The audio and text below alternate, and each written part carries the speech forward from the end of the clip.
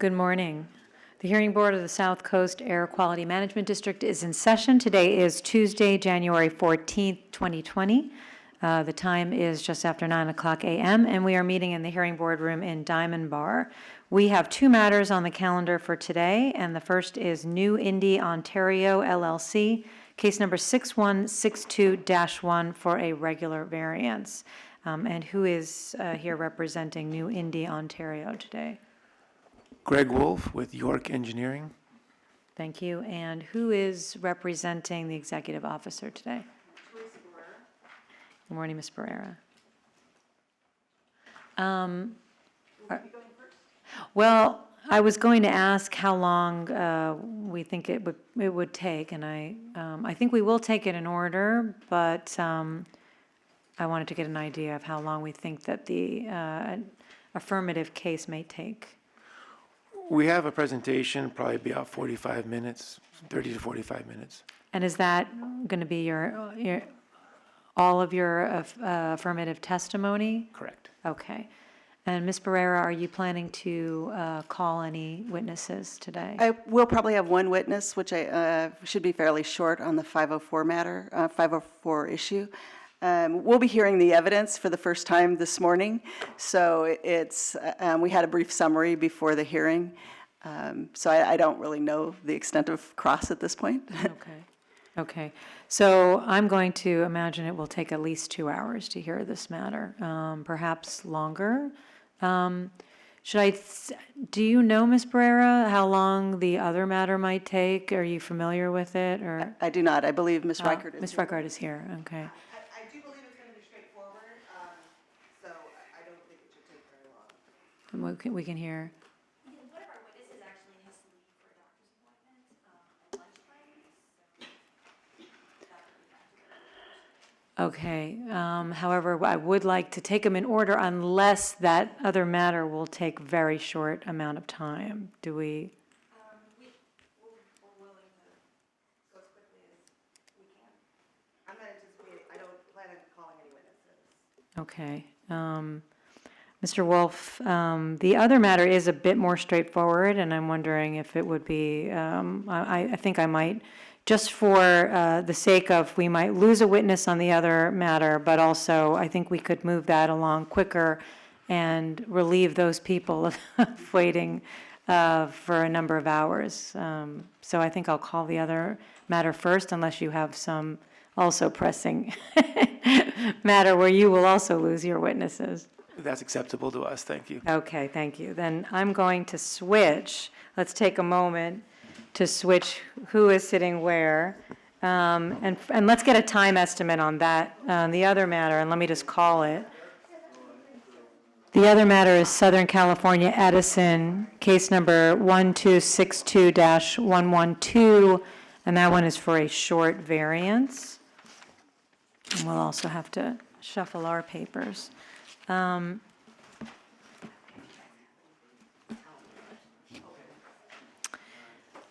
And who is representing Southern California Edison?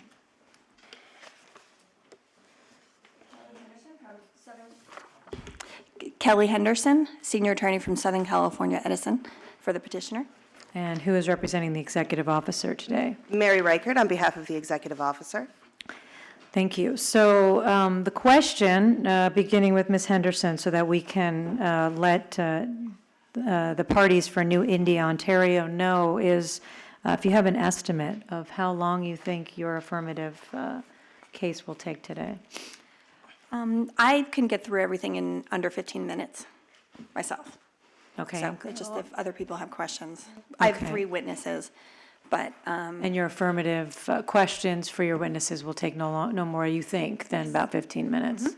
Okay, and Ms. Reichert, did you say you plan to? I'm not planning to call any witnesses unless the board has questions for district. Okay, Staff. so let's assume this will take probably about 45 minutes at a minimum, but hopefully stick around and pay for the next matter, so that about a quarter of possibly just check in again. To make sure that we are not ready to roll on the next matter. But let's try to move along, but make sure that we have a full hearing and full deliberation. Okay. And also, we have a pretty full house today, so I just want to make sure everyone, including board members, make sure your phones are silenced, please, at this time. And also, I'm going to ask anyone who wishes to testify or be heard today in the Southern California Edison matter to please stand to be sworn in at this time. And even if you may give testimony, please rise. Please raise your right hand. Do you promise to tell the truth, the whole truth, nothing but the truth, so help you God? Thank you. Okay, let's begin. Let's begin. First of all, this matter was heard on an interim variance. And so I want to make sure the parties agree to incorporate the testimony and evidence from the previous hearing. And I'll start with Ms. Henderson. Yes, thank you. Okay, Ms. Reichart? Yes. Okay, so we are so incorporating the evidence and testimony that we heard, and that was on, I think, was it the first of the, no? The 26th of December, 2019. Also, we've received proposed variance conditions. I assume that's from the district? Yes. Okay, so we will mark that as, what do we have to? B, as Exhibit B as in boy. Thank you, Madam Clerk. Okay, and Ms. Henderson, if you can give us your opening, start with that. Thank you very much. As I said before, I'm Kelly Henderson, counsel for petitioner, Southern California Edison Company. And thank you again for the opportunity to be heard today. As was mentioned, we were here on December 26th when the board granted our petition for an interim variance for our Berry peaker for the source test that was required by December 31st, 2019. And the variance that was granted on December 26th lasted until either the test could be completed or today's hearing, whichever came first. We have not yet been able to conduct that test, so today we're here seeking a short variance on the same matter. We'll have 3 witnesses testify, the 2 people who originally testified, plus a third witness who can answer any technical questions that you might have. And as a quick reminder, this matter concerns our Berry generating facility. That's one of the SCE's 4 peaking plants in the South Coast Air Basin, and they provide power during times of peak demand. We have a 5th one of these in Oxnard. Berry is a 49 megawatt electric generating unit. It relies on a General Electric engine known as the LM6000, and that's a term that you'll hear later. All 5 of SCE's peakers share this model of engine. Now, usually the permit for the Berry peaker requires just 1 annual source test for ammonia. But because of upgrades that we did to the SCR system in the 4th quarter of 2018, in the year 2019, there were 3 source tests required, 1 each in the 2nd, 3rd, and 4th quarters. And we met the deadlines for the first 2 tests, but we're here today to request relief for the 4th quarter testing requirement. That deadline was December 31st, and as we explained on December 26th, the unit will be out of service until at least late January due to unforeseen damage, and as a result, we haven't been able to conduct that 4th quarter test. And now I'd like to turn to our first witness, Terry Maddox of SCE. I'm going to stop you right there, and I'm going to ask right. Sorry. Ms. Reichart for her opening. Subject to compliance with the proposed conditions, the district is not opposed to the granting of this variance. Thank you. Thank you, Ms. Reichart. Okay, Ms. Henderson, you may introduce your first witness. Great. I'd like to introduce Mr. Terry Maddox of SCE, who testified here on the 26th. Good morning, Mr. Maddox. Good morning. Can you please state and spell your name? Yes, Terry Maddox, Terry, T-E-R-R-Y, Maddox, M-A-D-D-O-X. Are you testifying under oath? I am. What is your current position with SCE? I'm a principal manager for Edison Generation for the Eastern Operations Division. And generally, what are your current job responsibilities? I'm responsible for leading personnel who are responsible for routine operation and maintenance activities for our Eastern Operations Division, which consists of electric generation portfolio of various generation technologies, including natural gas-fired combustion turbine units, subject of today's hearing. Are you familiar with the variance petition that we're discussing here today? I am, yes. And are you also familiar with the equipment that is the subject of the variance petition? Yes. Great. And can you please describe the facility that is the subject of the variance petition?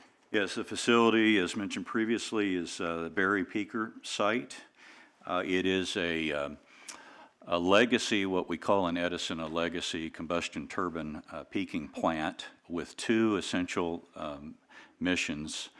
One is to provide short notice capacity, electric capacity to the grid for both marketing and reliability reasons.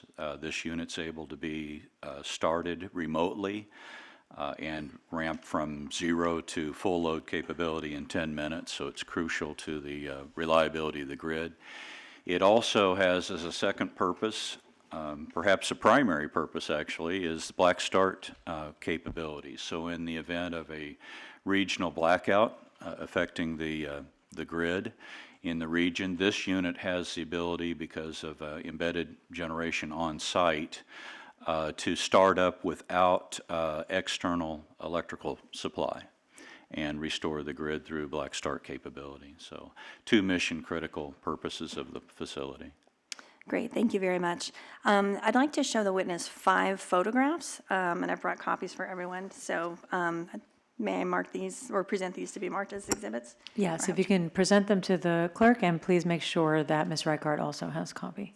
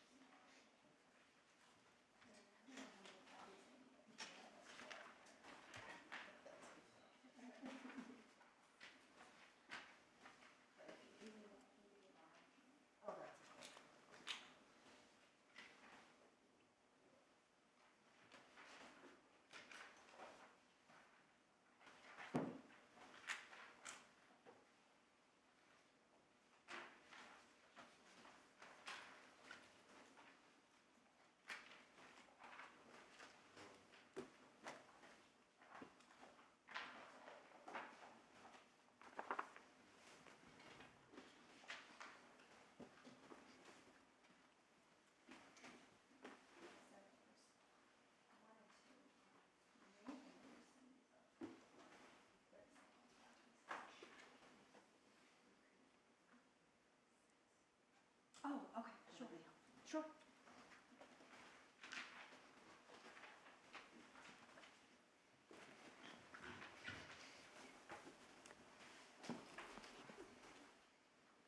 Oops, I'm so sorry. Almost took her out.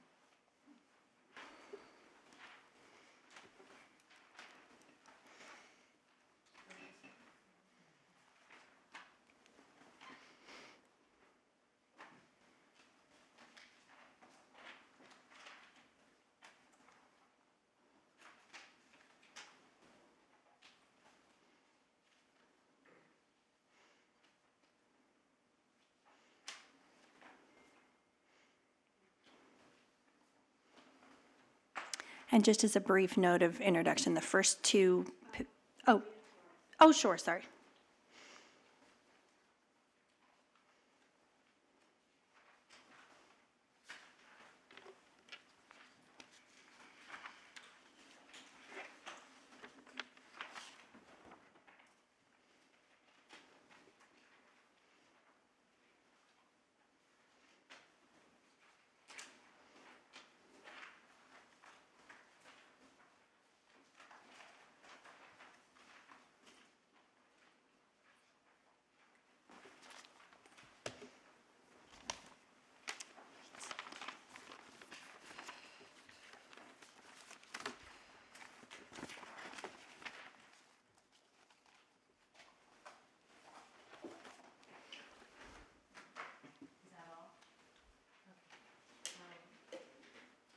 Okay, I'm going to try to mark these 3 through 7, and we'll try to do it in the same order.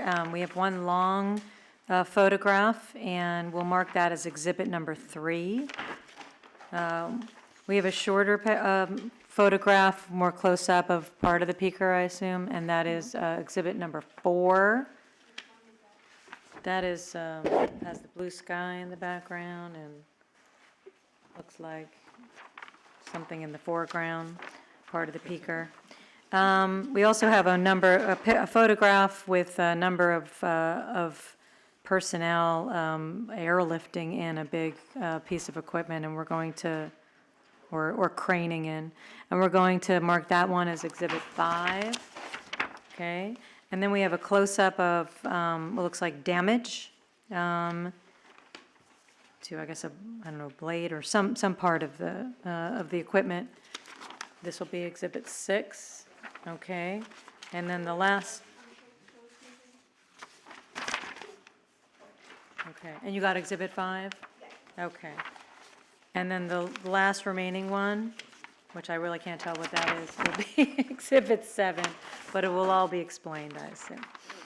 Okay. And you may proceed, Ms. Henderson.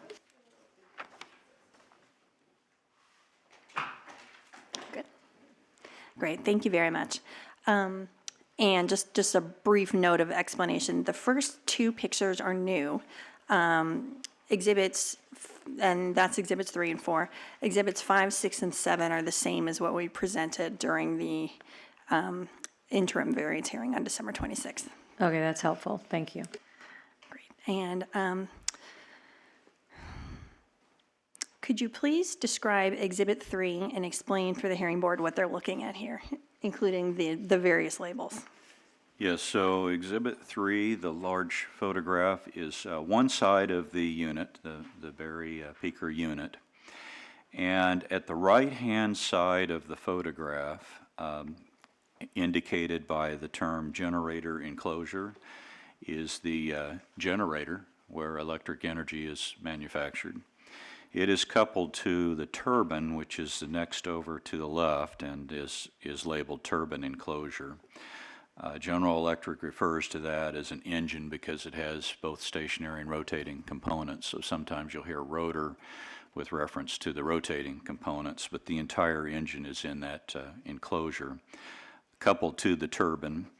And then downstream of the turbine, which would be to your left-hand side in Exhibit 3, is the exhaust area. So this unit burns natural gas, and at the exhaust of the unit, there are a number of emissions control components installed in the exhaust area, all indicated on the left-hand side of the photograph. So we have carbon monoxide oxidation catalyst bank, SCR, which is selective catalytic reduction. It captures and converts nitrous oxide, NOx, emissions. Then we have the ammonia injection manifold and ammonia vaporizer that facilitates introduction of ammonia to facilitate the operation of the SCR bank, and then of course the exhaust stack itself. So the key takeaway from this is that the unit we're talking about is composed of a train of several important components, beginning on the right side with the generator, then proceeding to the left with the turbine, and then the exhaust and the emissions control equipment, eventually emitting to the atmosphere at the exhaust stack. And so in looking at this photo, you can actually sort of visually understand that the way that the process happens. Is that correct? Yes, in a downstream effect. So natural gas fuel is introduced at the turbine. It's ignited and fires the turbine to spin it, which in turn spins the coupled generator.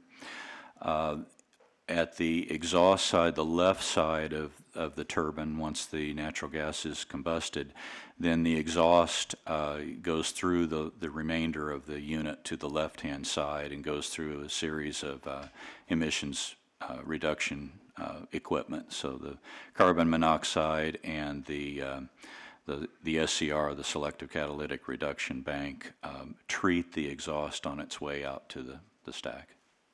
Okay. And now I'd like to turn to Exhibit 4, and if you could explain what this is.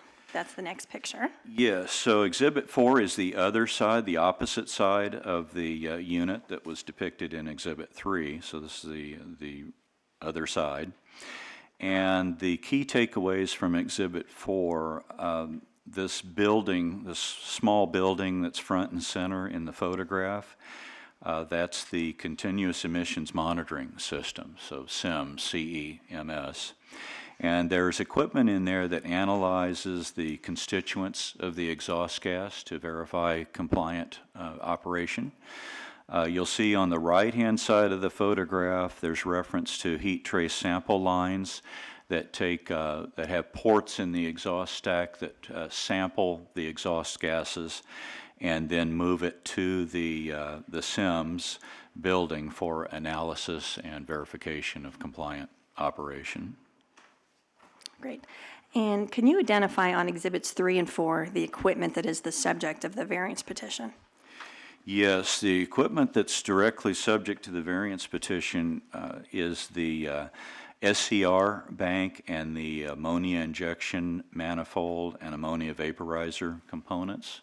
So the variance addresses the need to consider rescheduling of some testing related to ammonia usage that's used for the purposes of NOx reduction. I'm sorry, Senator, wanted clarification. You're talking about Exhibit 3, correct? Yeah, if you look at Exhibit 3, I'm sorry, On the left-hand referencing side. Exhibit 3, the left-hand side where it says ammonia injection manifold, ammonia vaporizer, SCR bank, those are the three components most directly involved in the variance petition. Okay. And thank you for identifying the equipment that the variance concerns. We're also going to be talking about the turbine, because that's related to why we need this variance, even though it's a separate piece of equipment. And I just was wondering if you could identify once again where the turbine is on this picture. So that's best seen in Exhibit 3, and it's just to the left of the generator enclosure, which is just to the left of that large firewater storage tank that's front and center. So it is labeled bottom right-hand corner where it says turbine enclosure. It points to the area where the engine that will be a subject of some discussion later is physically located. And are the combustion engine and SCR critical for operations of Berry? Yes, they're both mandatory for operation of the unit. Okay. Now I'd like to ask you some questions specific to the SCR. Did the Berry facility undergo an SCR upgrade in 2018? Yes, it did. That work was completed in December 2018. And what was the purpose of that upgrade? There were two purposes. One was that the existing catalyst layer that was original was beginning to exhibit performance problems. It was nearing end of life and required replacement.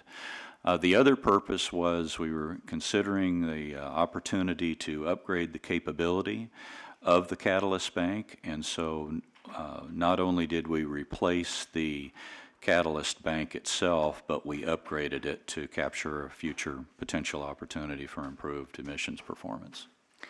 Did the upgrade have any environmental benefit?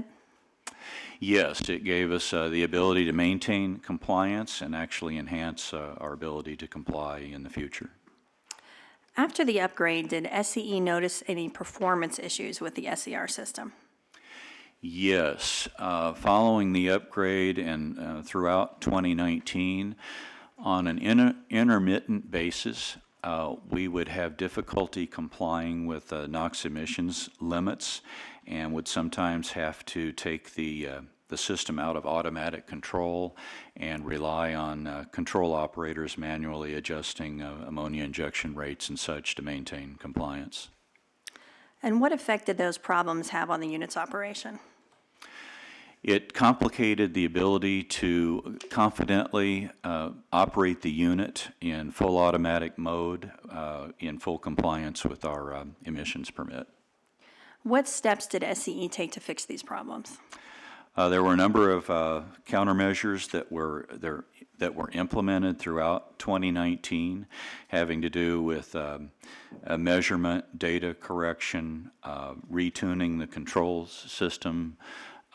We had some issues with the physical equipment, so the ammonia vaporizer and the ammonia injection manifold and that related system supporting the injection of ammonia to activate the catalyst. We had some difficulties with that system, again, on an intermittent basis that made compliance problematic and caused us to have to do some additional troubleshooting and implement operational practices that are not considered routine and normal while we were in the process of trying to determine the root cause of the problem. And did the problems continue into November 2019? They did to differing extents. So as the year progressed, we implemented some countermeasures, realized some benefits, but by late 2019, we were not 100% confident in our ability to always consistently and in full automatic mode comply with the emissions limits. And the fourth quarter ammonia source test was originally scheduled for November 14th. Is that correct? That's correct, yes. And did it happen on November 14th? It did not. And why was that? At November 14th, we were still encountering some issues with the ammonia injection system. Some of it was a vapor lock issue that was occurring with some of the transfer pumps. We had still not fully completed some controls adjustments, some testing or some tuning constants that needed to be altered and optimized with additional testing. We were just not 100% confident that we were fully done yet and did not want to risk conducting the test at its original date due to that lack of absolute confidence. So the plan was to reschedule the test for later in the year, but still before the December 31st deadline. That's correct, yes. And SCE was intending to attempt to make further fixes so that it could pass the test by December 31st. That's correct, yes.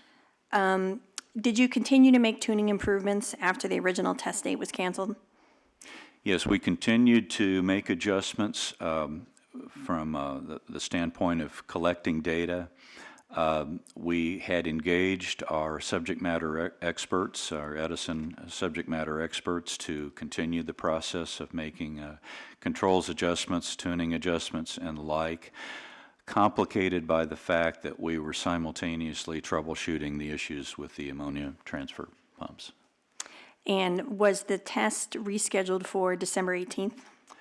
December 18th, yes. And unrelated to this, there had been a previously scheduled maintenance outage at the facility in December, is that correct? That is correct, yes. And how far in advance had this been planned? At least a year in advance, we had selected that window of time for the maintenance outage. And what was the purpose of the outage?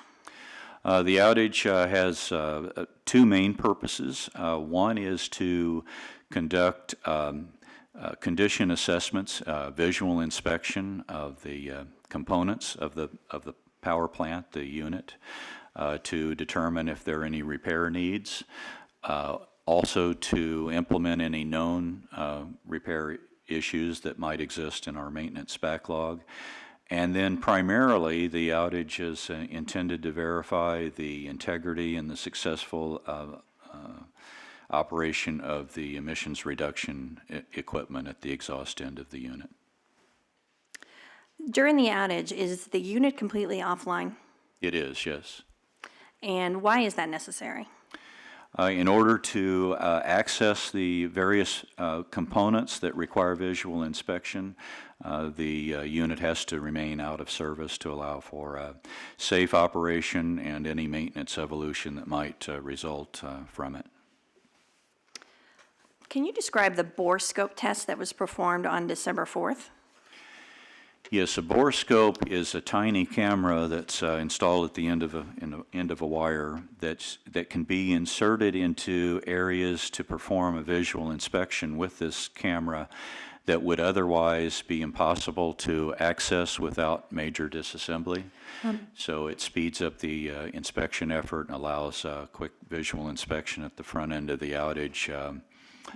That's deemed to be an extremely effective approach. It's May I just interrupt for one moment? A lot of what we're going over was already incorporated into the record. If we could briefly recap, and we don't have to go over in detail everything we heard at the last hearing, but if we have questions, then we can move forward. Great.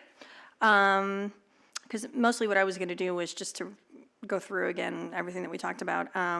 So I don't have anything else new from Mr. Maddox other than he was just introducing the new photographs. But I can make him available for questioning. I think the most important thing we could go through, and aside from questions that board members will have and Ms. Reichart might have, is to update us as to timing, when it can be back in service, and any other updates, I think, from the last hearing.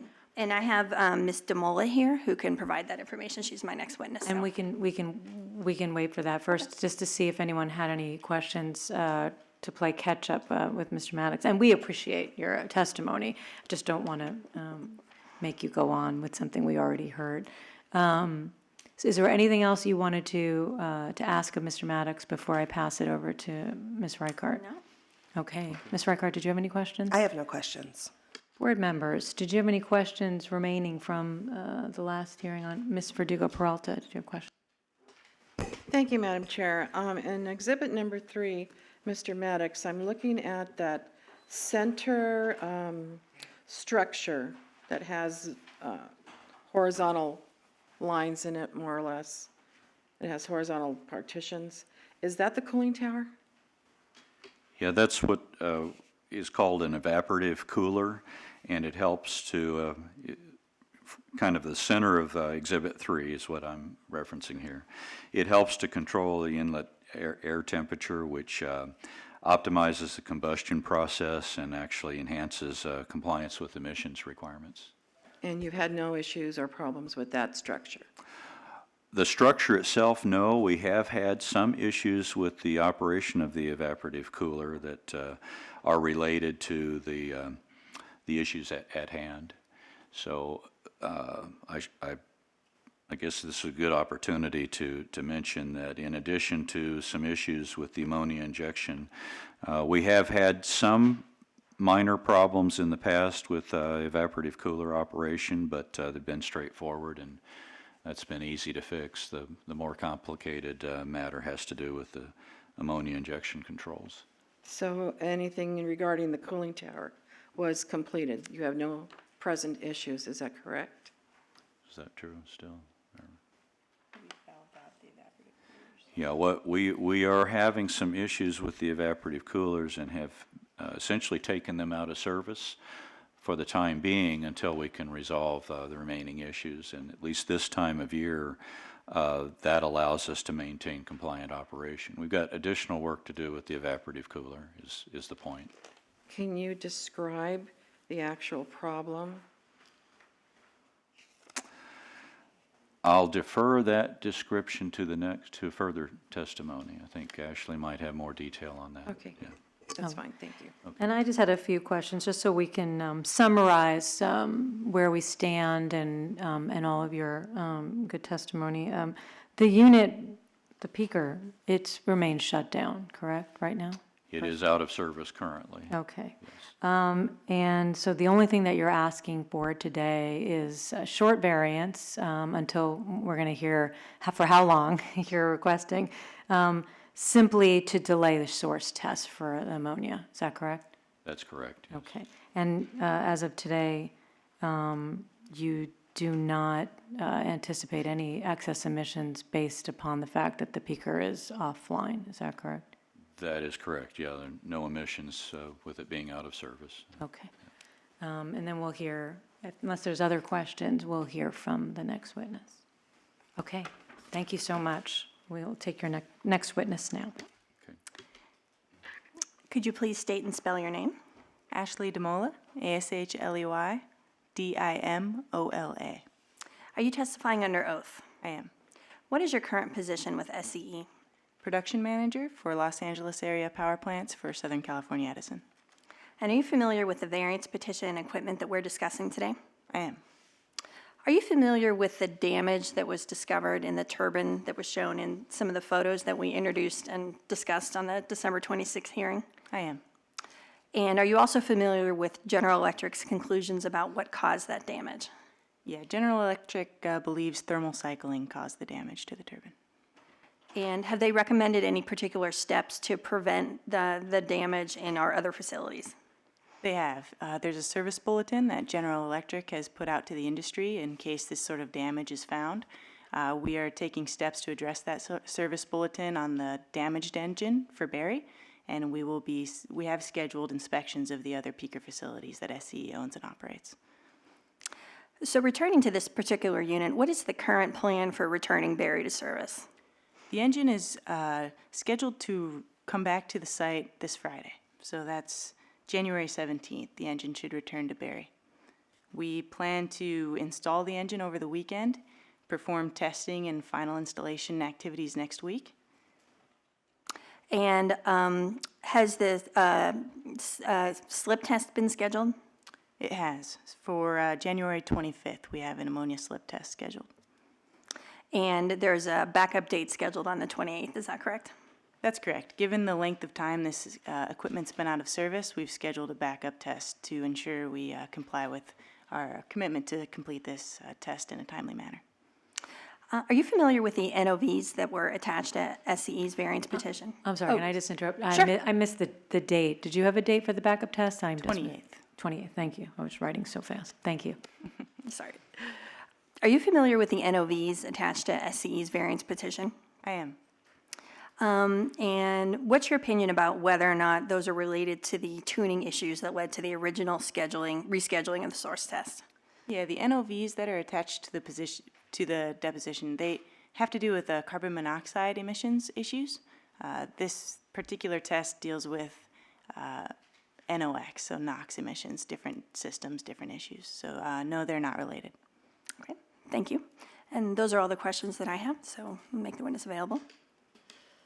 Thank you. Ms. Reichard, any questions? I just want to confirm then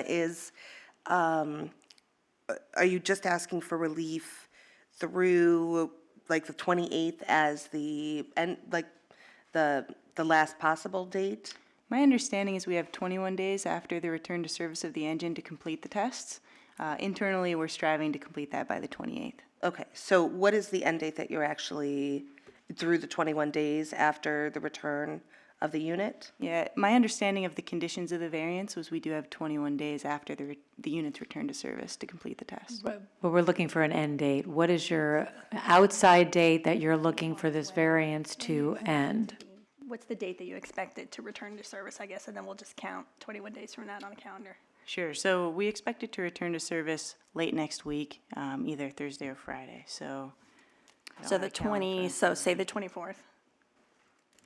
January. 23rd or 24th, Okay.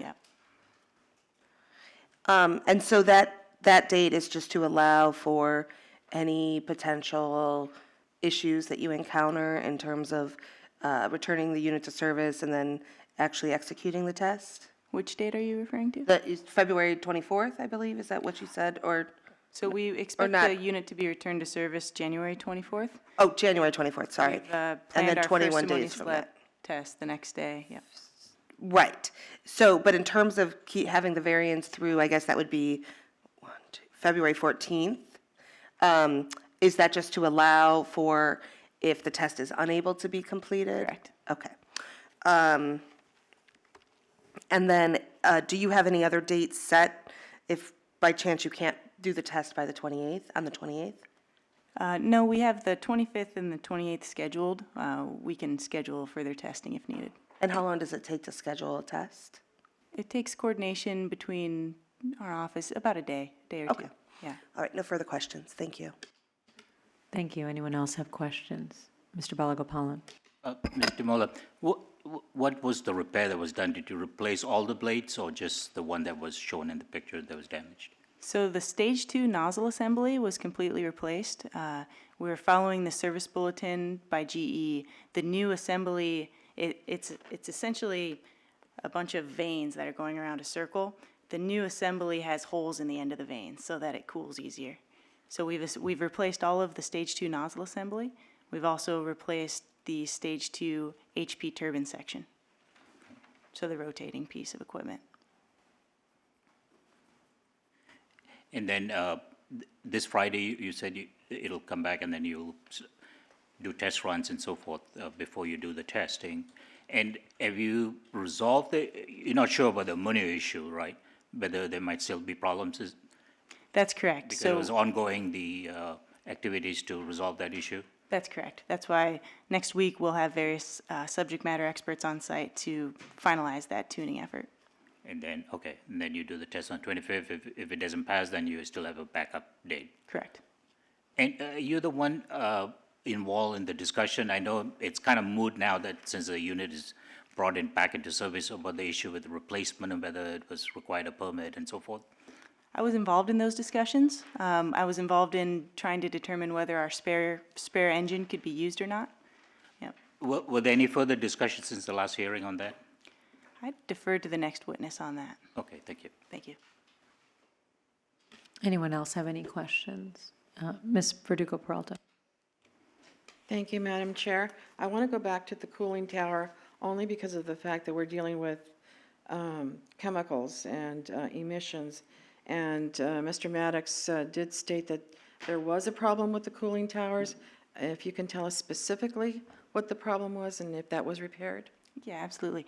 The evaporative cooling intake structure, which you can see in Exhibit 3, it's labeled inlet air filter, and then evaporative coolers right below that. So the air coming into the engine, in order to burn the fuel, we have to bring air in as well, the two mix in the engine. So through these holes that you can see, sort of the horizontal lines, the air flows into the engine. We use evaporative cooling to condition that air to prime it for the engine inlet. We've had issues where we've had our evaporative coolers turn on when the conditions in the atmosphere didn't call for them to turn on. Typically in the summer months, we would use this to condition the air to bring it down to temperature and increase efficiency of the engine. In the winter, we don't need it. It's been turning on in the winter and causing issues with our control of our emissions. So for this winter, we've discontinued use of that system while we update the control logic to make sure that it's smart enough to turn on and off with the ambient conditions. So that's been completely resolved, and when the engine does come back online, you're not going to have an issue with this? We are working through the control logic issues right now. We've resolved the emissions problem by just taking it out of service. But you're going to turn it back on We are. eventually? We'll turn it back on, and it'll go through a rigorous testing regime to make sure that the tuning issues were fixed and everything's implemented correctly. Okay, thank you. Thank you. Any other questions? Senator. I believe I asked this question before. I'll ask it again. Regarding the notice of violation, you did respond to that question, or you're familiar with the NOV, correct? Yes. Okay.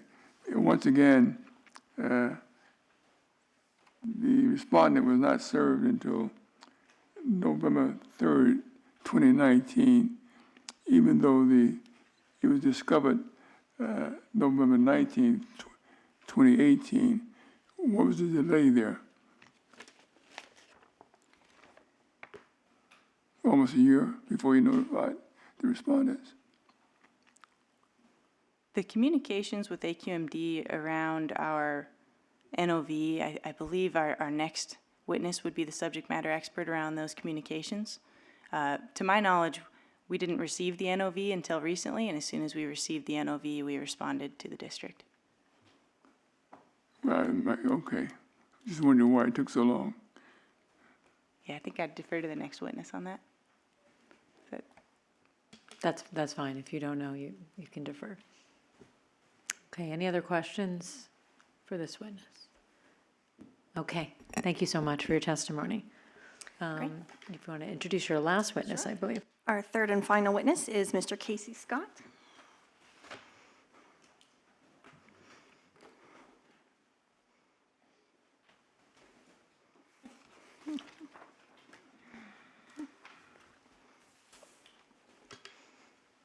Can you please state and spell your name? Yes, and my name is Casey Scott. That is Casey-Scott. Are you testifying under oath? Yes, I am. What is your current position with SCE? I'm a senior advisor in our air quality group and the program manager for our Title V major sources.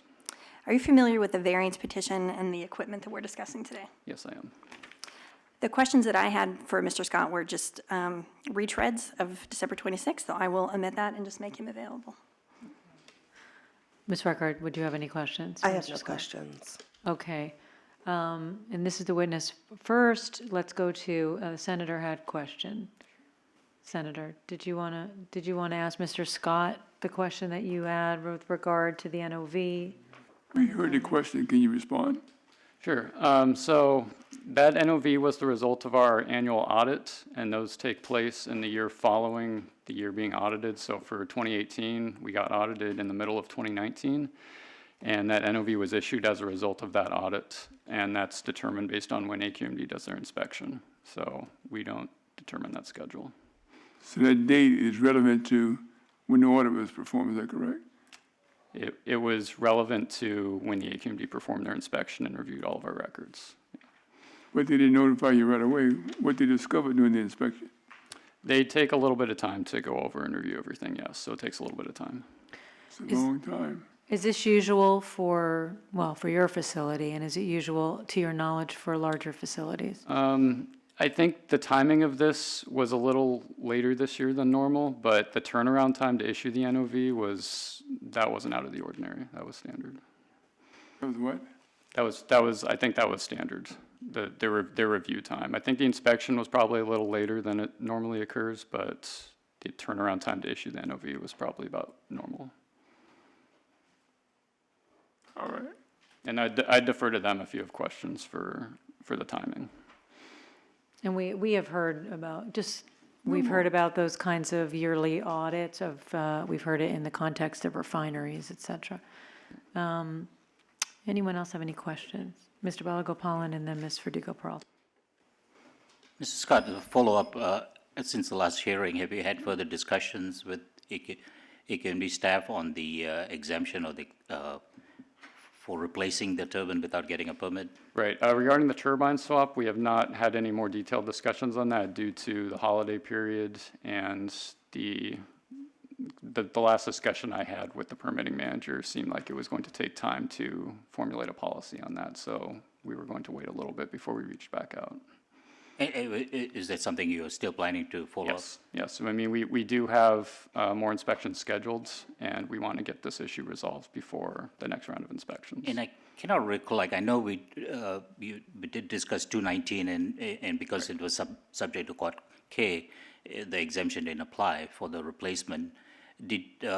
Was there any discussion on EPA's rule on, and specifically on replacement provision for routine maintenance and repair? That was the subject of our discussions, was whether this qualified under routine maintenance and repair, and those are not, black and white set in stone. It's kind of a gray area on what qualifies or not. So that was the basis of our initial discussions, and that's what we're going to follow up on. Okay, thank you. Ms. Verdugo-Peralta, do you have questions? Thank you, Madam Chair. Mr. Scott, I don't recall whether we discussed this before, but what is the distance, what's the proximity to any sensitive receptors such as residential neighborhoods, schools, daycare, hospitals? Do you know? I do not know Pictures don't that show that. off the top of my head, I'm sorry. You don't know whether it's 1 mile, 2 miles? I'm sorry, I don't know off the top of my head. Does anybody within your group know? Given that there's no excess emissions, is this a vital piece of information we need for this particular variance? I just wanted to get a feeling of how close this is. I would have liked to have seen a bird's eye view of it, but we don't have it. So I wanted to just have a general idea. Okay, I'm wondering if if it's absolutely necessary to the 6 findings for this variance, but we can see if anyone I knows. can just keep to this, that's fine with me. Any other questions, though, for Mr. Scott? Okay. Ms. Henderson, is that your witnesses? Yes, I was just planning on walking him through the 6 findings, but I don't think that's necessary because it's mainly an iteration of what we discussed before. So I just wanted to make a quick closing statement saying that, Not yet. oh, sorry, okay. Not- Ms. That's Wright- it. That's it for witnesses. I just want to check with Ms. Reichardt to make sure that you do not wish to introduce any witnesses. I do not need to introduce any witnesses, but if there's any questions from the board, I do have staff available. Any questions from the board for a district witness? Okay, thank you for that, and thank you for being available. Okay, yes, I'm going to ask if any member of the public wishes to be heard on this matter, and I don't see any, so Ms. Henderson, you're closing. Great. In brief, I would just like to thank you again for the opportunity to be heard today and to emphasize that as we've demonstrated through the testimony today and on December 26th, we could not have reasonably anticipated the problems that prompted this variance request because the damage to the turbines, it was undetectable while it was operating, so we couldn't have known there was a problem until we did the bore scope camera inspection. Once the damage was detected, the unit had to be repaired for safety reasons, and as we discussed previously, we didn't know until December 13th that we would need to seek variance relief, and the relevance there is that is the reason why we were unable to make the December 31st deadline for the test. And we also believe that we satisfied the 6 required conditions for the issuance of a variance. And this is something that we mentioned before, that the issue with a fine we only mentioned because it is the required element of a taking, but that's not our motivator here. It's we want to avoid violations, and so we're proactive about trying to resolve compliance issues ahead of time. So that's why we're here seeking a variance, and we also intend to address this at our other facilities as well. So thank you very much for your time. Thank you. Ms. Reichardt, any closing statement? Thank you. Just subject to compliance with the proposed conditions, the district is not opposed to the granting of this variance. Thank you. Thank you. Board members, I can begin our discussion. I think we were able to make all of the, well, I know we were able to make all of the findings with regard to the interim variance that had been granted on the 26th of December of last year in this matter. And nothing has changed in terms of how we got here. Nothing has changed in terms of what's going on at the site in terms of the peaker being shut down currently, and the only thing that we now have is an update with regard to when the peaker can be brought online, and it actually remains the same. The update originally was that the anticipation was by the end of this month it would be brought back online. That is still anticipated, and in fact, there is already 2 source tests that have been scheduled, one backing up the other, one on January 25th and the other on the 28th. And so nothing unforeseen has occurred. And I know that in the last hearing, I think what they thought was the problem was also that thermal cycling. So I guess that's been confirmed and the damage has been taken care of. So just generally speaking, just as we've made all of the 6 findings previously, I believe we can make them in the same manner.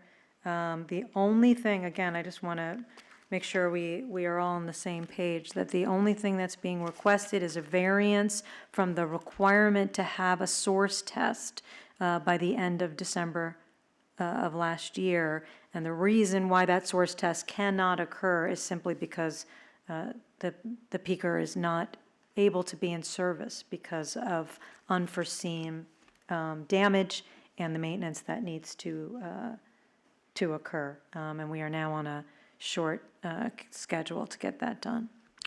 So with that, I believe all the findings can be made as we made them for the interim variance. Is there any other thoughts on any of the findings? Mr. Balagopalan? No, I think we heard that the facility contacted GE, and GE actually issued a service bulletin regarding the type of repair that needs to be done, and they've affected the repairs for this unit accordingly by replacing I think, stage 2 nozzles and adding some cooling in the vane. So that'll address the issue of future damage to the blades. So I think once they have it back in service, then, and once they do the initial run and then they do the preliminary testing, they'll have a good idea whether they'll meet the NOx limit. If not, we'll probably see them back here again if they can meet the NOx limit. That's true, and also I wanted to also just make one more comment, and that is, we've heard a lot of testimony both between this hearing and last hearing regarding other issues that are going on, that are continuing, of a continuing nature, with ammonia injection, with the cooling towers. And I just want to point out that this variance will not address that. And if those issues persist, then either we'll have to the petitioner will have to come back for a variance if they meet the 6 findings, and otherwise it'll have to be dealt with another way. But that's not being sought today. Ms. Verdugo-Peralta, did you have additional thoughts? Because of that, I agree that the 6 findings have been met. I think you understand that my concern is the overall amount of emissions that are coming from this facility and more than one source at that facility. So the overall large amount of emissions I don't think are being monitored, but I understand that that's not what we're looking at right now, unfortunately. And the other thing that is also very important to me, and I'm sure the rest of the district, is the fact of how this affects the surrounding population. So, but based on the fact that we can't address that, I will also find the 6 findings and vote for that. Thank you, and I think it's comforting to know that the district has been present, members of district staff have been present, and they are fully aware of the issues that may occur in the future. So I'm sure there will be eyes on that as well. Any other thoughts on the 6 findings before a motion is made? No? Okay, then I will make a motion. In the matter of Southern California Edison, Bari Peaker, case number 1262-112, I move that we grant a short variance beginning today and continuing until February 14th, 2020, or until final compliance, whichever occurs first. It will be for the gas turbine peaking unit number 1 and the selective catalytic reduction, the SCR, that are identified in the interim variance minute order. And it is from Rules 203B, 3002C1 with regard to the permit condition number 1. Is that correct? Condition, sorry, D29.5 and condition number 1, as is listed in the interim variance minute order, and that's with regard to, as is further spelled out in Exhibit B, with regard to, okay, so it's D29.5 with regard to the test that needs to be conducted quarterly, and that is the only section and only provision this variance is being granted for. It is for the peaker plant that is at 10670 Dale Avenue in Stanton, 90680. And I further move that we incorporate in that motion proposed variance conditions that are found on Exhibit B, and there are no expected excess emissions while the plant is down for the maintenance. And that completes my motion. Is there a second?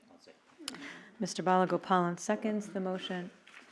Is there a discussion on that motion? Right, you were saying that the permit is granted based on the condition of 29.5. And I think you should include in that for gas turbine unit number 1 in your motion. I did. It is for gas turbine peaking unit number 1 and selective catalytic SCR device C4. Okay. Okay. Any other discussion on the motion? Okay. Senator, how do you vote? Aye. Dr. Bernstein, how do you vote? Aye. Ms. Verdugo Peralta, how do you vote? Aye. Mr. Balagopalan, how do you vote? Yes. I vote yes, motion passes 5-0. Thank you all, and good luck on getting it up and running. Thank you very much. Okay, we're going to take a 15-minute break, and then we will call the second matter, and thank you for your patience on New-Indy, Ontario. So we'll go off the record and come back at 20 after. We are off the record.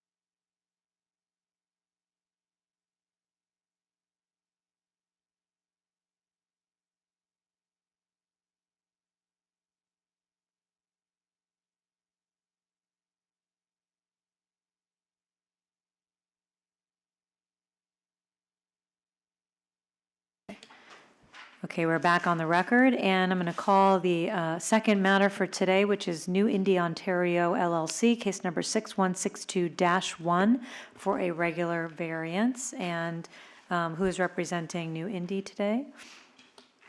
Greg Wolf with York Engineering. Thank you, Mr. Wolf. And who is representing the executive officer today? Teresa Barrera on behalf of the executive officer. Thank you, Ms. Barrera. Before we get started, well, let me ask anyone who wishes to be heard or who may wish to be heard at some point during the hearing to please rise to be sworn in. Please raise your right hand. Do you promise to tell the truth, the whole truth, nothing but the truth, so help you God? Thank you. Also, this matter, just like the first matter we heard this morning, was also heard on an interim variance. That was on the 19th of November.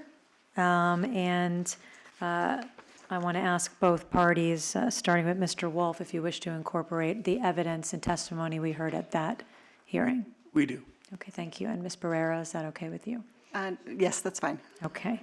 All right, with that, then I will start, Mr. Wolf, with your opening for today. Thank you for hearing us again this morning. For a regular variance, you should have a handout, which will be the next exhibit for today. It's a PowerPoint presentation dated January 14th. We received that, and we didn't mark it because you graciously allowed us to go with the other hearing first to get that done. So let's mark that as exhibit number 3 as the next. And that's the PowerPoint presentation we received this morning. Thank you. Correct. And there's, in addition to that, there is another copy of the permit. And the reason for that is because some additional conditions are requested relief.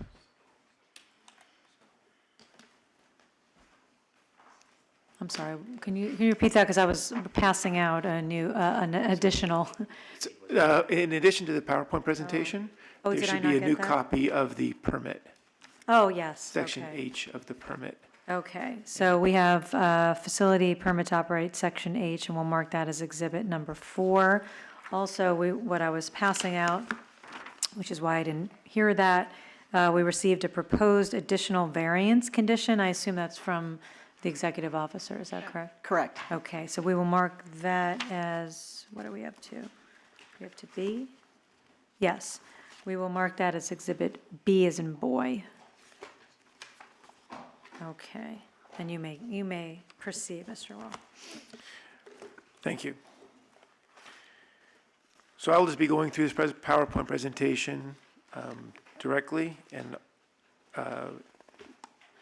there are page numbers at the bottom of them, which I'll refer to those as needed. So to start, again, thank you for hearing us. The New-Indy, Ontario paper mill is the subject of today's variance request. The paper mill manufactures products including linerboard and corrugated medium paper. Approximately 370,000 tons per year are produced, shipped to a variety of different box plants and other purchasers. The facility supports Encore Sheet, which is a box plant adjacent facility to the mill.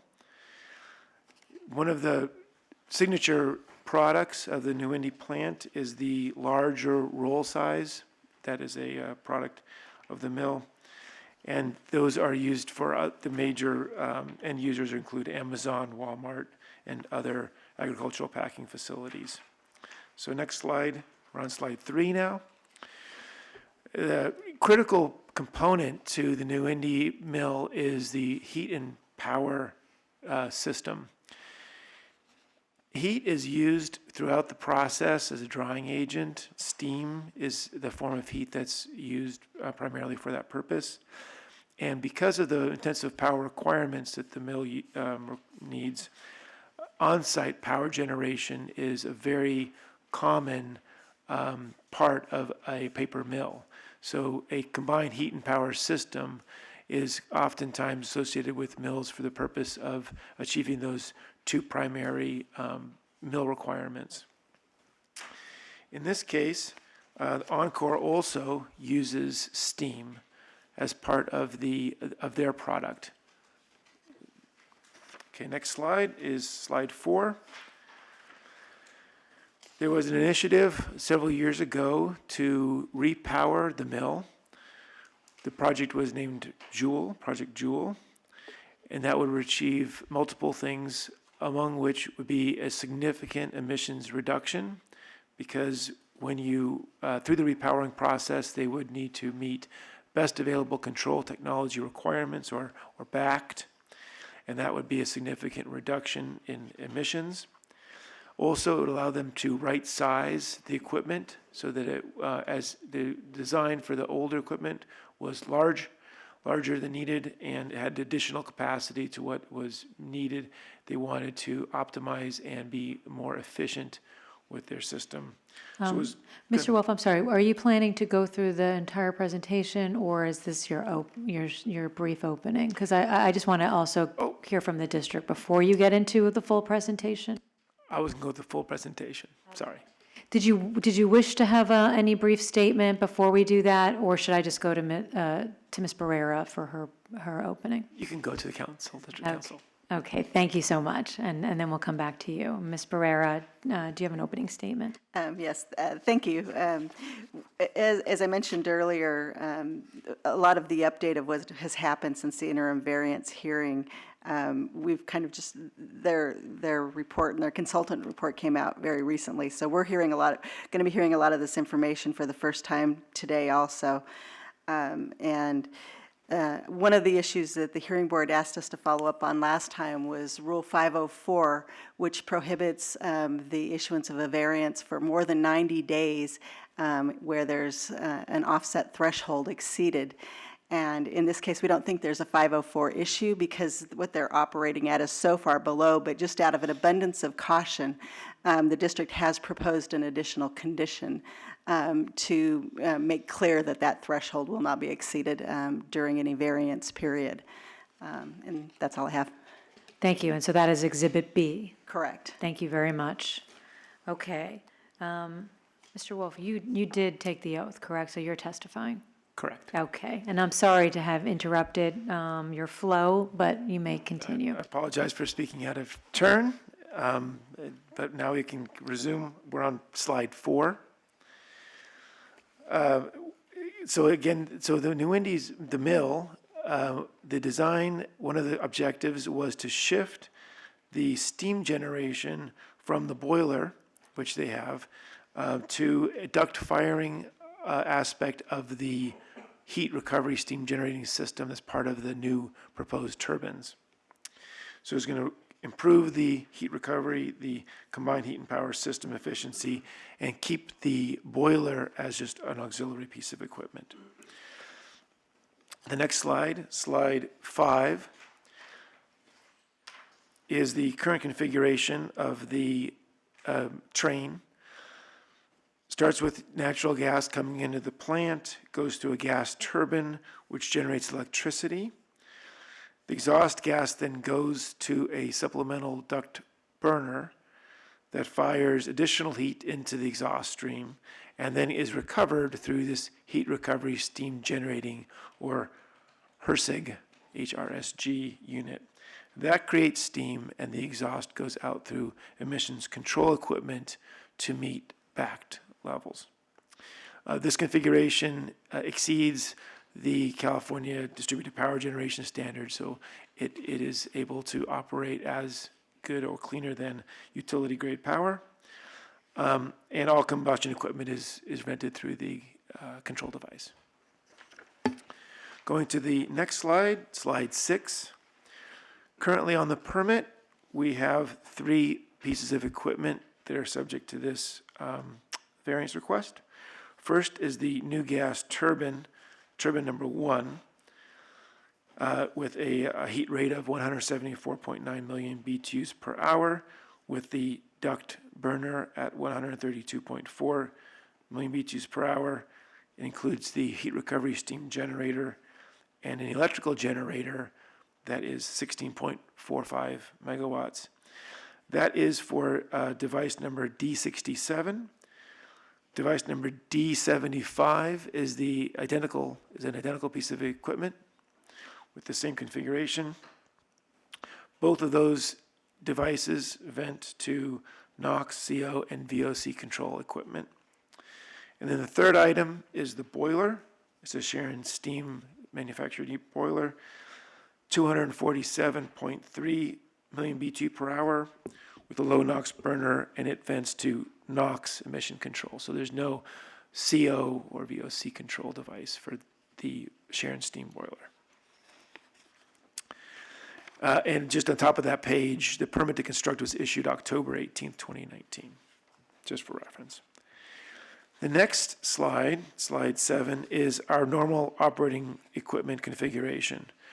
So during normal operations, what would be happening is that the 2 new turbines, which are represented by the first 2 boxes on the left, would both be operating at their full rated capacity or near full to generate a total of 165,000 pounds of steam per hour each, or a combined total steam load of 330,000 with a heat rate of approximately 615 million BTU per hour of fuel, and electrical generation of 32.9 megawatts. Those would serve the mill. The mill then has its primary use is, of course, the paper machine and other mill equipment, but it will also feed and service Encore and the box plant. As a auxiliary or backup piece of equipment, the Sharon steam boiler, which is boiler device D41, stays in the permit as standby unit when one of the units is down. And that is able to generate 180,000 pounds of steam by itself. And it has a NOx emission rate of 10 parts per million, that's its limit, and a 20 parts per million ammonia slip limit. So the auxiliary boiler is kept as backup, and it also would then serve the mill and the Encore and box plant when one of the turbines is down. Okay, so that's kind of a recap of what we presented largely last time during the interim variance hearing.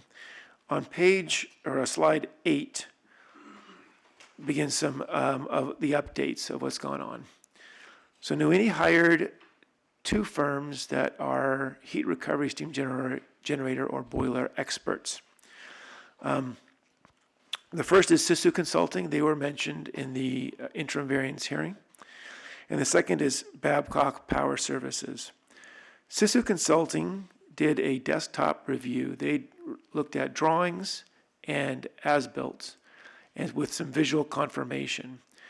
They did not do any direct measurement of the data. They did a review of the designs and the drawings as presented. Babcock Services, as we'll find later, did in-field measurements to determine greater clarification of where some of the issues were in terms of the circulation. So each expert provided options and analysis, and what I'm just going to do is briefly go over each of the consultants' findings. So the next slide, slide 9, shows the Sisu boiler analysis.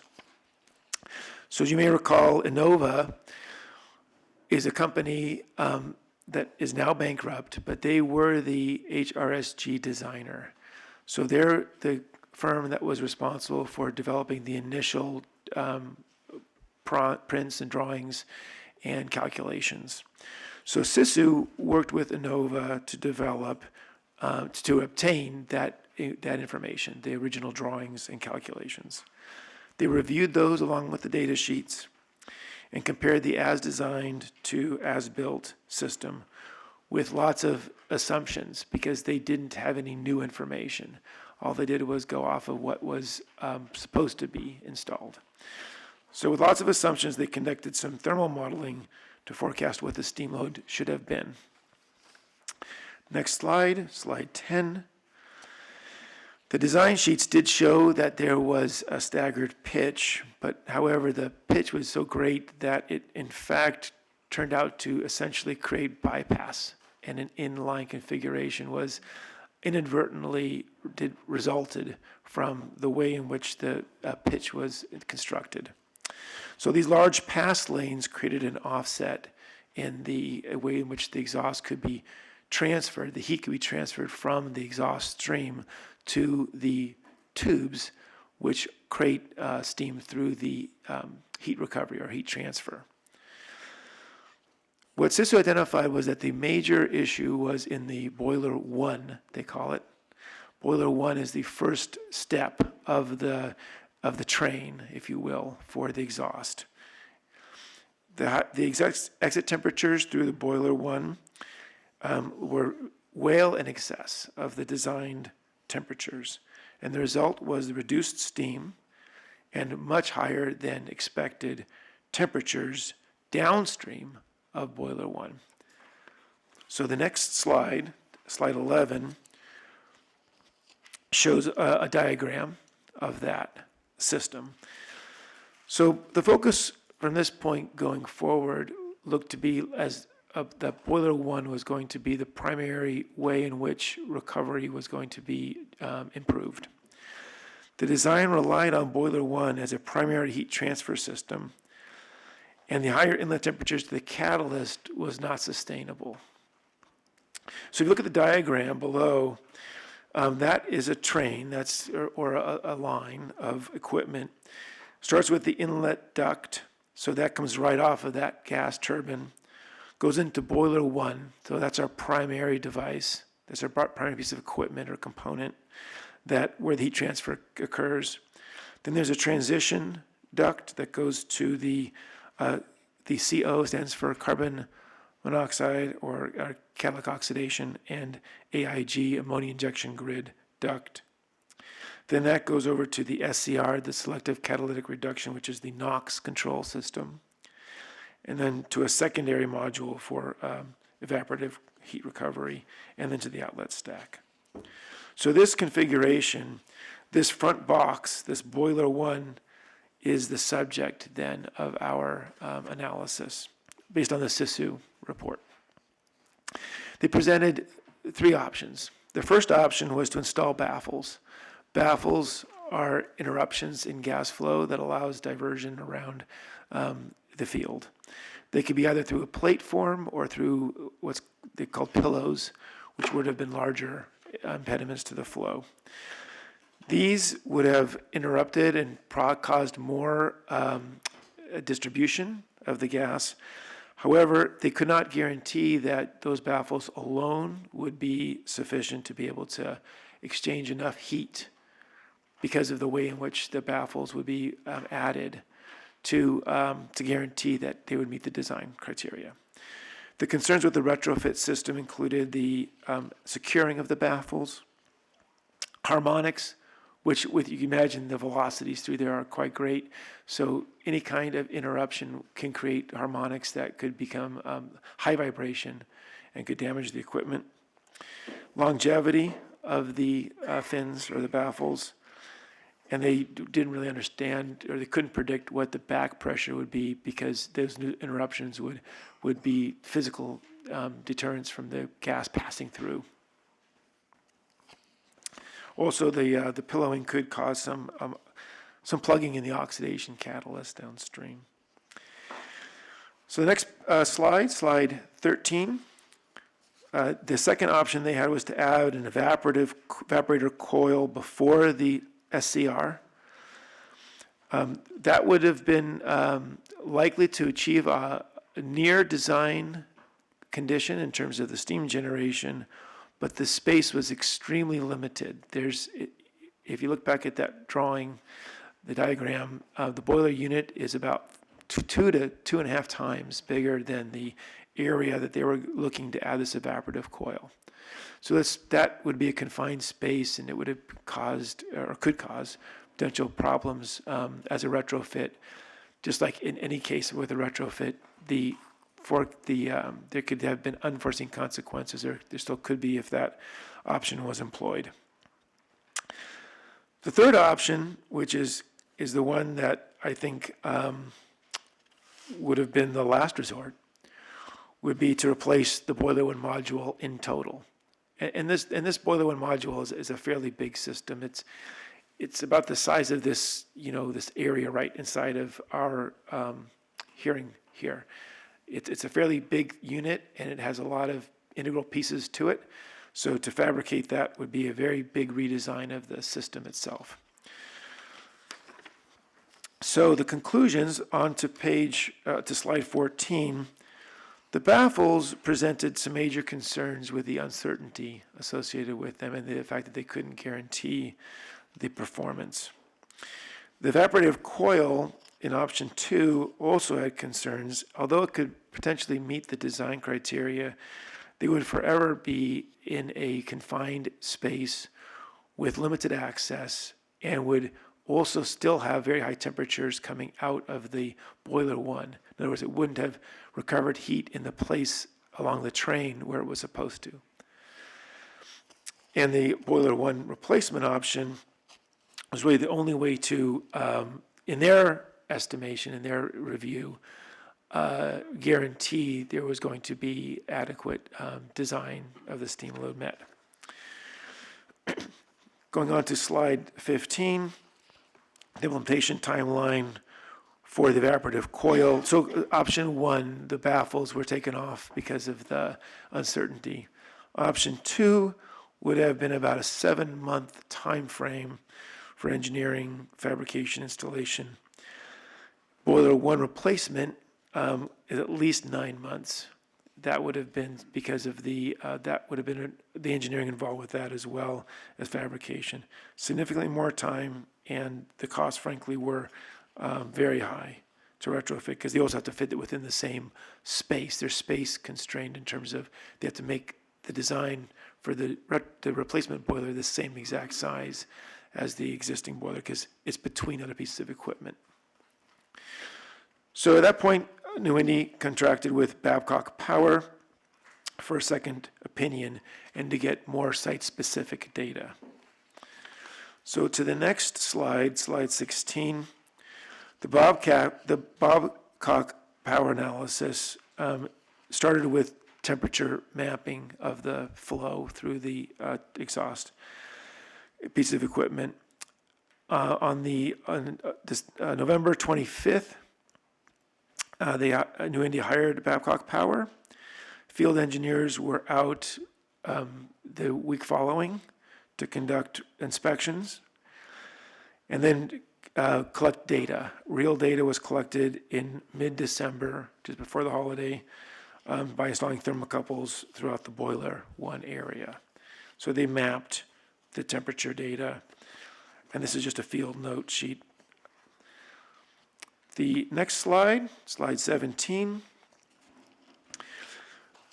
so Babcock's assessment during that period of data collection was that there was enough data that they had to conduct or to perform computational fluid dynamics or CFD modeling to optimize the flow distribution. And they felt by doing this, they'd be able to do a better job at being able to understand where the caveat or where the dead zones were in the flow.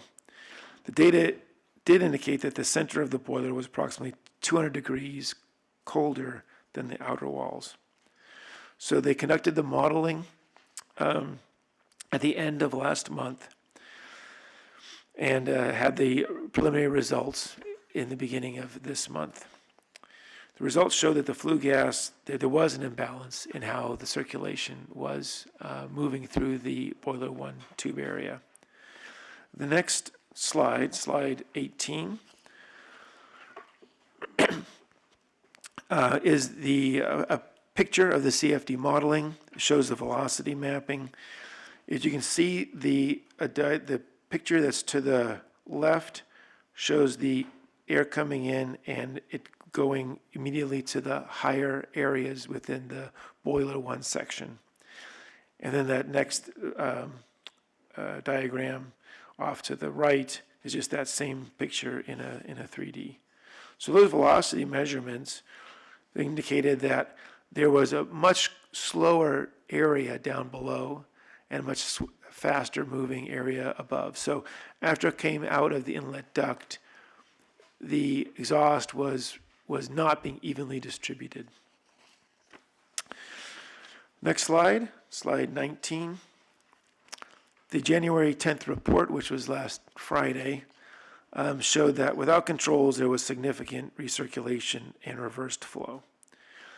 Adding one upstream kicker plate, a kicker plate would be something that would be redirecting the flow, reduced the reversed and recirculating flow, and 2 plates did even more to benefit the flow.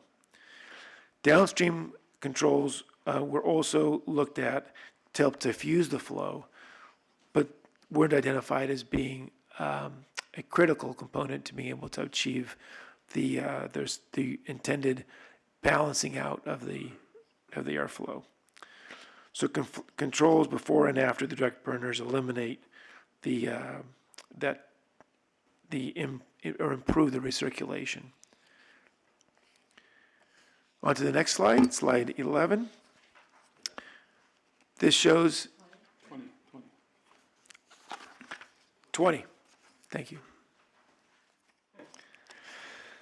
It shows the desired optimized flow configuration. You can see that the center line of that heat now will be much more in line with being able to have it pick up the heat as it goes through the boiler one. So 2 kickers, the 2 kickers would improve, in the upstream, would improve that recirculation system. And that would be to redistribute the exhaust gas. So that was the Babcock Power proposal, and that just came out last week. So given that, the New-Indy would like to be able to test on one of the trains first to see if these fixes are successful. They like to have an incremental work done to determine if this is successful on the south unit, which is D75. So they would use that as a pilot and try to implement the flow solutions on D75 by installing 2 upstream kicker plates. Then they would evaluate the flow and steam production and compare that to the design values. The required increase in steam would then be, they could optimize it, and we have a gentleman here from Babcock Power to speak on behalf of the engineering aspects of it. But they would evaluate that to determine if they could do some optimization of those kicker plates and get to the design value. Once the south unit, D75, is verified and meets a suitable steam production for the plant, for its train, then that same solution would be implemented for the north unit, D67. The next slide, slide 22. Now we'll start to report on the variance, the interim variance status. There were 3 parameters that were part of the interim variance reporting: excess emissions, condition 4A, operating hours, condition 4B, and steam production, condition 6. Steam production for condition 6, the variance condition limited the total plant to 330,000 pounds per hour of steam, and that was added to the weekly report. Next slide, slide 23, shows just a summary of the average daily excess emissions for, this is for the Sharon steam boiler. 4 pounds of NOx, 9.7 pounds of particulate matter. Carbon monoxide is 396 pounds. That number is larger because, as you may recall, the Sharon steam boiler does not have the same catalytic oxide, the CO catalyst that the turbines do. That's why that number is a little bit higher, because we're reporting it as the Sharon steam unit, the boiler unit only. The VOC emissions daily average is 7.02, and the SOx daily average is 0.77. And those are the totals to date on the right side. And this is through the January 4th. So we did have a report that just came out this morning for the last week, but those are not incorporated into these averages. They didn't change much. The next slide, slide 24, operating hours. I think the main takeaway from this is you can see that the boiler is used pretty much all the time as a backup to the lack of steam production being generated off of the two turbines because of the issue with the heat recovery generator. The next slide, slide 25, condition 6 is steam production. The total in the right-hand column is in thousands of pounds per hour. You can see the window is between 200 and 235 pounds, 1,000 pounds, so well below the 330,000 pound limit. The next slide, slide 26, shows the permitted potential to emit. This was something that was really intended to address the comment earlier about the Rule 504 issue. The existing turbine had fairly high emissions. That existing turbine is not operating, and it, under the variance, is not allowed to operate. The boiler is operating. The potential to emit for that unit is stated in the table. The new unit, the combined new units, is 105 pounds of NOx, which you can see is a significant reduction from the existing turbine. And the number to pay probably close attention to, as it will come up, is the particulate matter, the PM column, 110 pounds per day. That is the new turbines operating under its normal configuration. So that is our offset number, if you will, is 110 pounds per day.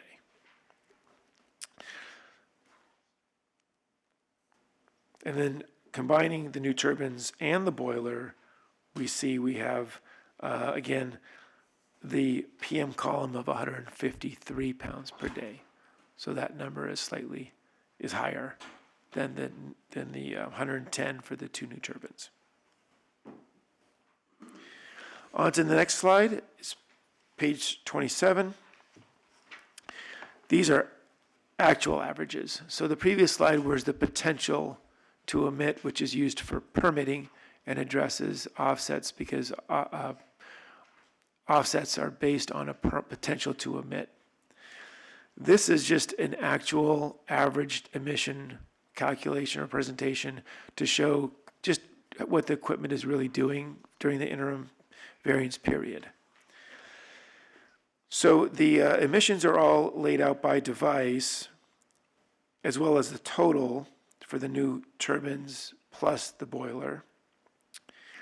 And then in a little bit different color below, the permitted potential to emit is shown along then with the variance, if you will, or the difference under the variance of the actuals to potential.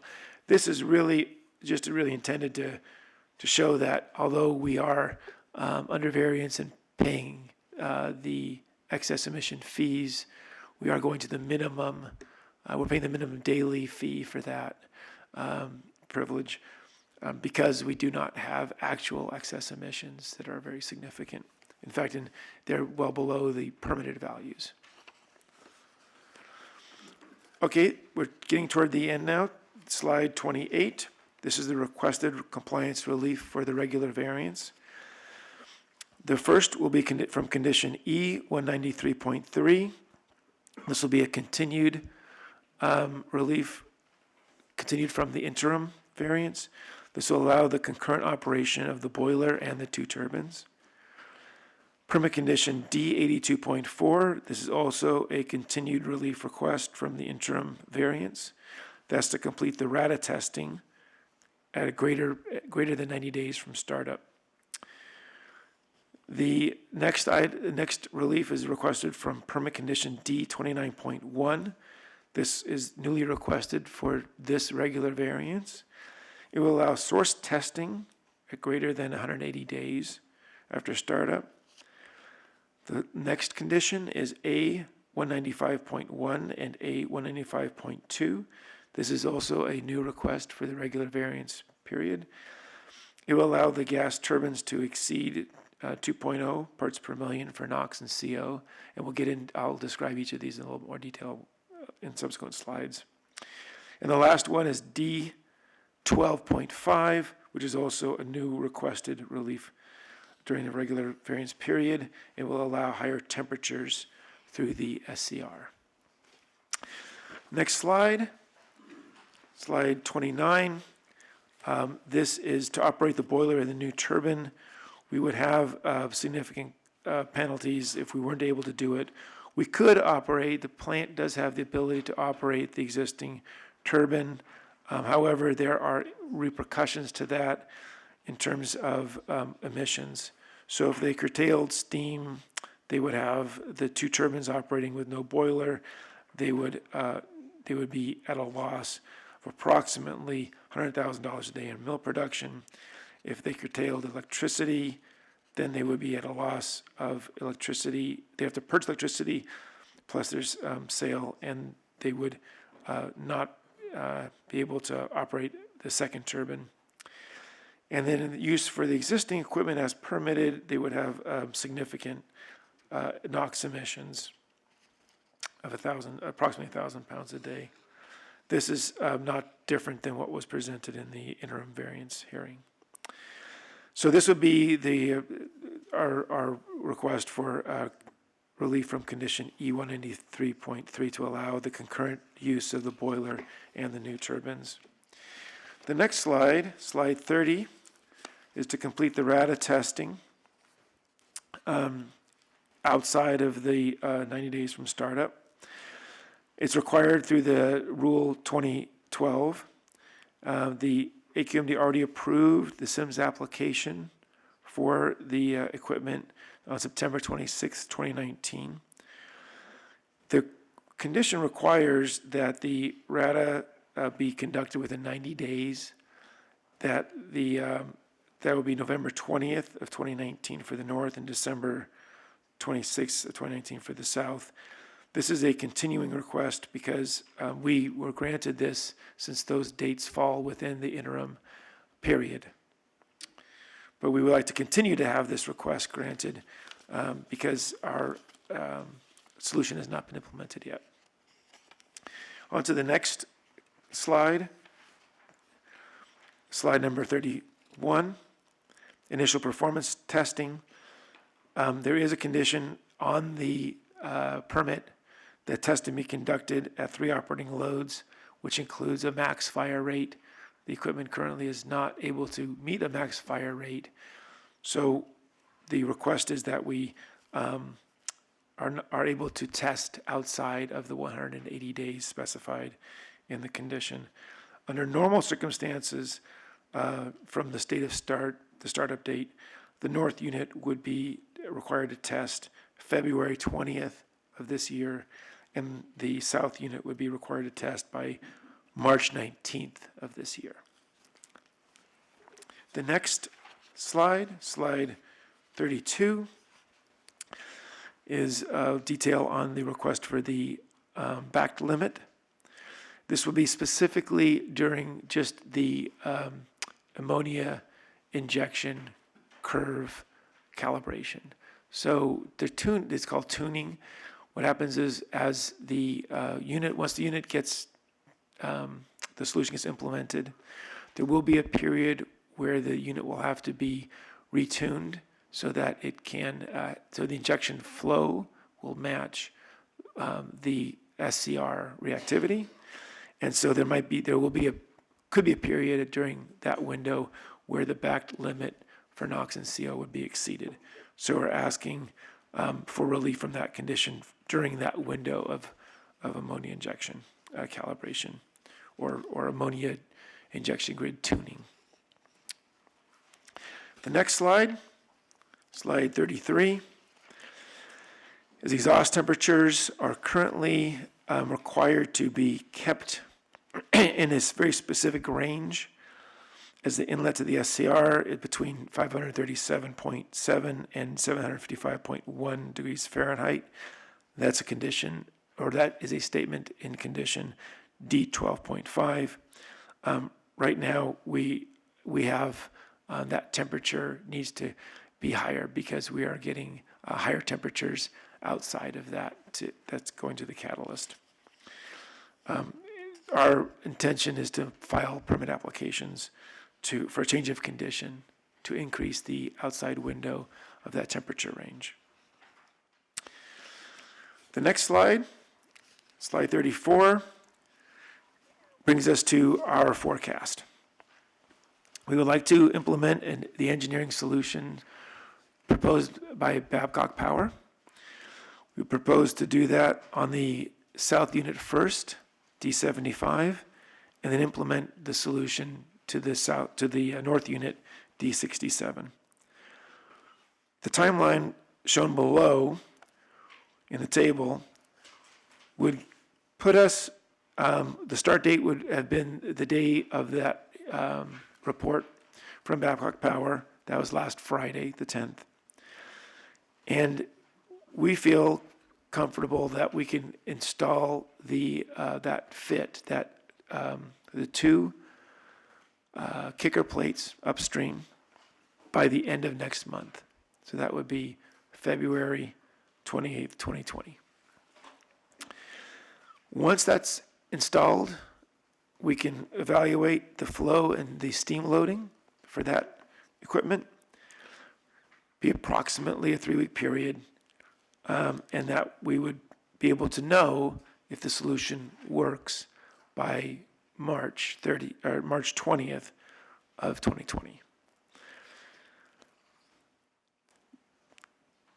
What happens after that depends on what happens at that time. We will either be in a fortunate position to be able to report that it works, and then we would go forward with implementing that solution as shown below to D67, which would mean that we would start fabrication on the northern units retrofit and install and test that with a conclusion of approximately the end of June for both units to be up and operating.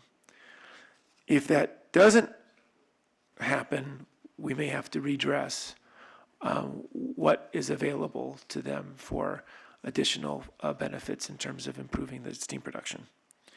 So the last slide we have, slide 35, is a contingent on performance of the D75 retrofit. We have a window starting with last Friday that takes us to March 20th for load testing. Assuming that all goes well, we would implement that solution to D67, the north unit, concluding at the end of June, and the project would be complete and equipment would be back in compliance by the end of June, June 30th of 2020. If the boiler has to be replaced, note that that throws off the timelines significantly. That, at this time, isn't an option that's being considered because of the enormous cost and expense and time involved with that option. And with that, it concludes our presentation. Thank you. Thank you. Ms. Barrera, questions for Mr. Wolf? That was a lot of information to digest. Would you like to take a moment? I would like to take a little bit more than a moment Okay. to talk to staff. I see issues for additional potential conditions based on the testimony. As do I. And then I just want to make sure I'm understanding all of the additional conditions that for which variance relief is being sought. So, perhaps at least 20 to 30 minutes. I think maybe what we 30 could do is yeah. to take our lunch, because we certainly, you intend to put on witnesses as well, is that correct? I was going to call a witness just to address the offset issue. I'm not sure.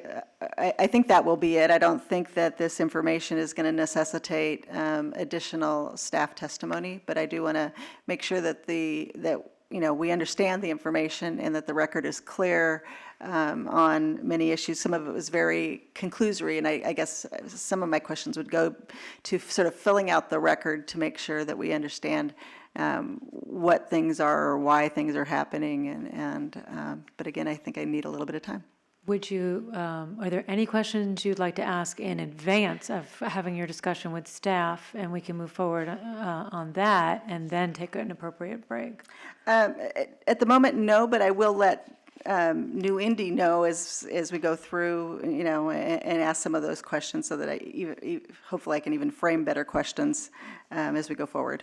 Okay, so no, not No. now. Yes. Senator, you had something you wanted to You add? can simply ask your staff a question.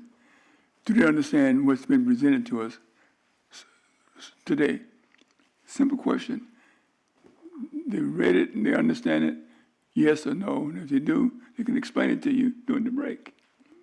That would be part of what I would like to do. Again, I also want to make sure that our record is clear, that, even everybody can say, we understand, but our record is looked at by other people, CARB, the public, so that, even though we may understand, like I said, there might be something that I think we just need a little bit more testimony to fill out an issue.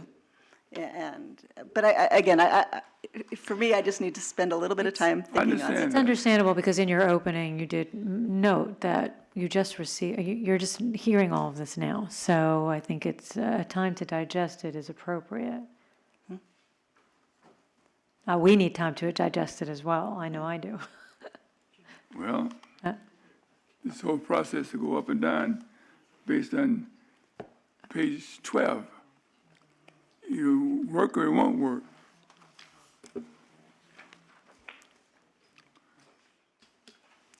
I'm sorry, Senator.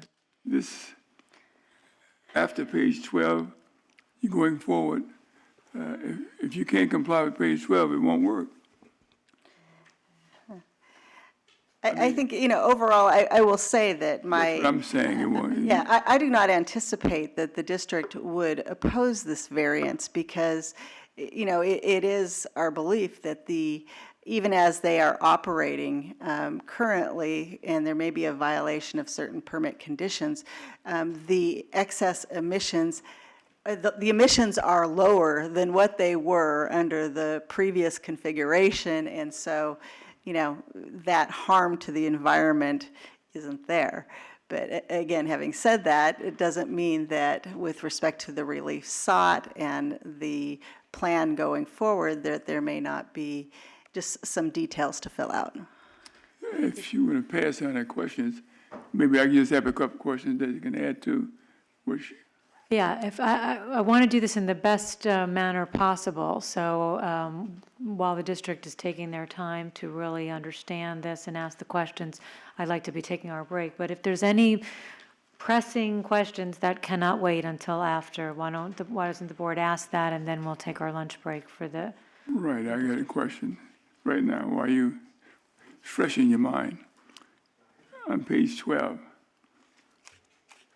the board analysis and options. If any condition specified on page 12 is not obtainable, does that affect the permit conditions? Like, for example, harmonic generation. Yeah, I'm sorry, page 12 is Vibration. not an option that they're planning to follow. I understand, oh, they are going to follow in every boiler. No, they're not. The testimony that was presented was there were two different firms, consultants that looked through possible options. This was Sisu. They had three options. This was option number one, which is not the option they're currently pursuing. So the other options, they differ significantly from one? Option number two? Their testimony is that Sisu, they would have needed to go with option 3, which was a boiler replacement. So instead, the other, I can't remember the name, HRSG, I think Babcock Power Service was hired, and where is that? 16, page 16. Right, I understand that. It so happens that the concerns with retrofit baffle systems, that's included in all of the options you're presenting today, is that correct? All of the options, including the one that's proposed by Babcock, is a retrofit. Right, correct. Right, and therefore, that being the case, the concerns with the retrofit baffle system is considered with each option, correct? Yes or no? It's considered with each option. These 1, 2, 3, 4, 5 listed under concern. I see, yeah, yes, those concerns would have been something to consider for each option, For each option. right? Okay, that being Some of granted though, that some of them have those concerns are not as important as other options. Well, let me just tell you, if some of these concerns are not obtainable, does it have an adverse effect on the permitted conditions, yes or no?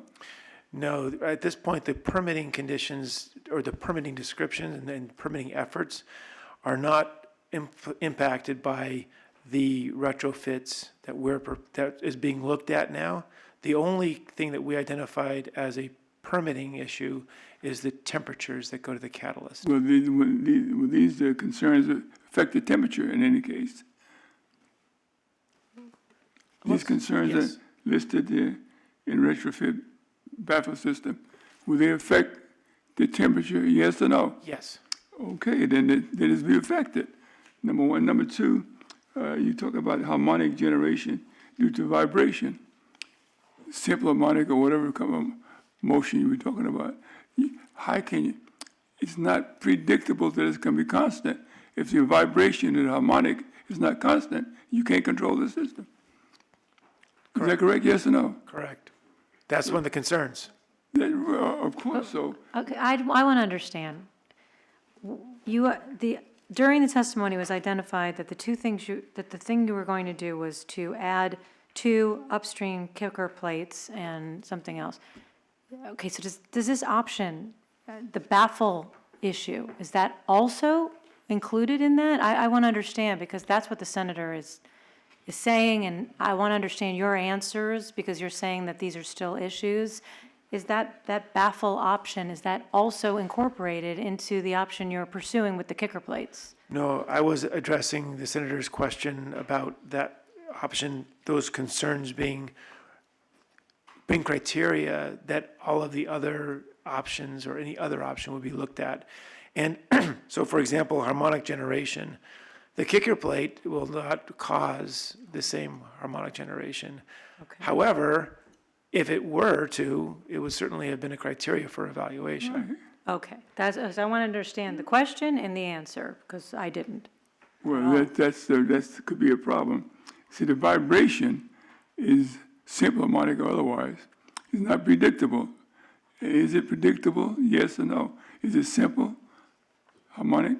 Yes or no? Which means it's predictable.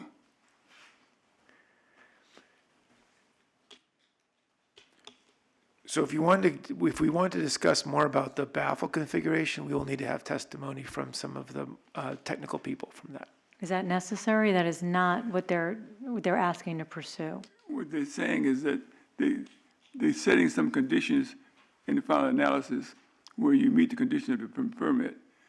And this can be a determining factor whether or not, even downstream, that you can meet those conditions of the permit. Because these things, they go skewed and you got a problem in each option. I think maybe the clarification is, those options are not, the ones that Sisu did, option 1, 2, 3 are not been considered. You're looking at the Babcock's option of the baffle plates, as the way to go right now. kicker plates. The kicker plates, I'm kicker sorry, the plates. kicker plates, sorry. That's right. New-Indy considered those concerns to be too significant to take the chance and implement them. So the kicker plates, while they may have some harmonics and some vibration issue, but you're still proceeding with that option to Yes, install and it. if we want to talk about the harmonics specifically with the kicker plates, we could have Babcock test it. Only if it's an issue. Okay, just so we're very clear, page 12, okay, when we're talking about the baffles, this was an option that was recommended or suggested but denied, correct? Not followed. Correct. Okay. It was identified. Okay, identified but not followed. The issues with harmonic generation, et cetera, that is if you had pursued this issue and changed the baffles and added fins, plates, pillows, what have you. Correct. That is not going to occur, correct? Correct. Okay, so the current baffle configuration, or what, there is no, There's none. okay. And the ones that you're recommending, are there any vibrations to be considered, yes or no? I would have to ask the Babcock representative to discuss. How about we do that when we come back with a new witness, because it has not been identified as an issue. But if Right, you well, I need to will know, we will identify it as an issue. If I may, I think what I'm hearing from the senator, and I think it makes sense, is to ask more directly, what is the criteria that the facility used in determining, in evaluating these different options? I would think that vibrations might have been one of the criteria used. I heard a lot of testimony about sort of different issues that were discovered with these different options that were considered. We heard no real direct information about cost comparisons of the different options. I would think that cost would have been one of the criteria considered in deciding the particular path ultimately chosen. But those would be some of the questions that I would have ultimately is, again, you know, when you looked at these different options, what were the criteria? You know, feasibility, obviously, And so are these questions we want to pursue now, or do we want I to think, wait? I think by putting them, perhaps they can think about that and then figure out who is their best witness as they come back. Okay. Okay. Anything else that they should be considering that we have questions on so that they can come back prepared to answer? If you answer the question later on, that's fine by me. He's Okay. not answered it yet as to the proposal he's submitting to be approved does not consider, they didn't consider these concerns on page 12. And I think they did. He said he did. If they did, if one of these go up askew, you won't get the end results. Okay, and I think we'll hear more on, as I think Ms. Barrera succinctly put it, understanding the process by which these various options were looked at and what was considered, and that includes cost. We did hear some. We heard the cost of the replacement of the boiler, but not others. And Mr. Balagopoulos. I need more, I think more information on the 504 issue. I think it was just addressed, but, you know, specifically how that offset issue, you know, the 504 has been addressed, you know, so specific numbers and how that is not an issue because there's a permit condition regarding that. So, you know, while we're looking, I think the actual is lower, but the offset is based on potential. Right, which is why we have the proposed condition, which I have 106 and it should be 110 on that proposed condition. 110? Okay. Okay. Okay, So I just just so- need just to so know how we're- those numbers came about. Just so we all, and is that, and 110 was what was discussed with, Correct.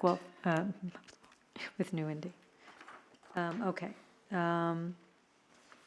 Okay, so just so we all know, Exhibit B, we're just changing that one proposed additional variance condition from 106 pounds per day to 110 pounds per day. Okay, so, Mr. Wolf, are you clear on what we'll need when we come back? Just Yes. to identify the correct person, perhaps it's, Yes. I can't recall his name, but from Babcock. Yes, and we will look forward to discussing this with the council during the break so that we can provide some clarification on the conditions that you might be proposing. That sounds good. So I'm going to ask Ms. Barrera, okay, how would you like to do this? I know you'd like to have some time just with district staff to discuss your issues, and it seems Mr. Wolf has now identified that perhaps you'd also like to take some time to speak with them as well. Yeah, so if we could maybe take an hour, and if you do your lunch break now, I Is think, that an hour is enough, and also for your lunch break as well? I think so. Okay. I think so. Okay, so why don't we then go off the record for lunch until 12:25? 12:25 will be the time we come back. Okay, thank you all. We're off the record.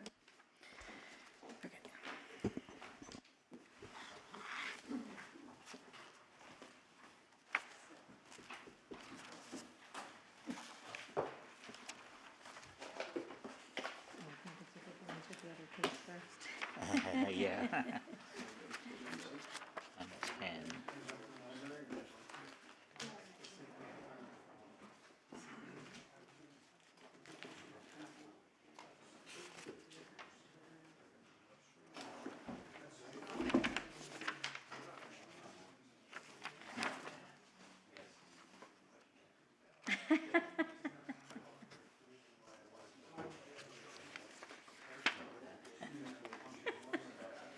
I won't give her up, ever.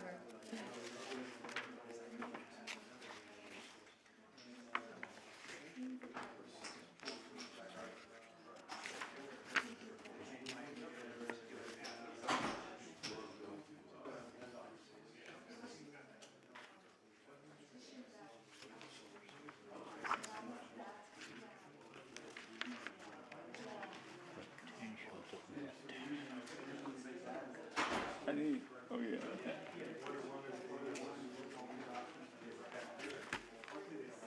I think I would change it just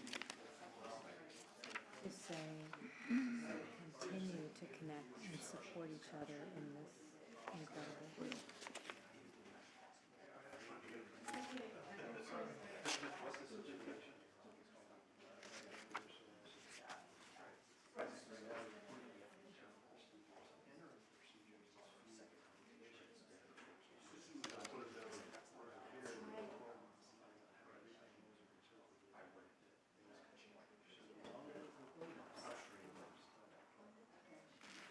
We can all reach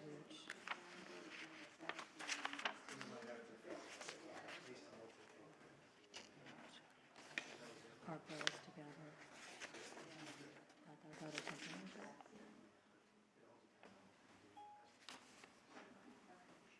Okay.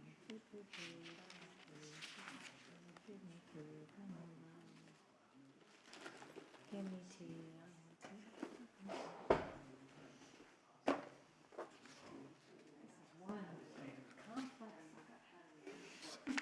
Well, I've been there before. What's that? I'm sure you have. I know you have more of an understanding. Yeah, you know, see, these things, oh, they just changed some of the things with each option, each batch.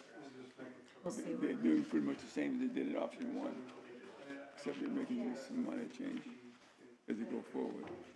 But you cannot predict just. Let them explain it better.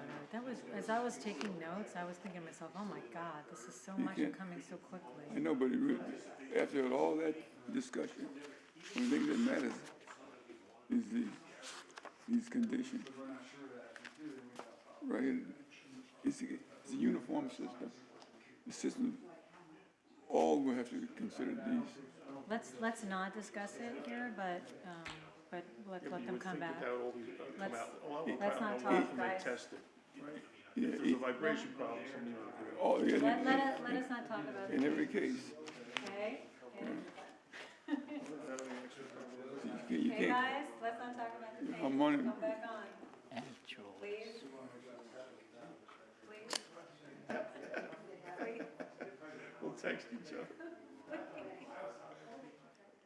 simple harmonic motion can be predictable. However, if it varies at any point, it throws the thing askew, the system's thrown off. And you just talk about vibration. They didn't say it's regulated. Simple harmonic motion could be regulated. And The vibration is not regulated. Theoretical as it is right now. They put the shit in, the whole thing vibrates. Not only are you guys discussing the case, but your microphone is on and it's being picked up. You heard me? Yes.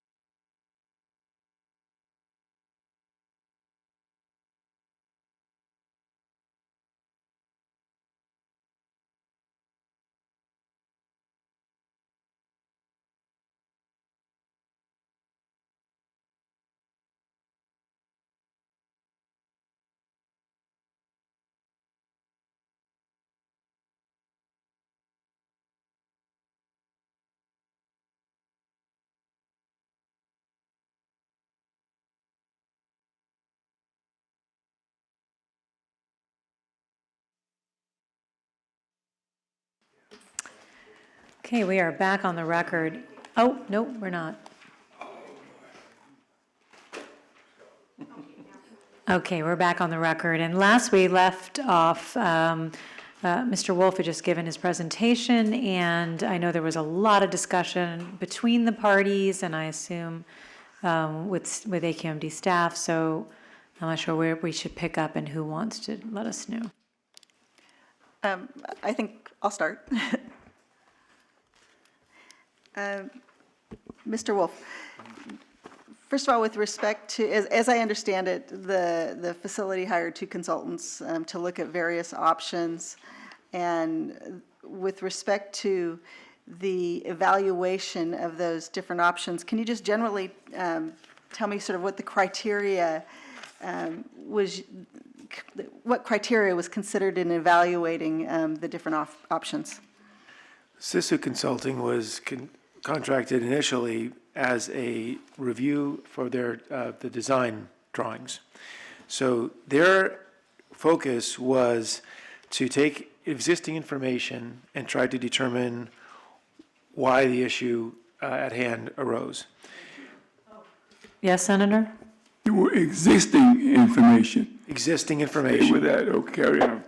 And that's an important clarification, because with existing information came a lot of very fundamental assumptions, one of which was that there was uniform heat distributed through the boiler section. That assumption was proven to be erroneous later, but it was identified early on as a limitation of their desktop review. Once that review was done and the conclusions were presented to New-Indy, it did not appear to them to have a viable path forward other than to replace the boiler, which then led them to believe that actual data measurements needed to be taken, site-specific information needed to be collected on the heat transfer system and on the exhaust flow. So that's when Babcock Services was employed, and they've been performing the analysis since that point. Okay. And with respect to the replacement of the boiler, what would have been the cost of pursuing that option? I'll let New-Indy address that directly. Okay. Does it make sense to do that, or or should we? I think we'll defer that to perhaps the next witness or whatever witness can do that, and I'll just continue with Mr. Wolf for right now. Please, I think that makes sense. Thank you. Okay.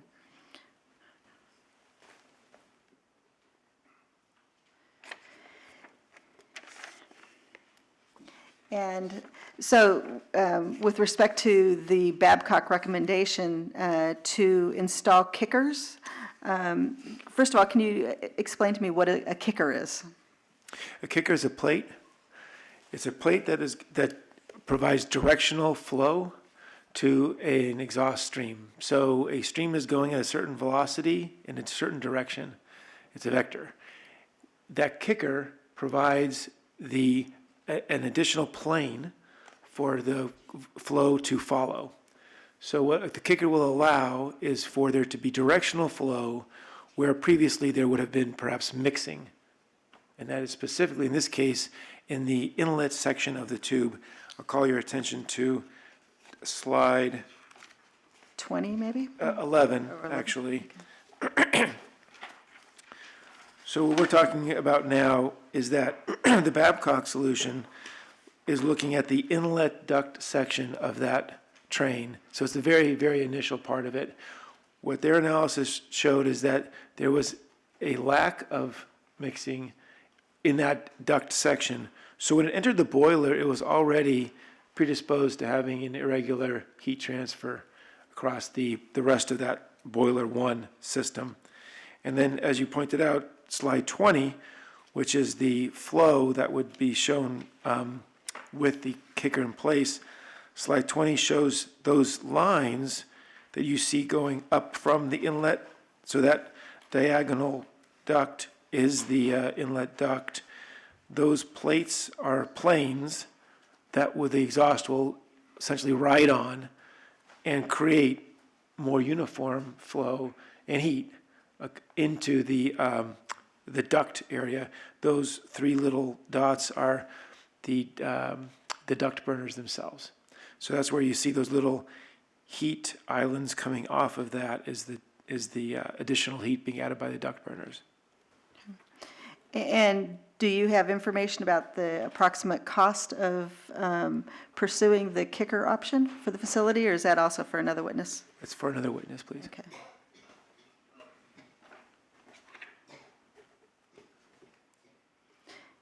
And I assume that sort of the timing of implementing these different options was also a consideration for the company? It was a primary consideration because this unit was expected to be online and operational already.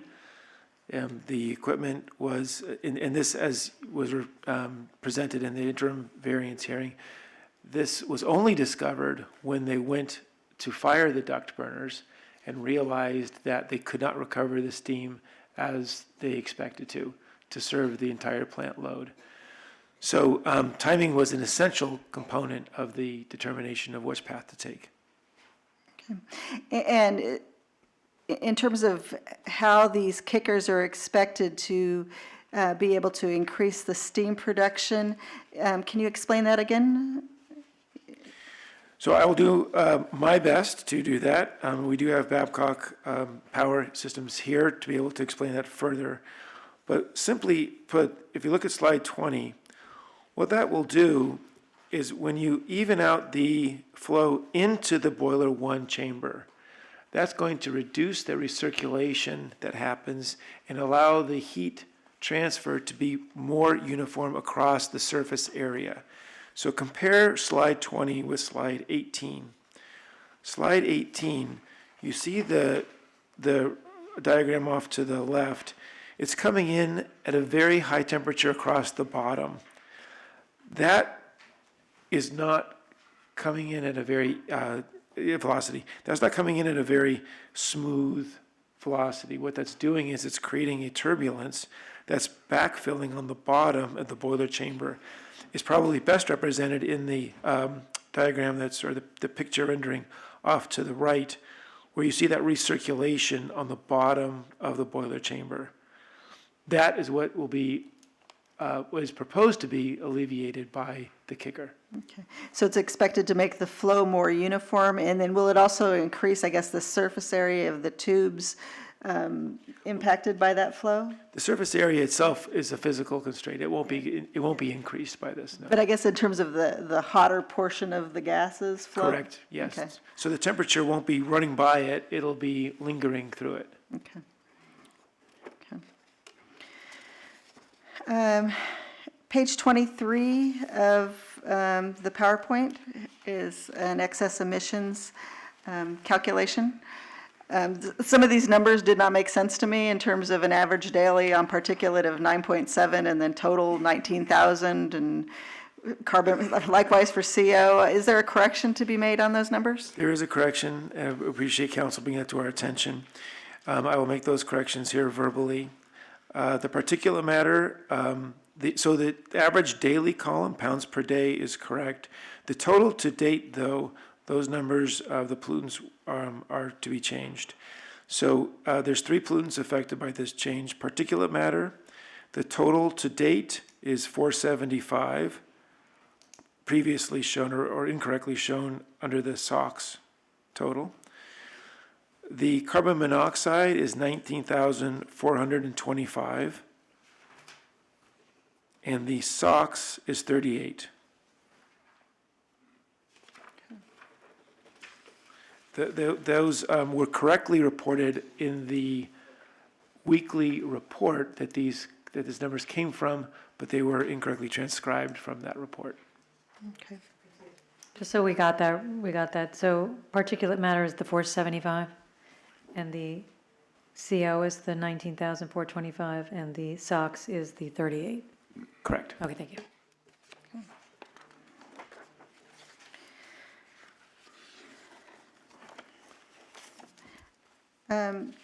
Turning to the conditions for which variance relief is sought. First of all, for condition 82.4, which is to complete the RADA testing, Why is it that RADA testing cannot be conducted? At this time, the units are not in full operation. Okay, and it needs to be in full operation to conduct an accurate RADA test? Correct. Okay.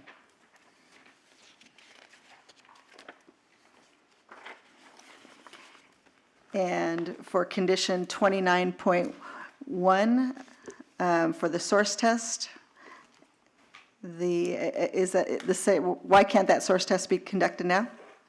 The source test is required to operate at full load, 5% of maximum capacity. Okay, and it can't operate at full load yet, correct? Correct. Okay. Now, with respect to the RADA test and the source test, if this fix on the south unit works, would the facility be willing to conduct RADA testing and source testing on that unit even before the fix is completed on the second unit? Yes. How quickly, once those, once you have the unit fixed, how quickly do you think RADA testing could be conducted? I'd like to confer with our client for one moment, please. Okay.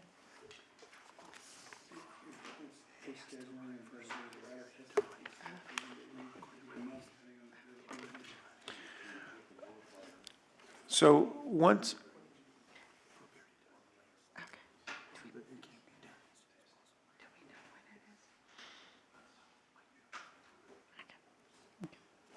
I'm sorry. no, when the, in the event that the south unit retrofit proves to be effective, they could conduct RADA testing and source testing within 60 days of achieving compliance.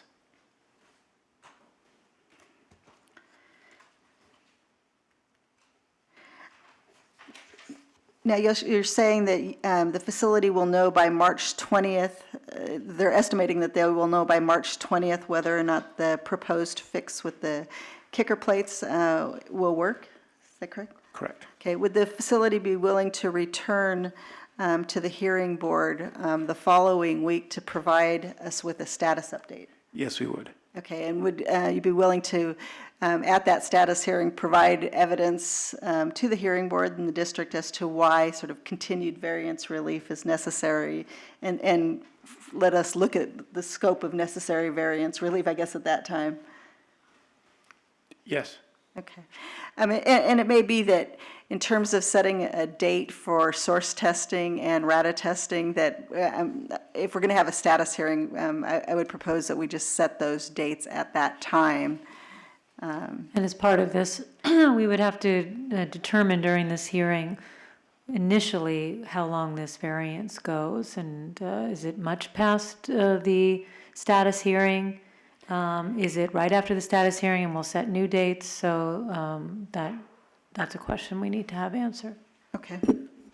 If I may, we do have a proposed timeline that in the event that we're successful with the south unit, the north unit would be implemented, and we have a final compliance date of June 30th, 2020. And that assumes that this kicker plate option is successful, correct? That is correct. Yeah, so, yeah, well, I think we'll need to just think of what that end date is. Because they will clearly need variance relief to continue for the second unit. They may not need it for the first unit if it's successful. So I guess, let me think of the date, okay? Yes, definitely. Let's all think about that. And may I add that the council brought up a very good point about the source testing being 60 days. So the June 30th date proposed was the completion of the retrofit to the north unit. That would not include the window needed for conducting the source test and RADA test for the north unit as well. So we would need another 60 days for that, those two conditions. Okay.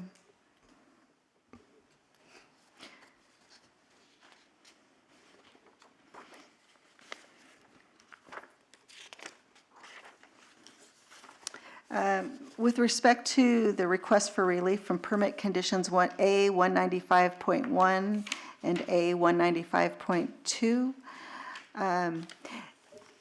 I'd like to direct you to condition C 1.7 of Exhibit 4. I think it's on page 15.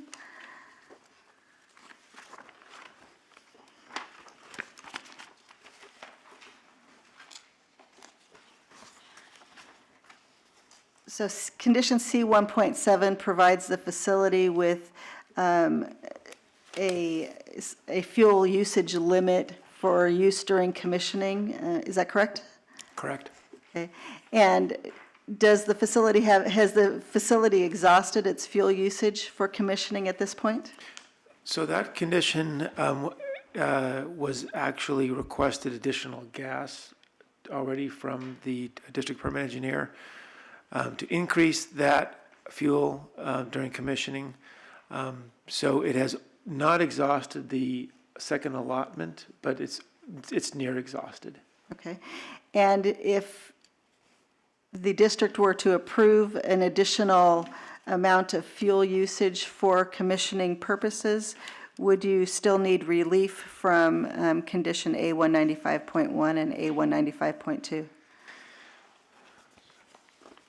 We believe that the way that condition A195.1 and A95.2 are written by expressly excluding startup and commissioning windows for meeting the backed limits, additional gas provided during the commissioning. If that could apply in this case, we would not need relief from those conditions, no. Okay. And I'll have testimony from the district engineer on that issue. Because I think that the district would prefer to provide an additional amount of fuel usage. It's seen as a greater control than just sort of an open-ended for the variance period, allowing them to exceed the limits. We would like to keep it to a commissioning period, which I think that the work that they are doing can fit within the definition of commissioning. Okay, because I was trying to understand over the break and during testimony, why relief is sought from 195.2 and 195.1A? I'm trying to understand. It's a good question. Commissioning activities there's a lot of different components to it, a lot of different steps. One of the steps, the final steps, is to tune the injection grid. And what that would mean is that sometimes you operate you may go outside of the backed window because as a commissioning activity, you have that ability to go below or above the back limit so that you can tune the grid to inject at the right amount per mass flow of the device. So we feel like having it be a commissioning activity is why it would be appropriate to have, it's in an abundance of caution. We feel appropriate to ask for that because in the case that we had to recalibrate or recurve the ammonia injection and we went above the backed limit, we wouldn't want to have that be something that isn't considered as part of this overall request. We do feel like because it is part of the commissioning, traditionally, that this could be considered in a continuation of that activity. So are you saying that the initial commissioning is over, so this does not apply? Correct. So you wanted to broaden it? Correct. Okay, and you're saying you want this with that very open-ended, this to apply to everything under the variance? So now the new limit would be? No, it would only, I believe, the district council could correct me, but it would only apply to the period where we're tuning the injection grid.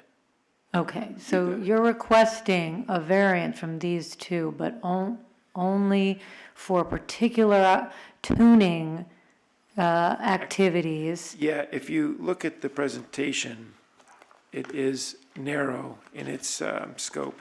Okay, so which page was that again? Is that on page 32 or no? Yes, Okay. 32. Back limit doesn't apply during commissioning. What the district is proposing is perhaps a better option than relief from the back Okay, limits. so we'll just wait then and hear from a district witness, so that maybe, because I am still not understanding the scope of what you're requesting and why that variance would be granted. So maybe if we had another option, we don't Okay. have to delve into it. Okay. Yeah, I mean, again, those conditions, A 195.1 and 195.2 set limits that they're required to follow. Those limits are not, they have relief under the permit already for relief from those limits during a commissioning period. The commissioning period is tied to a certain amount of fuel usage that is given to them by the district under condition C 1.7, and we give small amounts out for that commissioning period, and they can ask for additional fuel usage, and the district's thinking is that we would prefer to limit their commissioning period and their relief from these emission limits by controlling the amount of fuel usage we give to them. Okay, now I do understand it a lot better. I think it wasn't presented, it just wasn't clear and exact enough of what exactly you were asking for into that relief, but this I understand. So let's get to that when we get to that.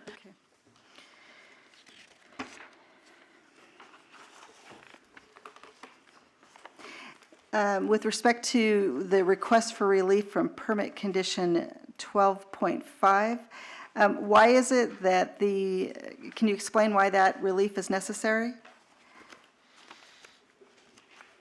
This has to do with the exhaust temperature at the inlet of the SCR.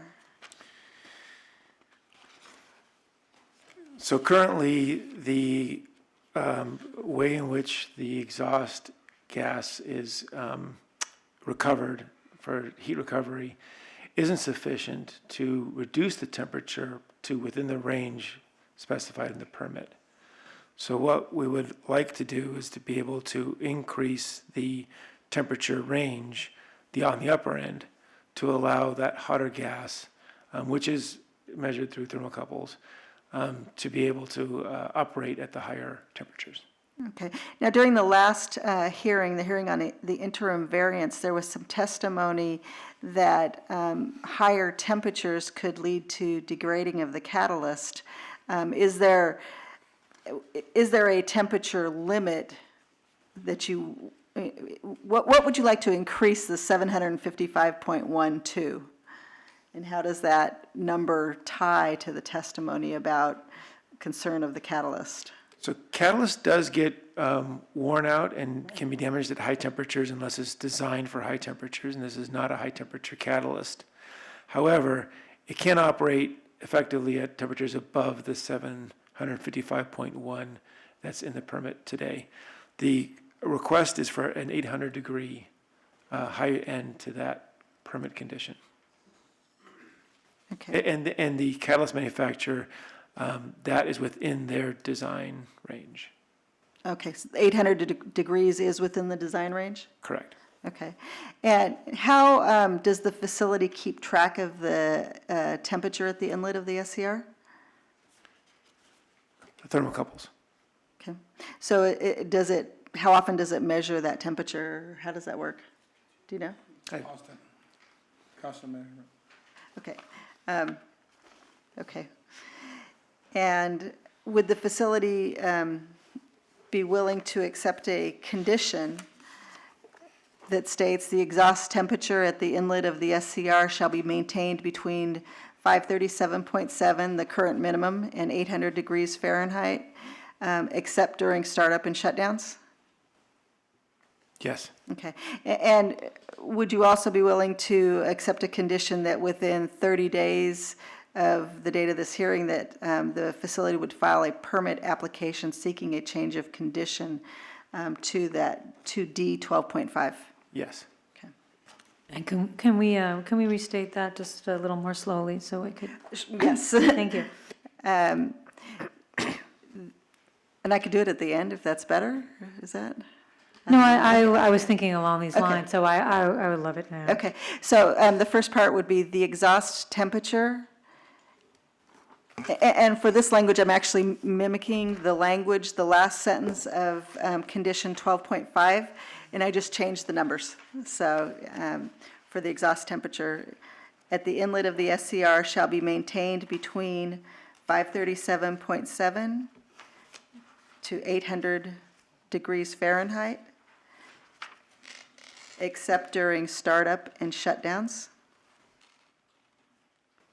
Period, and then add to that, within 30 days, comma, petitioner shall file a permit application seeking a change to condition D 12.5.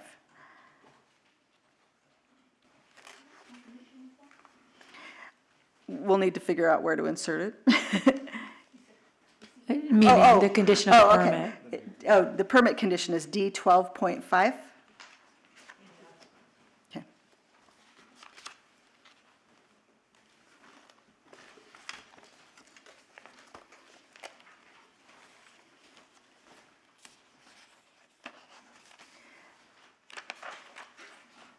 And then the current interim variance conditions require a weekly report to the district. Would the facility be willing to add a couple items to that report? One, for the temperature information. Okay. And also another condition with the PM10 emissions as averaged over 30 days. Yes. Okay. And we'll need to write those out. I haven't yet figured out language for that.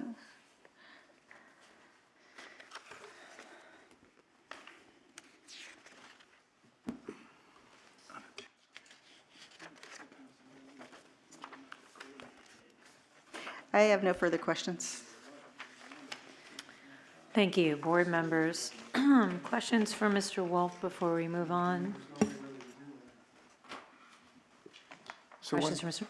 Sorry? One clarification about the council's question about the reporting of the temperature. I was informed by New-Indy that because it's a continuous data stream that's part of the plant operating data, it's not something that can be reported easily. Oh, okay. Then let me check in with staff, because it may be just that it's data that we typically can get and review. And if it's, is it automatically recorded, that temperature data? It's part of the plant data, the plant operating data. So, but it's going to be real-time continuous measurements. So how to record those will be a continuous data stream. Okay. And it could be that we would identify just in the report if there would have been any readings above 800, we could do that. Okay. I think that'll probably be acceptable, but maybe we'll take another break and I could talk to staff about that. Yes, we can do that at the appropriate break time, makes sense.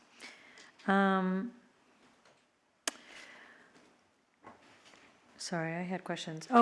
First of all, so during the interim, we had, I don't know if you have the interim variance minute order in front of you, but we had excess emissions that were, to be determined, but they were estimated. And now, what we see on page 23 of your presentation, those are the new estimates in terms of, well, that was pounds per day. Are they the same or are they different now? They are the same. The difference is that those are potential to emit estimates and these are actual estimates or actual daily averages.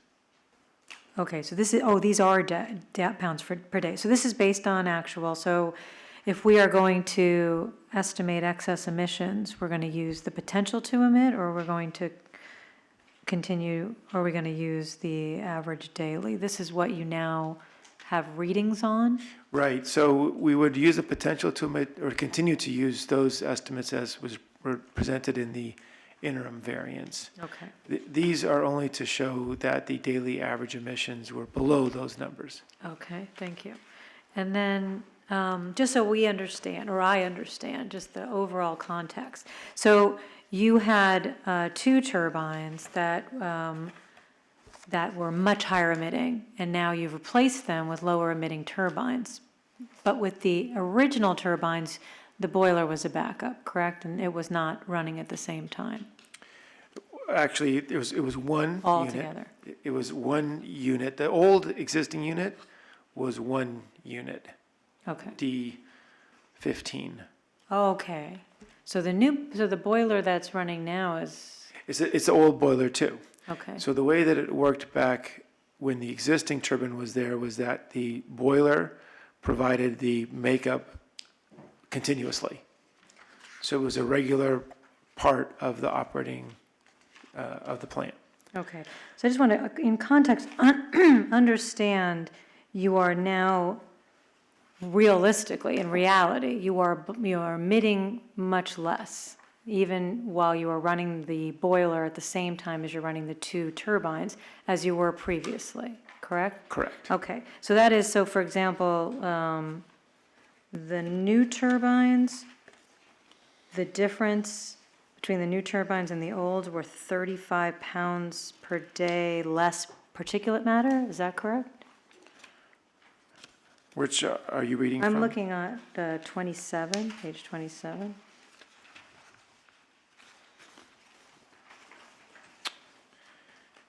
Yes, that is Okay. correct.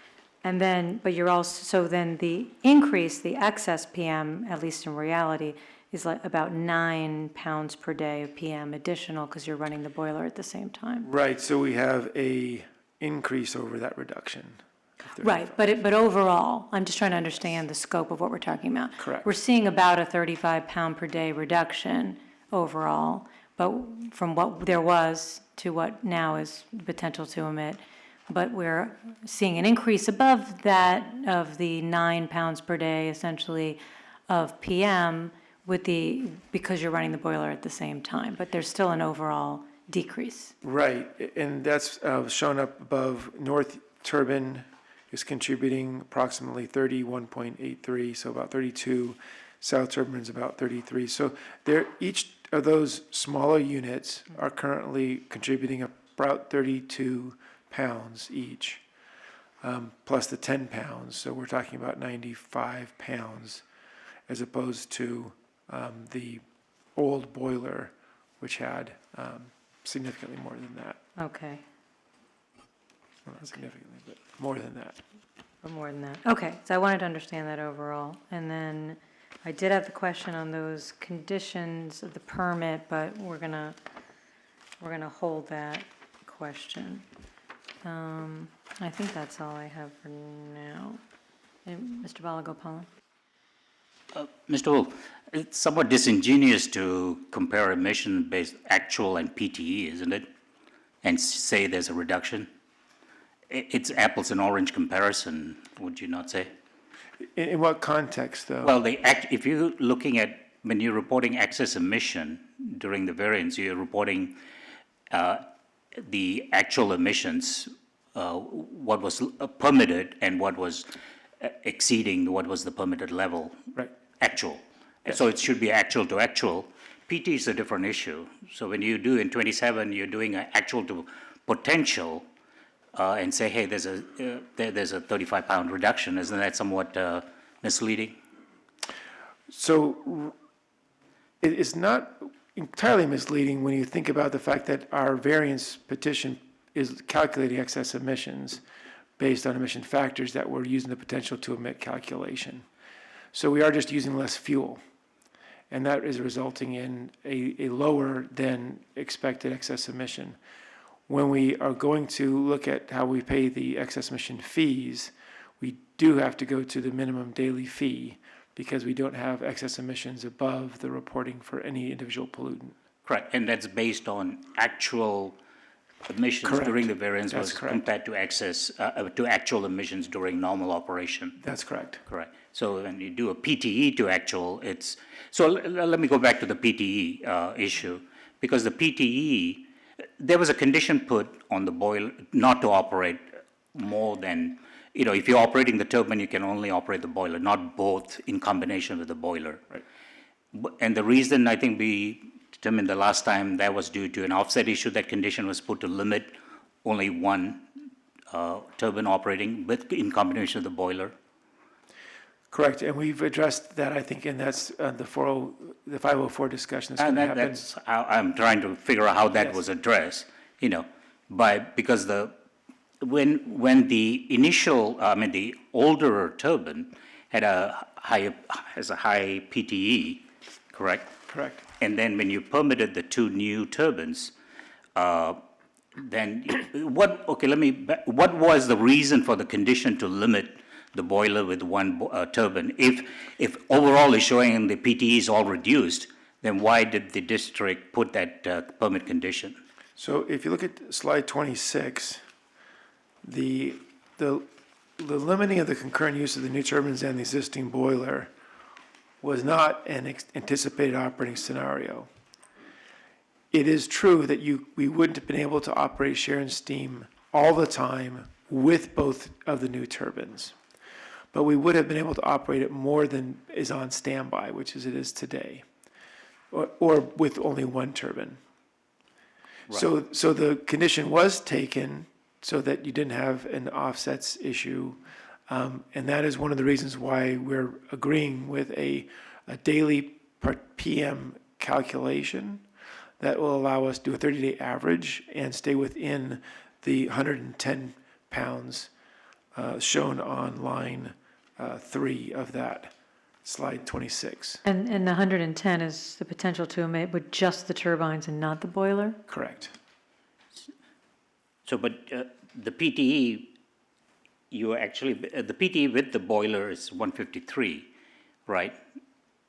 With all three. All three operating. Correct. Now, when the existing, so if it was, the combination was still less than the PTE for the old one, so normally you get a credit or an adjustment, correct? When, when the old one was calculated 171 for PM. Yes, right. And so then, but there was still a PTE limitation put on, on the boiler, so that you don't exceed certain offset threshold. And I'm trying to figure out what was the rationale for that. It was mostly because of the operating scenario. They really didn't have an operating scenario in which you would need both turbines and Sharon steam up, except during source testing. Okay, so then that was the, Right, so if there was at the time of permitting, if there was a condition that said you can operate both turbines and Sharon steam would have had to take a prorated annual amount to be able to fit under the existing offset limit offered by the old turbine.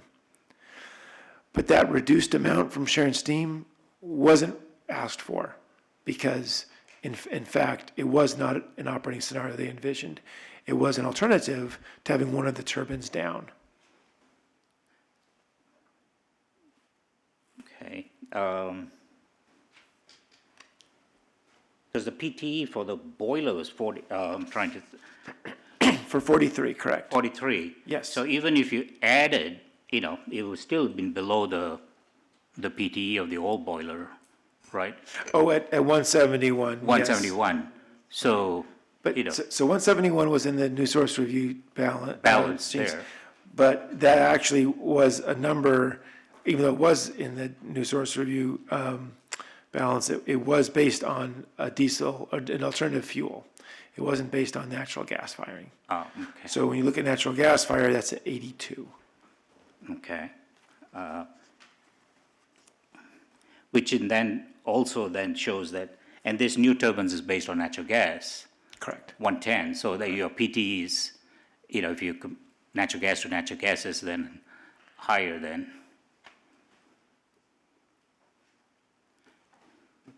Oh, with the boiler, I think the district engineer could probably explain. Yeah, and I think I need some clarification on, on that. And thanks for clarifying it was based on diesel and not, Yes. natural gas, so. And then, now, for that question, let me, so you had asked for additional commissioning time basically, and instead of putting hours, you asked for more fuel usage. It was a suggestion by the district. The district, so they permitted and allowed, I think, additional, almost not double, but I think it was from 98, almost 100 million cubic feet to about 155 million cubic feet. Correct. So you mentioned, and so that is, how much of that have you already used? Even if we're not looking at an extended, long commissioning period, are we? Or No, and it's very close to all of it. I mean, within 152, let's say. So there's not very much gas left. May even be more, maybe even closer to 155.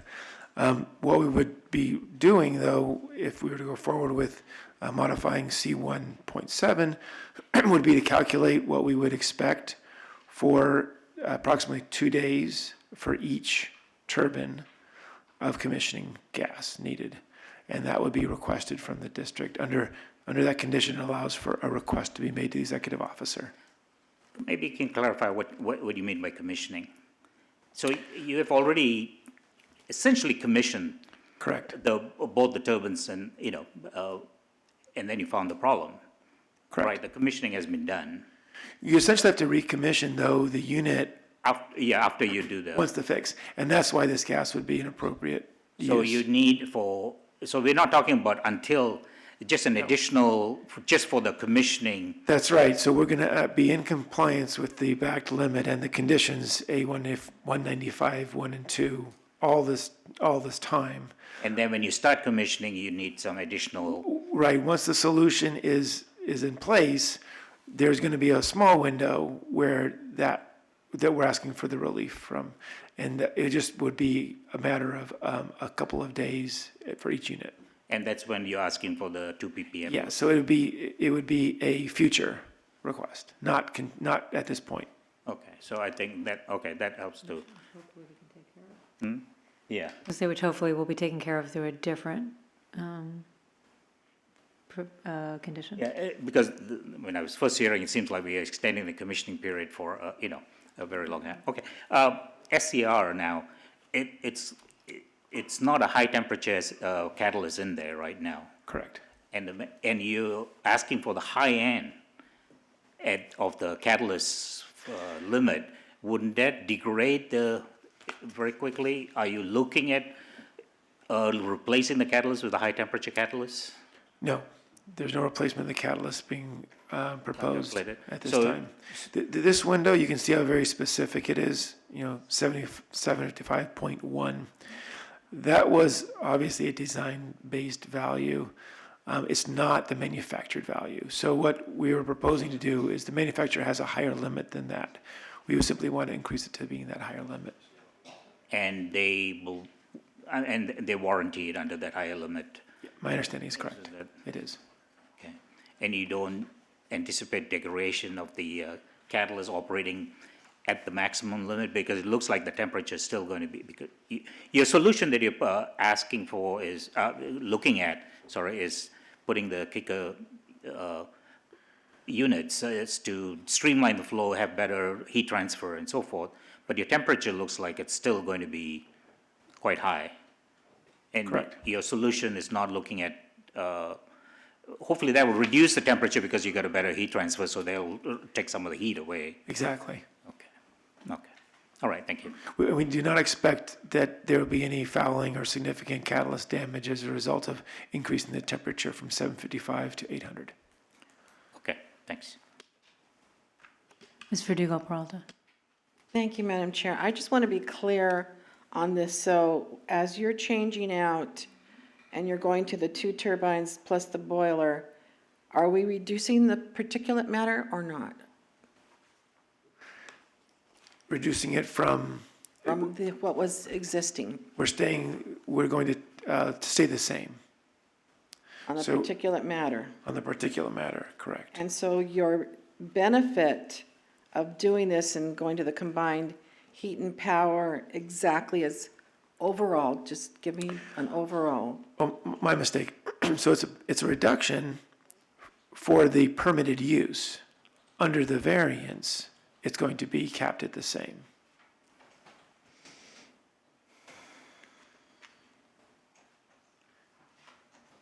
So if we look at the permitted use is what's allowed on the permit. So those numbers, if you look at slide 26, And you That's what I'm mean, and looking you at. mean what's allowed by permit, you mean for the new turbines? for the new turbines, for the 2 new turbines. Right. If you look at slide 26, the third row, those 2 new turbines have a total of 110 Right. pounds per day. I see that. Yeah, that will be, under the variance, what we accept for a limit to address any offsets issue that may be there. However, under the operations under permitted use, they'll be in compliance with that limit as part of permit compliance. So it'll be a reduction from what their existing boiler and boiler and gas turbine would have done. Because that is my concern. It's a reduction. Right there, yeah. So if you look at let's suppose we use the 82 pounds, that is a natural gas-fired number for the existing unit. If you take 82 and the 43 for the Sharon steam boiler, that's 125, which is greater than the 110 by 15. So it's a 15-pound reduction. Okay, thank you. That's what I wanted to hear. I had questions. So with the new proposed limit, the condition that limits to PM10 emissions to 110 pounds per day, you have a SEMS that, how do you? It's a fuel-based Oh, it's emission based on fuel. factor. Okay, it's based on, okay, fuel-based.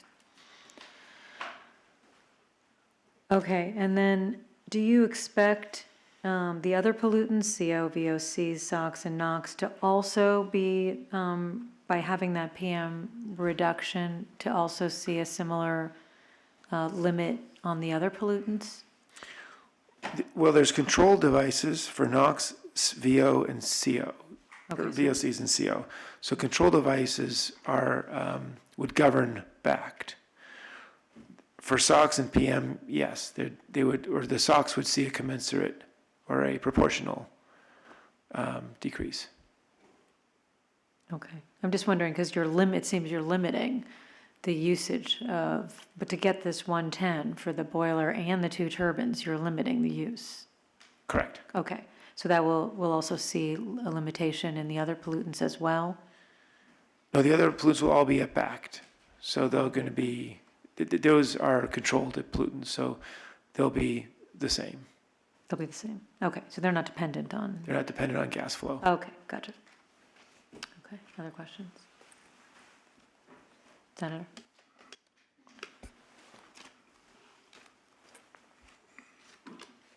Back to my question.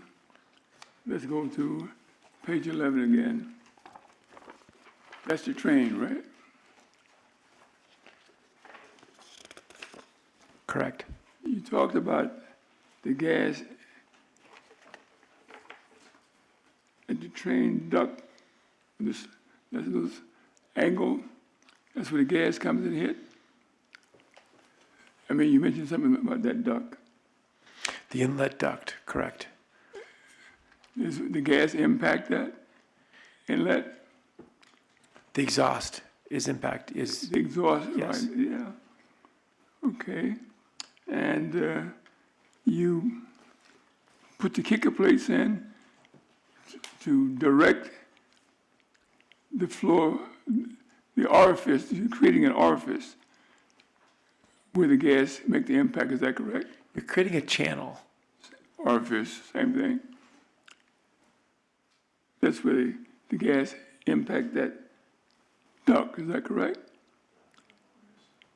Yes or no? I'm hearing no. The answer is no. Let's, if you don't know the answer, Just say you can no. defer to another witness at a different time. Well, for a different witness, but what I will say is that the plate is intended to directionally direct the airflow, the exhaust flow. An orifice implies an opening, I understand. and it's not an opening-related issue. It's more of a directional issue.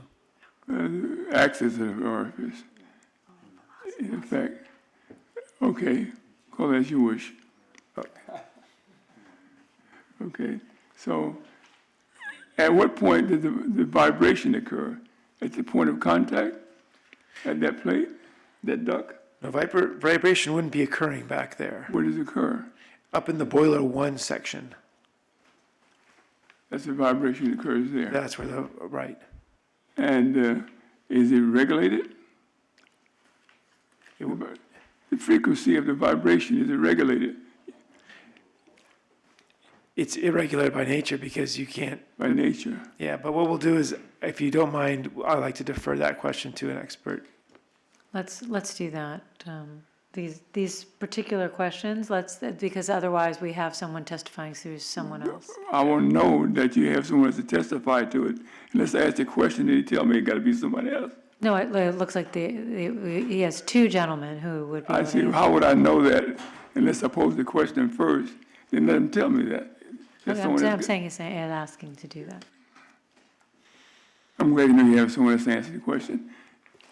Since they have heard the question, when they begin to speak, just recall the question and respond to it when you do your opening statement. Should we do that now? No, no, let me No, I finish. want to make sure that everyone's asked questions. The boiler, this train is the components of the train is permitted, is that correct? The components, not just the train itself, but the various components of the train is permitted, yes or no? They're described Describe and permit, as part of the permit. part of permit, correct? However, I will say that the inlet duct, for example, is not described per se in the equipment description. Neither is the boiler 1 per se described in the equipment description. Boiler 1, is the boiler 1 is something that we didn't end up with boiler 1, did we? In the final analysis of the proposal you're using? What they're not choosing to go with is replacing the entirety of boiler 1. But boiler 1 is part of and remains part of the train for the turbine. Right. So they are using boiler 1 Boiler 1 will continue to be used throughout the whole process. throughout the whole process. Right, and therefore, in that case, you go back to concerns with retrofitting the baffler system. You're right back at harmonic motion, if that's what you want to call it. And that's something you can control or not control. Vibration. The baffles are not being chosen as a path forward, though. All three of the first options that were proposed by SASU are not being considered. It's part of the boiler, and they're using the boiler. But it's not part of the boiler. It was proposed as an option to fix the problem. They're not going with that. Correct. So the baffle, you're not using that. Correct. You're using kicker plates. Correct. You don't call that a baffle. Correct. And you're fine tuning the kicker plates? What are you tuning for then? It may be best just to wait for the testimony from the expert so you can get a more full description of what that looks like. That's right. The expert that came up with this idea of the kicker plates, I believe there is a gentleman here who will be testifying. That's fine, I can wait for that, but as I wait, I'd like to have it clearly understood, explained that is, that what tuning, or is it fine tuning, and what are you seeking to finalize the answer you want by your fine tuning. When you fine tune something, what are you trying to achieve? You understand that question, right? Okay, thank you. All right. Okay, are there any other questions directly for Mr. Wolf before we turn it over to the next witness? Okay, thank you, Mr. Wolf. If you want to introduce whichever witness you believe can best answer all the outstanding questions that remain. So I think what we'll do is we'll start with the representative from Babcock Power Services to directly address the description of the kicker plates and how those compare and why those are seen to be a viable solution. And then we'll proceed to Mr. Delaney for cost information on the different options. That makes sense. So I'll ask if you can introduce yourself, please state your name and spell it for the record. We'll start with that. Hi, my name is Owen Sherwood, OwenSherwood. And what is your title, Mr. Sherwood? I'm a field service engineer for Babcock Power Services. Thank you. And you took the oath today? I did, yes. Okay, thank you. And Mr. Sherwood, do you know what, Mr. Wolf, did you wish to ask Mr. Sherwood questions, or would you just like Mr. Sherwood to, if he understands the question presented, start answering it, and we can have follow-up questions? How would you wish to proceed? I think he can answer the questions as proposed, as positioned by the board. So if maybe you can begin by explaining the kickers and how that works. Absolutely. Well, can I address Mr. Holden's concerns first? I want to say, first of all, that we are not installing any of the options installed assessed by CSU, right? None of the things proposed by CSU are being implemented in this boiler,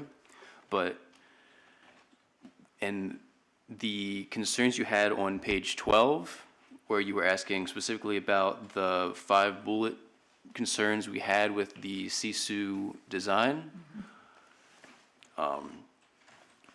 So point 1, adequate securing of the baffles. The baffles proposed by CSU were in the boiler itself, not in the transition duct.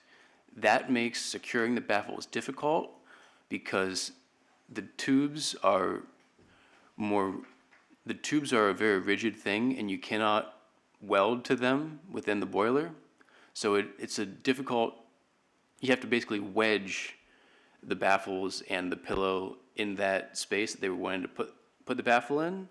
But in Babcock Power's case, we are putting it in the transition duct where welding to the unit itself is feasible.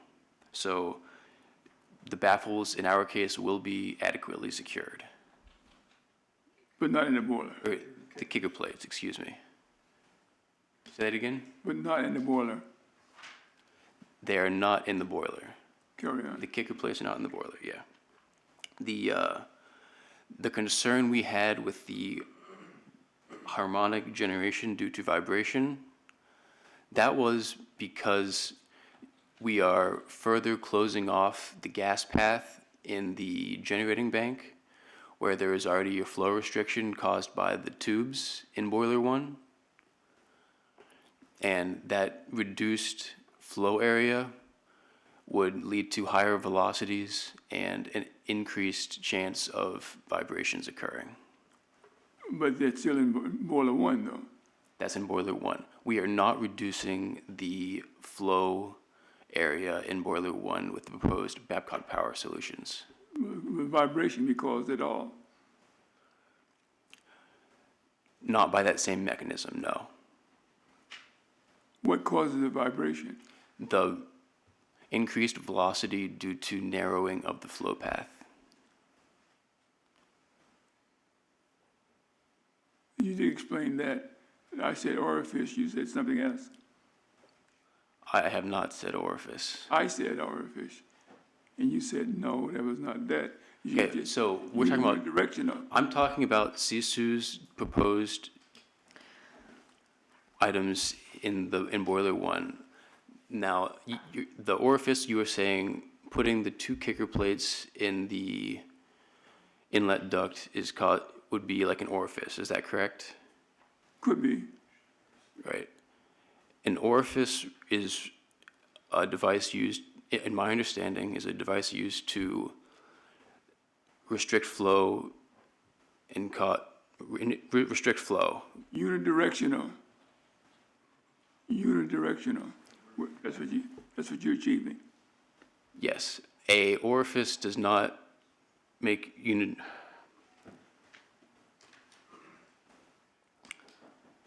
we are not restricting flow. We are not reducing flow area with our proposed solution as an orifice would. Does that make sense?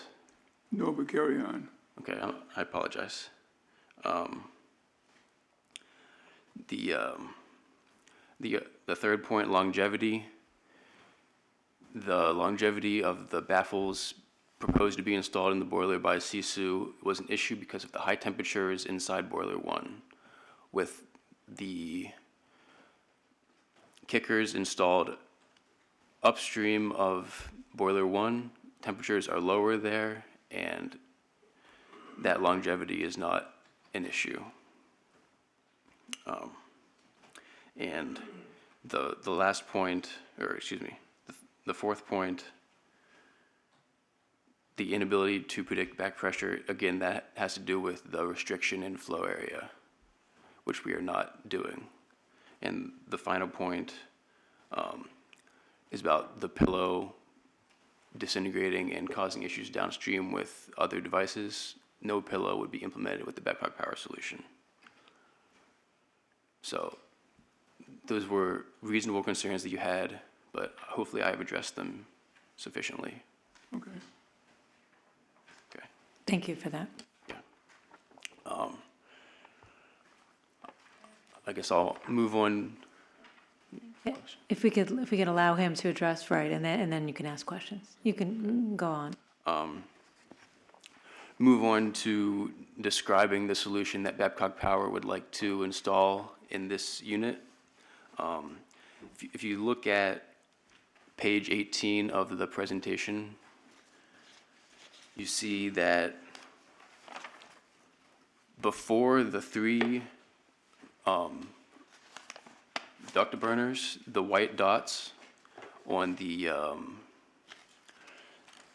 diagram on the left, that those occur right at the transition, or right between the inlet duct and boiler 1. You note that the flow is not, or excuse me, let me just, right, this diagram is showing the velocities of the gases at the center line of the boiler, across the inlet duct and boiler 1. So as our CFD model shows, at the center line of the boiler,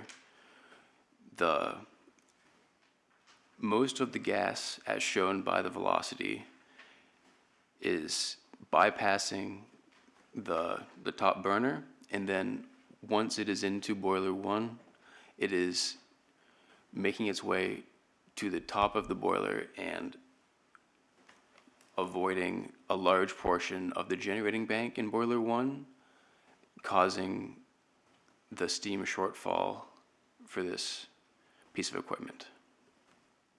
Our proposed solution is to add 2 baffles to the upstream before. Is it excuse not a me. baffle, correct? A kicker plate? Because we don't want to end up in that same. That's right. We don't want to confuse anyone. Excuse me. The kicker plate upstream of the burners, the 2 kicker plates being installed more evenly distributes the flow going into boiler 1. You can see on page 20, yeah. And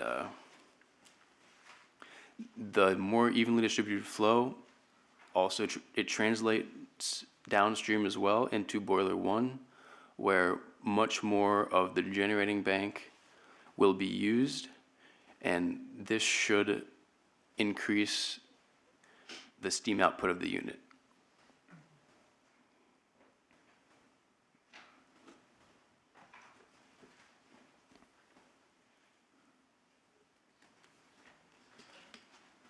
Should we open up for additional Yes, questions? please. Okay.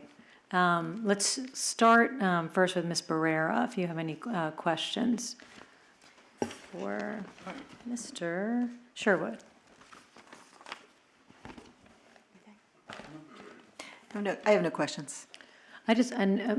Fiduco Peralta had a question, but first I just wanted to make sure I understood, because just so that I could say it a little more in plain speak. So I think Mr. Wolf was describing it, using these kicker plates and just changing the directional flow, or is going to, it's not increasing the surface area in which we're getting the heat, but it's going to make it so that more of the heat is actually touching the surface area that exists, correct? Yes, it helps utilize all of the existing surface area in boiler 1. So it's an easier way to actually redoing the entire boiler and getting more surface area on it.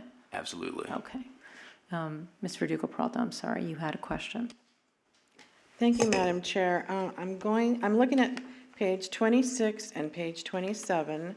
On the PM, you had told us that the 171 figure was based on diesel, correct? He might not be the right. And would you like to go back to Mr. Wolf for that question? That's why I was asking it. Or is there another witness who would better answer those questions? No, I can do that. He was the one. Yeah, yeah. Okay, so, anyway, you had told us that at the existing turbine D15 on the PM count was 171 using diesel. And then on page 27, on the north turbine D67, you were using natural gas to get the number for 31.83, correct? Correct. Okay, so my question is there a concern, or is there, how can I put it? Is there a measurement regarding the quality of that natural gas? Do you have to have it a particular purity? Yes, well, it's a pipeline grade utility gas, which means it has to have a heat content that's within the Public Utilities Commission's range. And that's typically between 950 and 1050. Great, that's what I wanted to know. Thank you. Thank you. Okay, Mr. Balagopalan, did you have a question for Mr. Sherwood or Mr. Wolf? Mr. Sherwood. Okay, thank you. So, Mr. Sherwood, so typically when you do a CFD modeling and you take a lot of measurements and then do the modeling after that to assess where the potential solution, is that what typically you do when you go? Yes, this CFD model was developed using the turbine manufacturer's outlet parameters, as well as on-site data collection that we did. This model is showing velocities, so the on-site measurements that I took to help verify this model were flow readings. I verified that the mass flow rate as specified by the turbine manufacturer was what we were seeing in the case, or that's actually being used at New-Indy. So when we look at slide 16, so that's more of a temperature mapping than the flow mapping, right? Yes, this is temperature mapping. Mapping, so is there a correlation with the? This temperature mapping did not factor into the CFD modeling. It was used more to show that there was a temperature gradient across the generating bank, which we are trying to eliminate. And it was more in the center, I think I heard testimony saying there was low wind temperature, is that? Low temperature in the center, yeah. Is that because there's more transfer in that center section versus the upper part?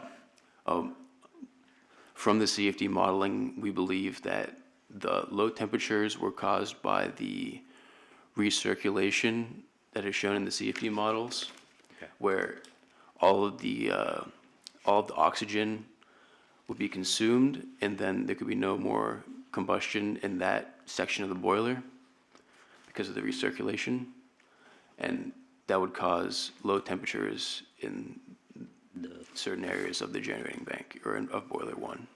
And so by installing the kicker plates, and what exactly is a kicker plate? How would you describe that? So it's a perforated plate a perforated stainless steel plate that will be used to, or it just, Is it angled? Is it? yes, or if you look on page 20, the angle, those two angles you see there, those represent, Streamline, where the flow changes? yeah, you see the two lines kind of going diagonally up the inlet duct there? Okay, yeah. Those represent angles at which the baffle were installed in this CFD model. And it's not adjustable, it's a fixed angle? Is Fixed angle, Fixed yes. angle. And you've determined the optimum angle to. Right, that's what the to CFD modeling CFD is for.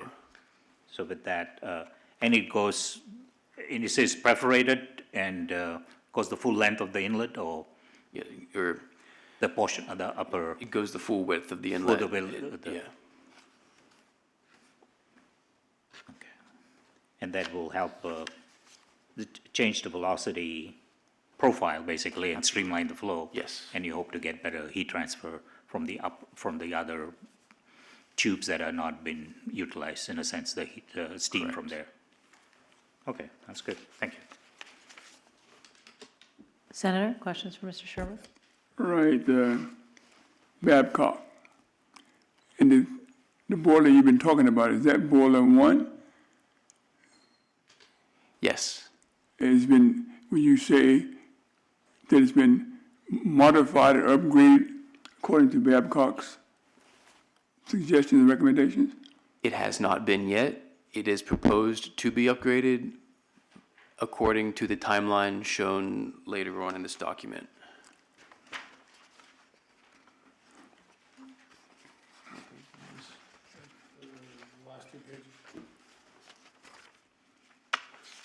So, page 34. shows- That's all theoretical, correct? Correct. So it's not been proven to me. So I have not, on this boiler, proven it to be effective. We have encountered this same issue before, where you have changes in height going into your boilers on HRSGs, or coming out of gas turbines, changes in elevations going to the generating units on HRSGs. And we've used similar solutions that have also been modeled in CFD to fix this issue. And in those cases, we've been very successful. But you have you have reason to believe that it's going to work, but you're not sure that it's going to work. That is correct. Okay, and if you're not sure it's going to work, then the dates and timelines that we are stipulating to may not be accomplished. I believe they're stipulating to a future timeline when determinations will be made about the ultimate path forward. Currently, what has been proposed, or where we stand now, is to install it on one of the units and do that by the end of March, and then to come back to, if that works, they have a timeline that by the end of June, they'll do it on the 2nd. If it doesn't work, regardless, they're going to come back for a status update to the board to tell us where they are and whether it worked or not. So they can't do radar or anything else until they try this experimental model.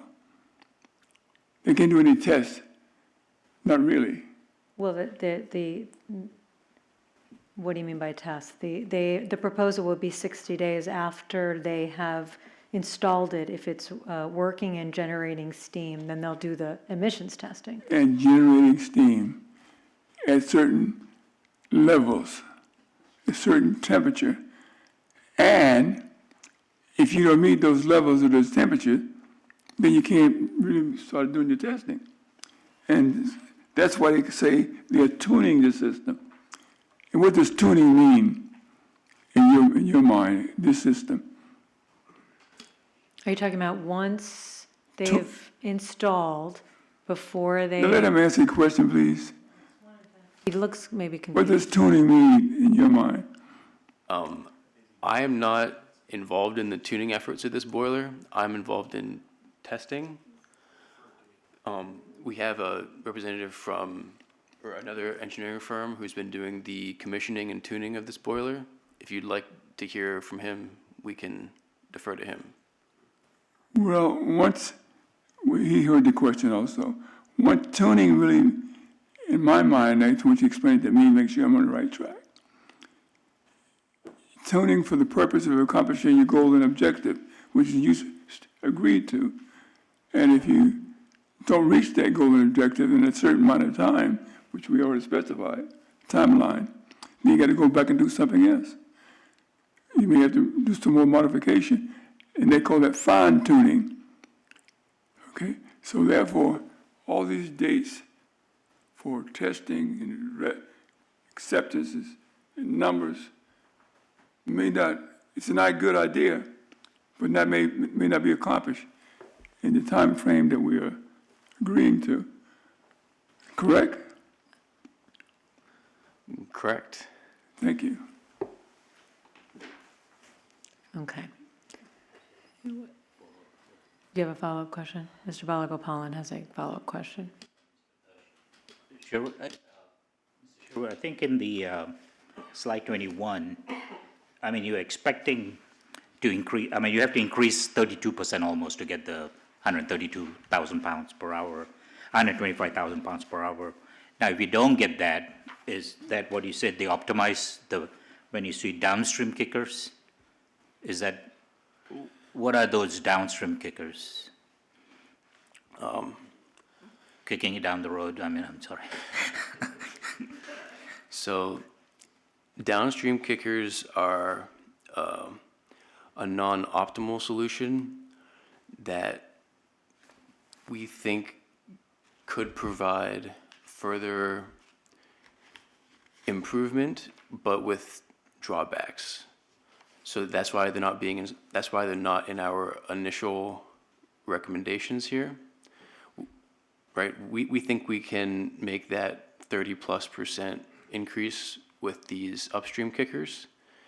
If that is not the case, then the plan would be, or then we would work on developing a strategy for installing kickers downstream of the burners inside of boiler 1, which is a much more difficult. Because you're hitting the Right. tubes now. You're getting to the tube level, no, downstream? Yes. Okay, all right, thank you. Okay, any other questions for Mr. Sherwood before we, Ms. Barrera? Okay. Mr. Sherwood, I'd like to direct your attention to page 35 of the PowerPoint presentation.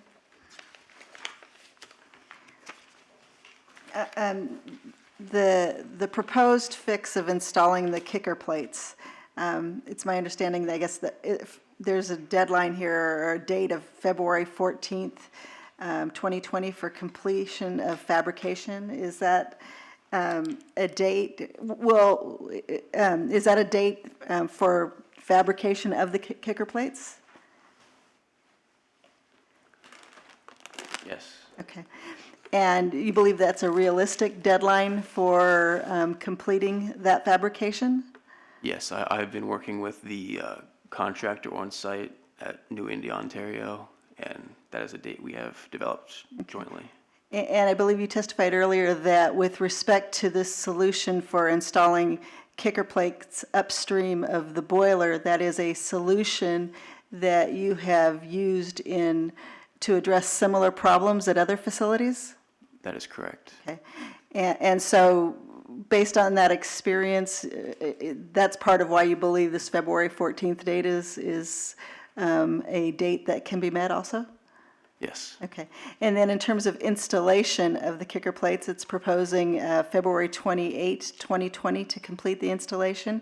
And again, is that a date that you believe to be feasible? Yes. Okay. And that's based on your experience of having been through that same use of that same solution at other facilities? Yes. Okay. And then there's a March 20th, 2020 date for load testing. Can you tell me what load testing is? But in this case, we've been unable to achieve full load due to SCR temperatures. So it would be testing and to find the max load we can achieve with the current solution. Okay. And is that the part where you would ensure that you're generating enough steam also? Right. Okay. Yes. Okay. And if all of that works, then you would go on to implement the same solution for the other turbine, correct? Correct. Okay. Would the experience and gleaned from the going through that for the first turbine, would that result in any time savings for the second one, or could that? The main time savings would come in the computer modeling or the CFD modeling portion. It would not need to be done for the second unit as they are identical. The fabrication and installation periods would still need to be Would be the same? the same. Okay. And load testing would need to be the same as well. Okay.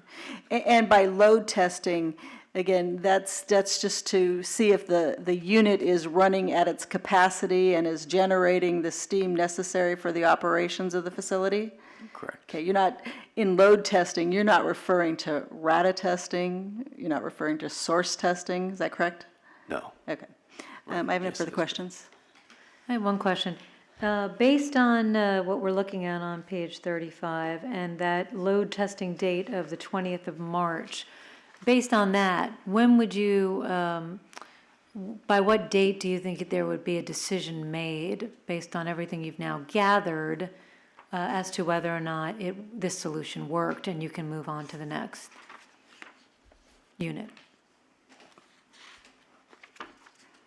I think that the March 20th date is the date that we would have a decision made as to whether the current solution was adequate.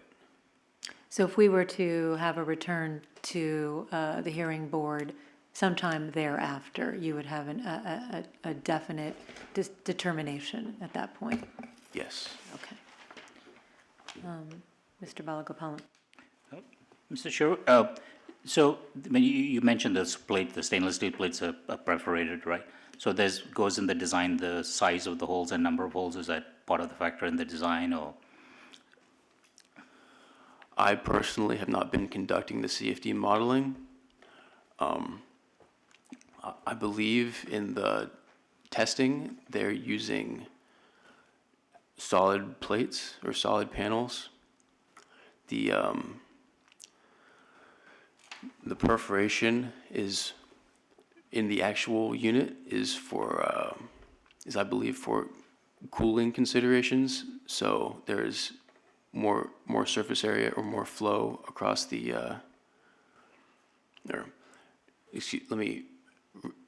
I am unsure of exactly why perforated plate is used, but that is the standard for this kind of kicker plate. The standard for this kind of kicker plate is for a perforated, and it's a very small, the percent open area is very small in the perforated plate.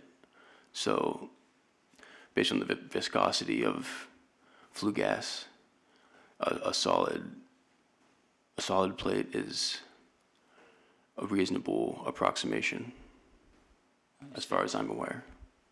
Okay, thank you. Senator?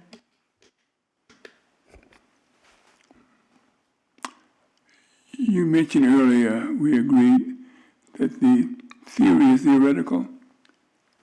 And on this project, it's a theory with the kicker plates. Yes. And Babcock made that recommendation, and did you? Who made the recommendation about the kicker plates as a fix? To prove the theory, you have a theoretical and you have experimental to verify the theory in any science. That's it.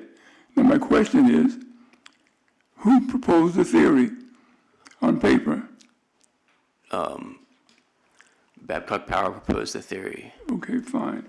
And you're in the process of trying to prove it experimentally by coming up with these kicker plates, right? These kicker plates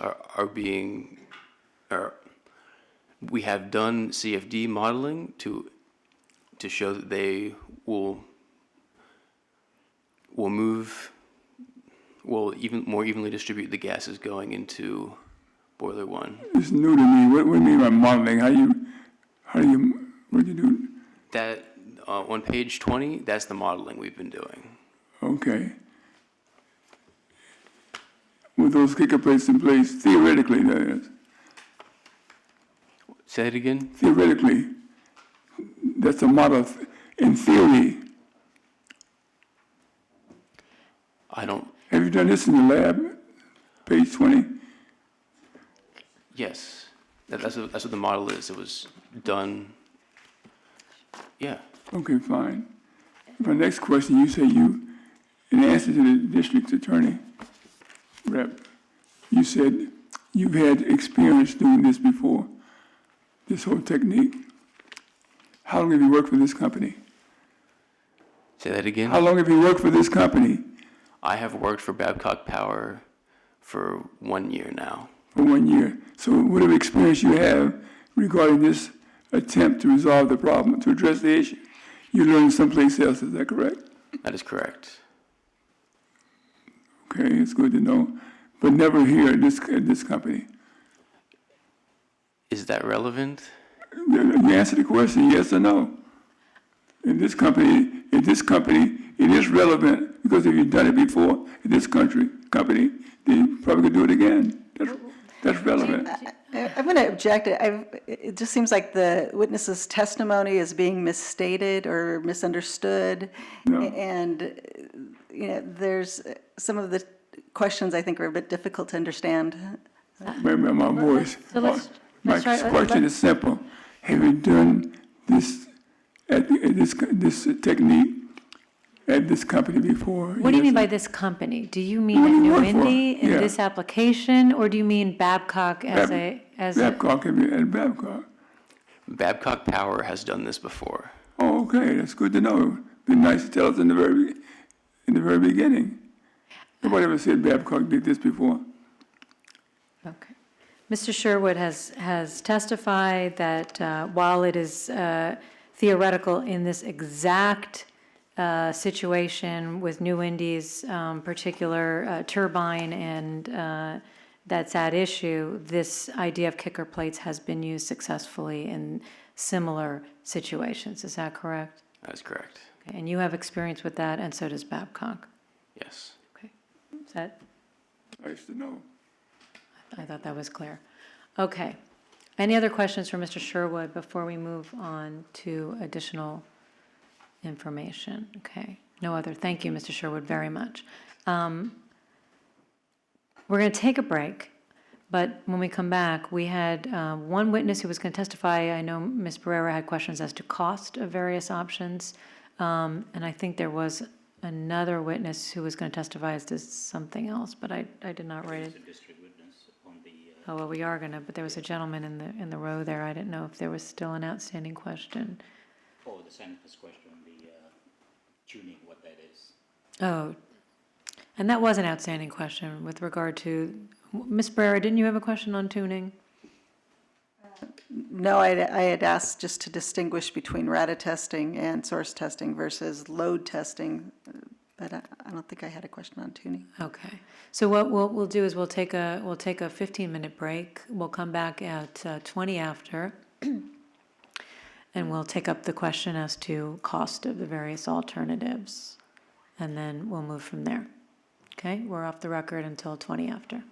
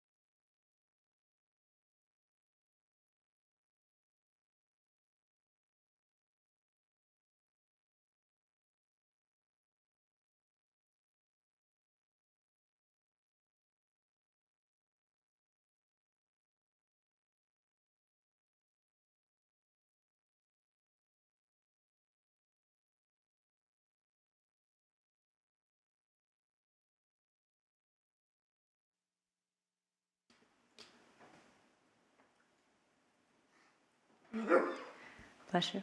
We are back on the record. Mr. Wolf, you were going to introduce a third witness, I believe.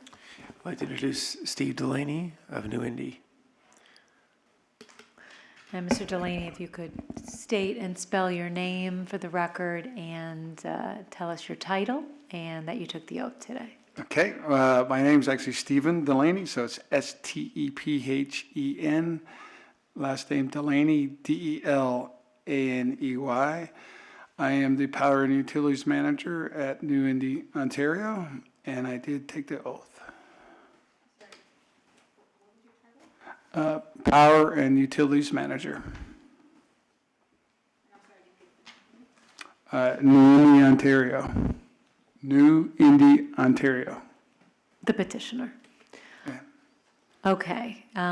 You were going to testify with regard to the different prices of the different options? Was that the testimony? Or is there Correct. something you wanted to add? Yeah, correct. Again, we haven't sat down and did the actual, line by line estimate here, but based on my experience in the industry, which has been over 35 years, is the installation of the kicker plates into one unit will be approximately around $200,000. To replace boiler number one, we're looking at $1.5 million.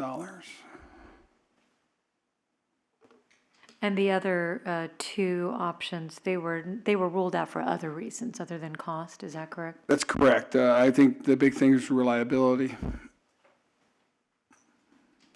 Thank you. Ms. Barrera, did you have additional questions for this witness? Yep, those were my questions. Okay. Anyone else have questions for Mr. Delaney? Power and Utilities Manager. For New-Indy, for the petitioner, New-Indy, Ontario. That is correct. If you're going to ask questions, please put on your microphone. And you work for the company. Yes, correct. And did Babcock, your consultant, give you any idea what the cost is going to be for this? Actually, no, we haven't talked to him about that, but from my experience working around boilers for 35 years, that's kind of where I came up with those numbers. So you haven't consulted with them regarding what the cost is going to be? No. I know the cost that he charged me for running the models and things like that. Thank you. Mr. Balagopalan has questions. Mr. Delaney, so as a result of not getting adequate steam, you've cut back production basically at both the New-Indy and plant. I'm assuming you're supplying the same 30,000 that under contractual agreement to the other company, right? Okay. No, currently with the current variance we're under, we're able to run at full production right now and keep our customers that we supply power and steam to at full speed also. So even with the reduced steam, you're running at full production? Yes. Your steam is somewhat reduced right now with the... Yes, we're doing that by running both turbines and the Sharon steam boiler that's keeping us up with the current production schedule. Oh, that's right.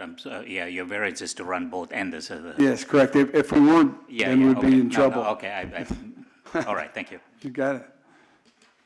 Any other questions? Okay. Should we move on to district witnesses at this time? Or a district witness? The district calls Renee Loof. Will you please state and spell your name for the record? My name is Renee Loof, R-E-N-E. Last name's Loof, L-O-O-F, as in Frank. And what is your position with the district? I am a air quality engineer 2. And how long have you been with the district? 30 plus years. And were you the permitting engineer for the 2 turbines that issue in this variance? Yes, I was. I am. And there have been questions about Rule 504 and whether there's an offset issue in this case, whether this variance is violating Rule 504. And have you looked at that issue? Yes, Okay, and what can you tell us about why you don't believe that 504 is violated? Mohan brought up the issue of PTE and actuals. Everything we permit is based on PTE, so we look at the maximum potential to emit. The two turbines have basically a 110 pound. The only issue that came up really was PM10. All the other emissions are well below the previous old turbine, simply because of the new back requirements and stuff. So the only issue that came up was the PM10. If we consider ammonia as a precursor to PM10, the ammonia reductions from 20 ppm down to or I forgot what the old turbine was, but the ammonia reductions are, if you consider ammonia reductions also, there is clearly no increase in emissions.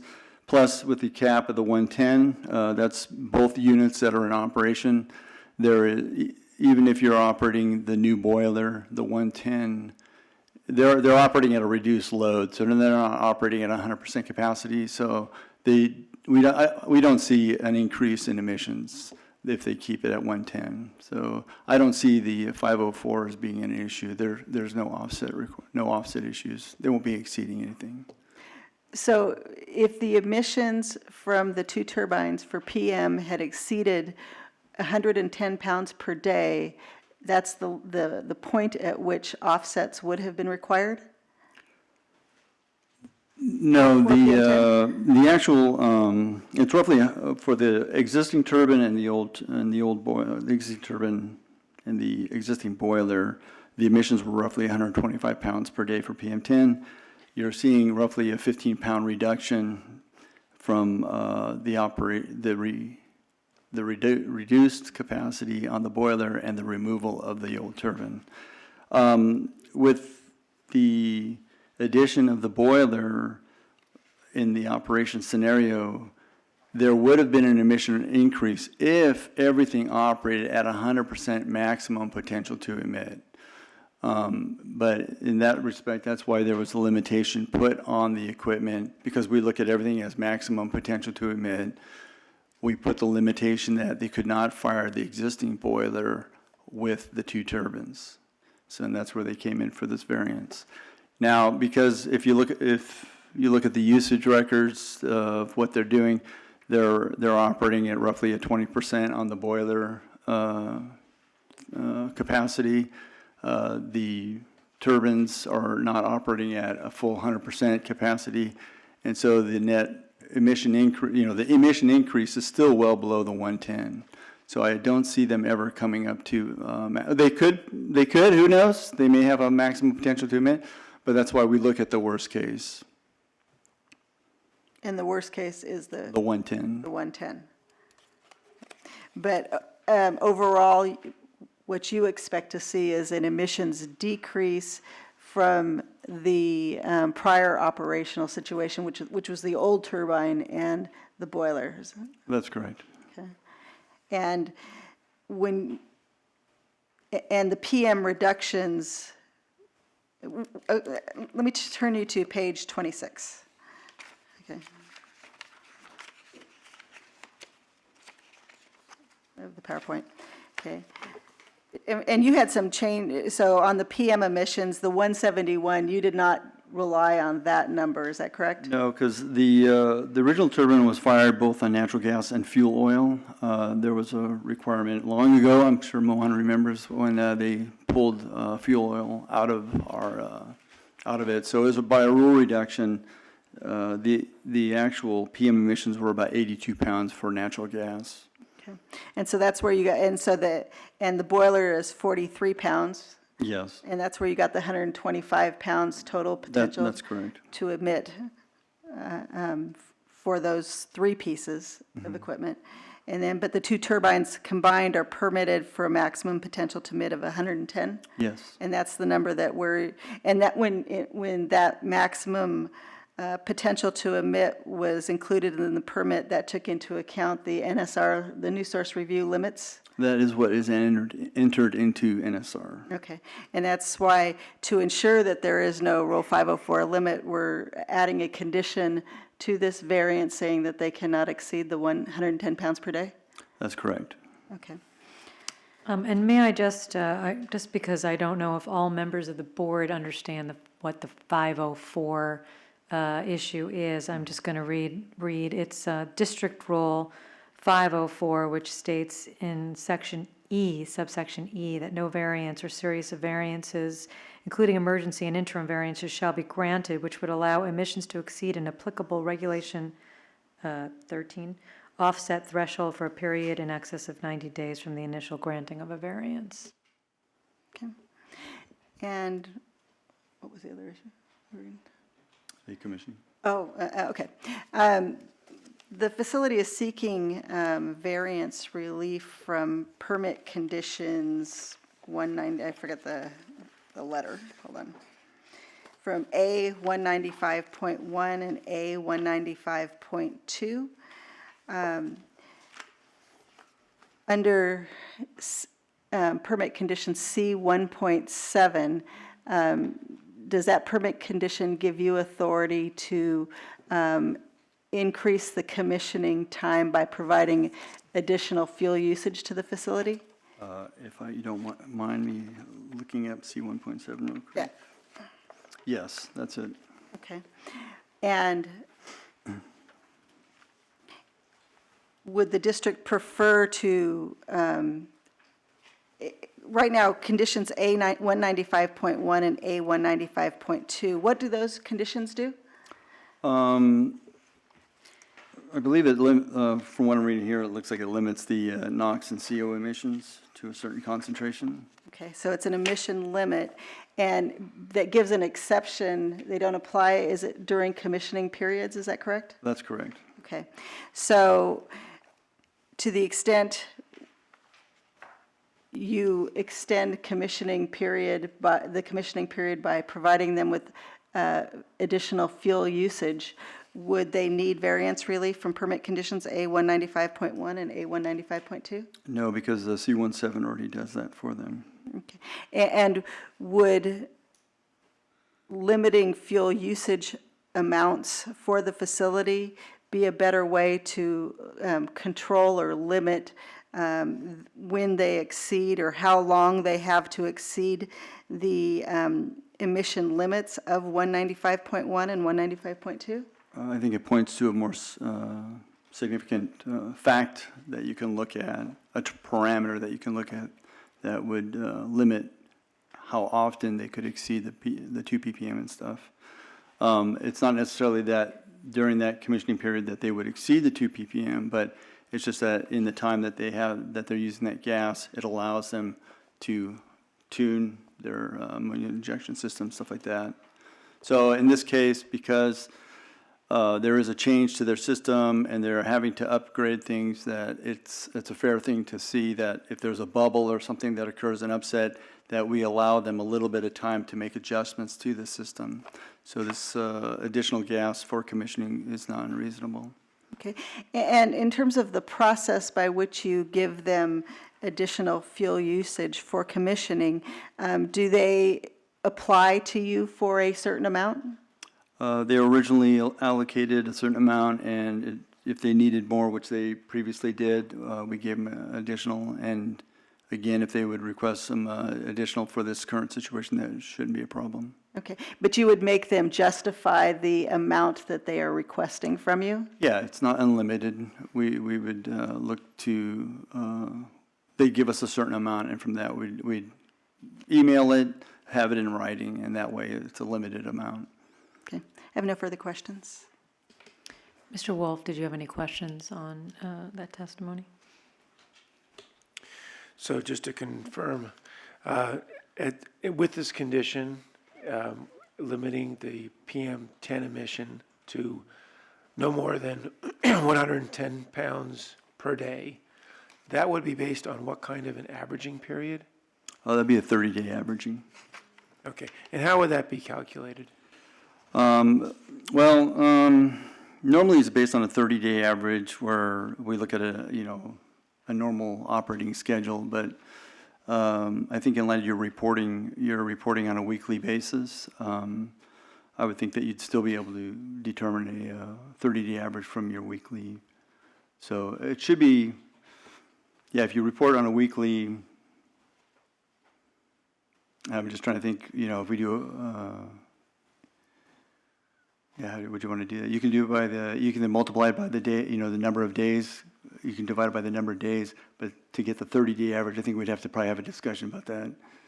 Yeah, and I was going to actually point to that. Would it be acceptable to have it be on every week in the weekly report, have a look back for the last 4 reporting periods? Like a rolling? Yeah. Yeah, that'd be fine. That would work. So you're asking on the proposed additional variance condition, where it says averaged over 30 days, say on a rolling average? Is that what you're asking? Yeah, or every 4 weeks. Well, I think that's actually what's being discussed is an additional condition. First of all, we would have the limit, the PM10 limit, but in the report part of it, add another bullet to, I think it was condition 4 in the interim variance with various items that they had to report, that we would want to add another bullet that they report PM10 emissions averaged over 30 days. Mr. Loof, so they report every Tuesday morning. So on Tuesday morning, what 30-day period would you want them to report? The previous 30 operating days. Through like Monday, the Monday, the day before the report is due? That would work, yeah, because you haven't given me the Tuesday, so it would be the Monday. Okay. That's from Saturday to I think it's from, I have to take a look at it. Correct. We've been doing it on the calendar week, so it's Sunday at 1 a.m. to Saturday at midnight.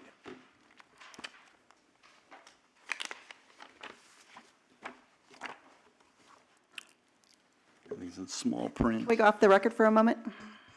We're off the record. Okay, so they report from Sunday till Saturday, so they do.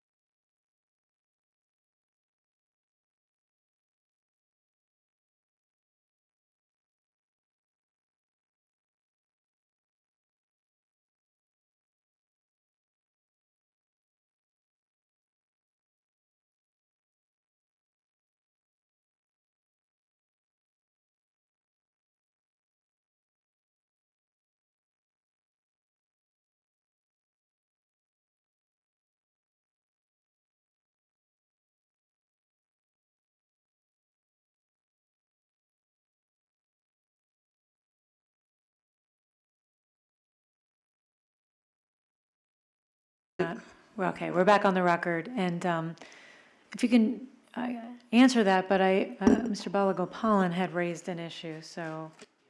If for Reg 13 purposes, you can offset, you can do a rolling. You do the monthly, you divide by 30, you get the 30-day average, basically. There's no rolling average for offsets, not that I'm aware of. Because you get the weekly, and then you can get the total for the month, you divide by 30. Because some months you may be high, there's no rolling average for offset purposes. Okay. That's fine. I just, for the variance purposes in determining what the emissions are, and the way that they report the emissions, I'm just trying to figure a way to determine the emission, that they can report the emissions in do a 30-day average is fine. I don't have a problem with that. They can do the weekly, and then at the end of the month, then the period is over, they just total the total emission for the month divided by 30, which that gets the 30-day average. Okay. Yeah.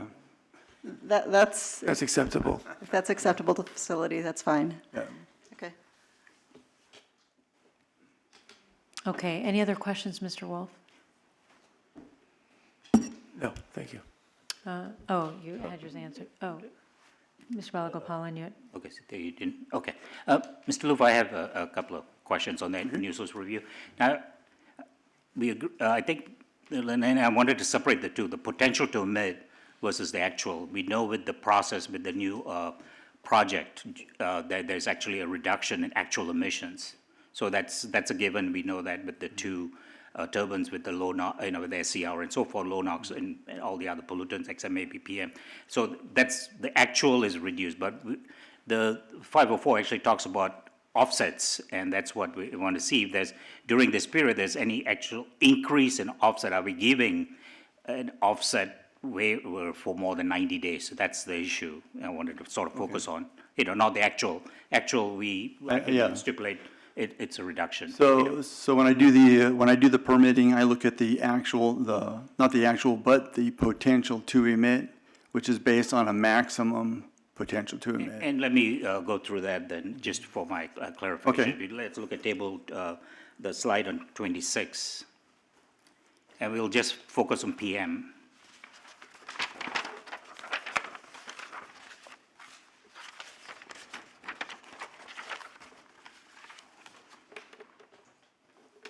So for PM, I think you corrected that the PTE based on natural gas is 82 pounds, correct? That's correct. So now, if you look at and I'll skip the boiler for the boiler. Okay, let's take the boiler 43. Do you know if that's based on also backup fuel, or is it strictly natural gas? That's natural gas. Natural gas only. Okay.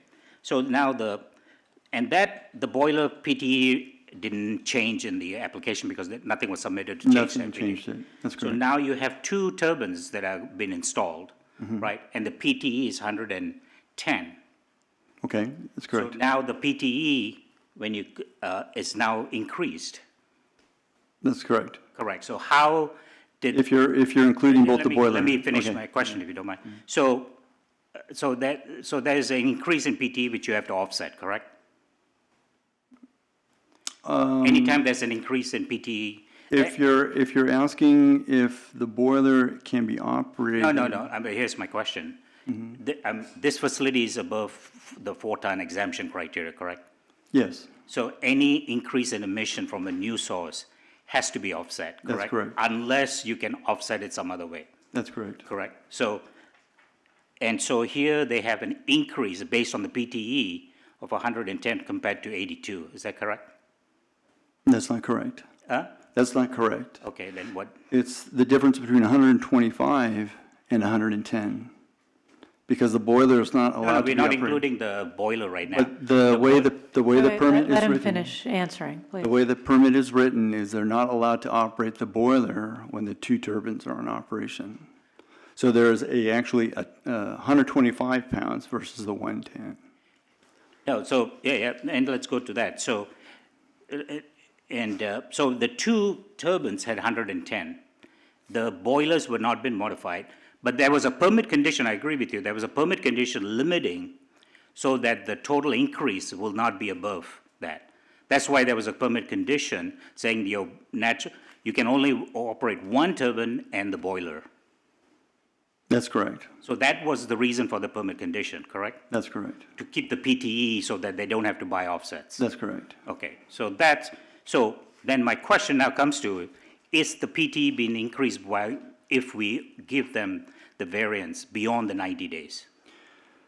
If you look at maximum potential to emit, you're correct. And But we- if you look okay. at, if you look at the actual operations. No, we're not looking, because the 504 talks about offsets, and offsets is based on PTE, unless there's a permit condition. So, and I'm trying to separate actual versus PTE. Okay. Okay, so actual, it's a given, it's a reduction. I'm just asking the question, is during this period, is the PTE, are we allowing more than 90 days for the PTE? The only other thing we came down to is that with the ammonia reductions, the potential for the particulate is, there will be no increase, because there's still the overall system from the reduction from the old turbine and the boiler, there is no. No, again, we're not talking about actual. We agree that. No, I understand that, but if you look at the ammonia reductions also, it is a precursor to PM10. Now, and as Ms. Barrera said, this might be reviewed by ARB, and they're looking at this rule, 504, they said that offset, we cannot extend beyond 90 days. So if they're looking strictly at the numbers, we're not talking actual reduction, we're looking at PTE basis. The reason for the condition to limit only operate one turbine and one boiler was so that the PTE will stay you don't have to offset it. So in the current situation, when we are giving the variance, we are allowing all three to operate. So, and it's fine, we can do it for 90 days as per the rule. But beyond 90 days, that's where the issue is, But that's where if the cap is at 110, then there is no increase. Yeah, I'm not seeing, Mr. Balagopalan, my reading of tell me where I'm wrong, but my reading of 504E is that it says no variance can be given which would allow emissions, doesn't say potential to emit, but allow emissions to exceed an applicable Regulation 13 offset threshold for a period in excess of 90 days. So if this variance includes the limitation on PM emissions to no more than the 110. actually then- it is 110 plus 43. So it's No, not. 110 complete. We're putting a I know, condition to but- limit. But they actually, It doesn't say potential to emit, allowing emissions. No, but when you talk about Reg 13 offset, that is not based on, it's not actual, it's based on potential to emit. As the definition I can read, it is really based on. But it's not allowing emissions to exceed that threshold. Right, and Reg 13 threshold is based on potential to emit, am I correct? Or unless you put some condition to limit the potential to emit. That's correct. So it's not based on actual, And that's why they put the condition to limit the boiler, I'm not reading it that way, to, but I'm understanding. so only you can operate one or the, other, so that the total PTE is not exceeded. Am I saying it correctly? Well, the thing is, if there's a cap put on at 110, there's no possible way for this equipment to exceed a maximum potential to emit of 153 pounds. You're saying that the Actually, equipment has a maximum potential to emit of 153 pounds? The cap is not 110. The cap is actually 55, let's say, for each one boiler plus one boiler plus one turbine. Well, worst case would be 153. That would be worst case. That would be both turbines with the boiler. Yeah, but the permit condition that is they're trying to get the exemption, the variance from, says you can only operate 2 units. So if you take 43 for the boiler, how much would you assign for the one of the turbine? It's 55. 55 plus 43 is, Less than 110. 98. Am I correct? So that's the PTE they cannot exceed, because that's why the condition was put in. No, the condition limits them from firing, they can fire 2 turbines, or they can fire 1 turbine and the boiler. Right. But they cannot fire both turbines and the boiler. 2 turbines, that if they were allowed 2 turbines, they would have been allowed 110. 110. Okay. So then the actual emissions, so the way I'm reading 504E is that we would not allow, we're not going to be granting a variance that would allow emissions, not PTE, but would allow emissions to exceed that threshold. The threshold is the 110 of the two combined, and so that variance condition would not allow it to go above that 504E threshold. That's how I read it. Right. I'd like to also put out, with the ammonia reduction also, ammonia being a precursor, I didn't want to go into this because I don't want to do any calculations here, but ultimately with the ammonia reduction, we consider ammonia as being a precursor to PM10. We don't see, as engineering, we don't see an increase in PM10 from this scenario here. So the PTE was calculated at 110 for the two turbines. That's correct. But they would have exceeded the offset threshold if they were not offset. If they filed an application, they wanted to file and operate both turbines with the boiler, there would have been an excess in PTE. Which is what they're doing right now under the variance. In a limited fashion. We have a because- cap. So just like VOC caps and everything else, we Right. put a cap on the operations, and with that cap, they are not exceeding what the PTE was originally in place. Okay, see, the PTE, and I'll get off this, and I just wanted to, because the PTE, I'm going back to fundamentally, why was that condition put in?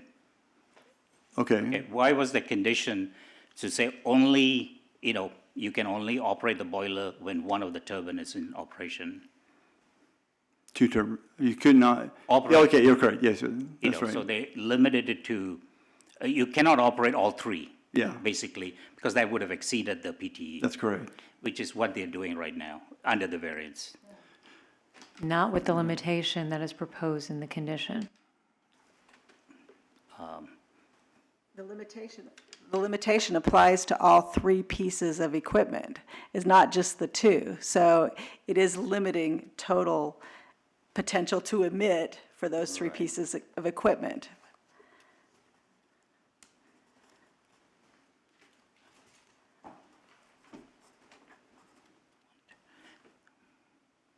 Okay. And you could take a moment whenever you wish, before we deliberate even, but you can do it before we Yes, close definitely, yeah. testimony as well, to think that through. Is there any, I had two, well, in the meantime, I did have just two quick questions. I wanted to go back to A195, what is it, A195.1 and .2, and C1.7, that issue. So, you're saying with the idea of increasing the request and then the potentially the fuel usage in C 1.7, just want to be clear on the record, that does not require a variance. That's something That's that gets correct. done with the district directly. Yeah. Okay. that's- And with that understanding, Mr. Wolf, are you agreeing to drop your request for variance coverage under A 195.1 and 2? Correct. Okay, thank you. Are there other questions? Can I ask you a question? Is it- You can ask Ms. Thank you, Ferreira a sorry. question. So, is it-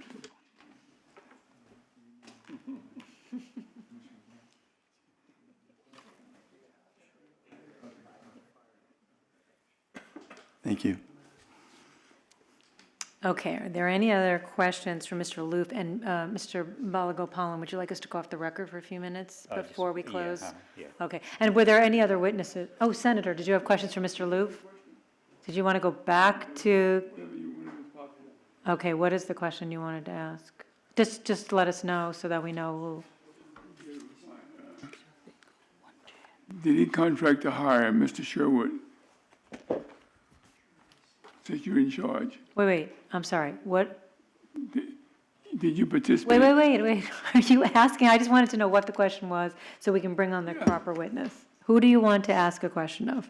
Mr. Delaney, Mr. Sherwood, Mr. Wolf? What is the question? Your name Roof, isn't it? I'm Renee. Mr. Loof is the district witness we now have been asking questions of. I'm Steve Delaney. Okay, I'm sorry. before we move on to that, Senator, is there any other questions for Mr. Loof? And maybe what we should do is go off, do you need a few minutes to think this through before we, okay. Why don't we just take a few minutes, unless there are any questions right now for Mr. Louvre? Any other questions for Mr. Louvre? Okay, so we're going to take a few minutes for Mr. Balagopalan to make sure he not understands, so that he has no other questions with regard to 504 issues. So we're going to go off the record for a moment.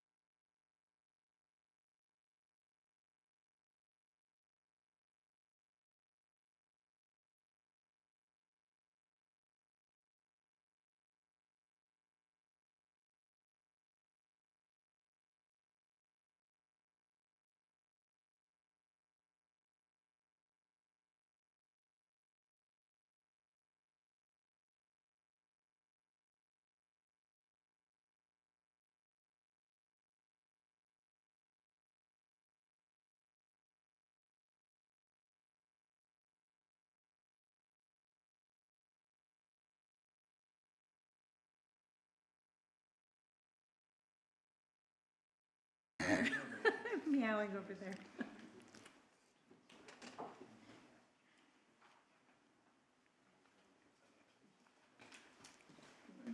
Okay. Okay, we're back on the record. Mr. Balagopalan, did you have any other questions you wanted to ask? Yeah, just going back, just to go back.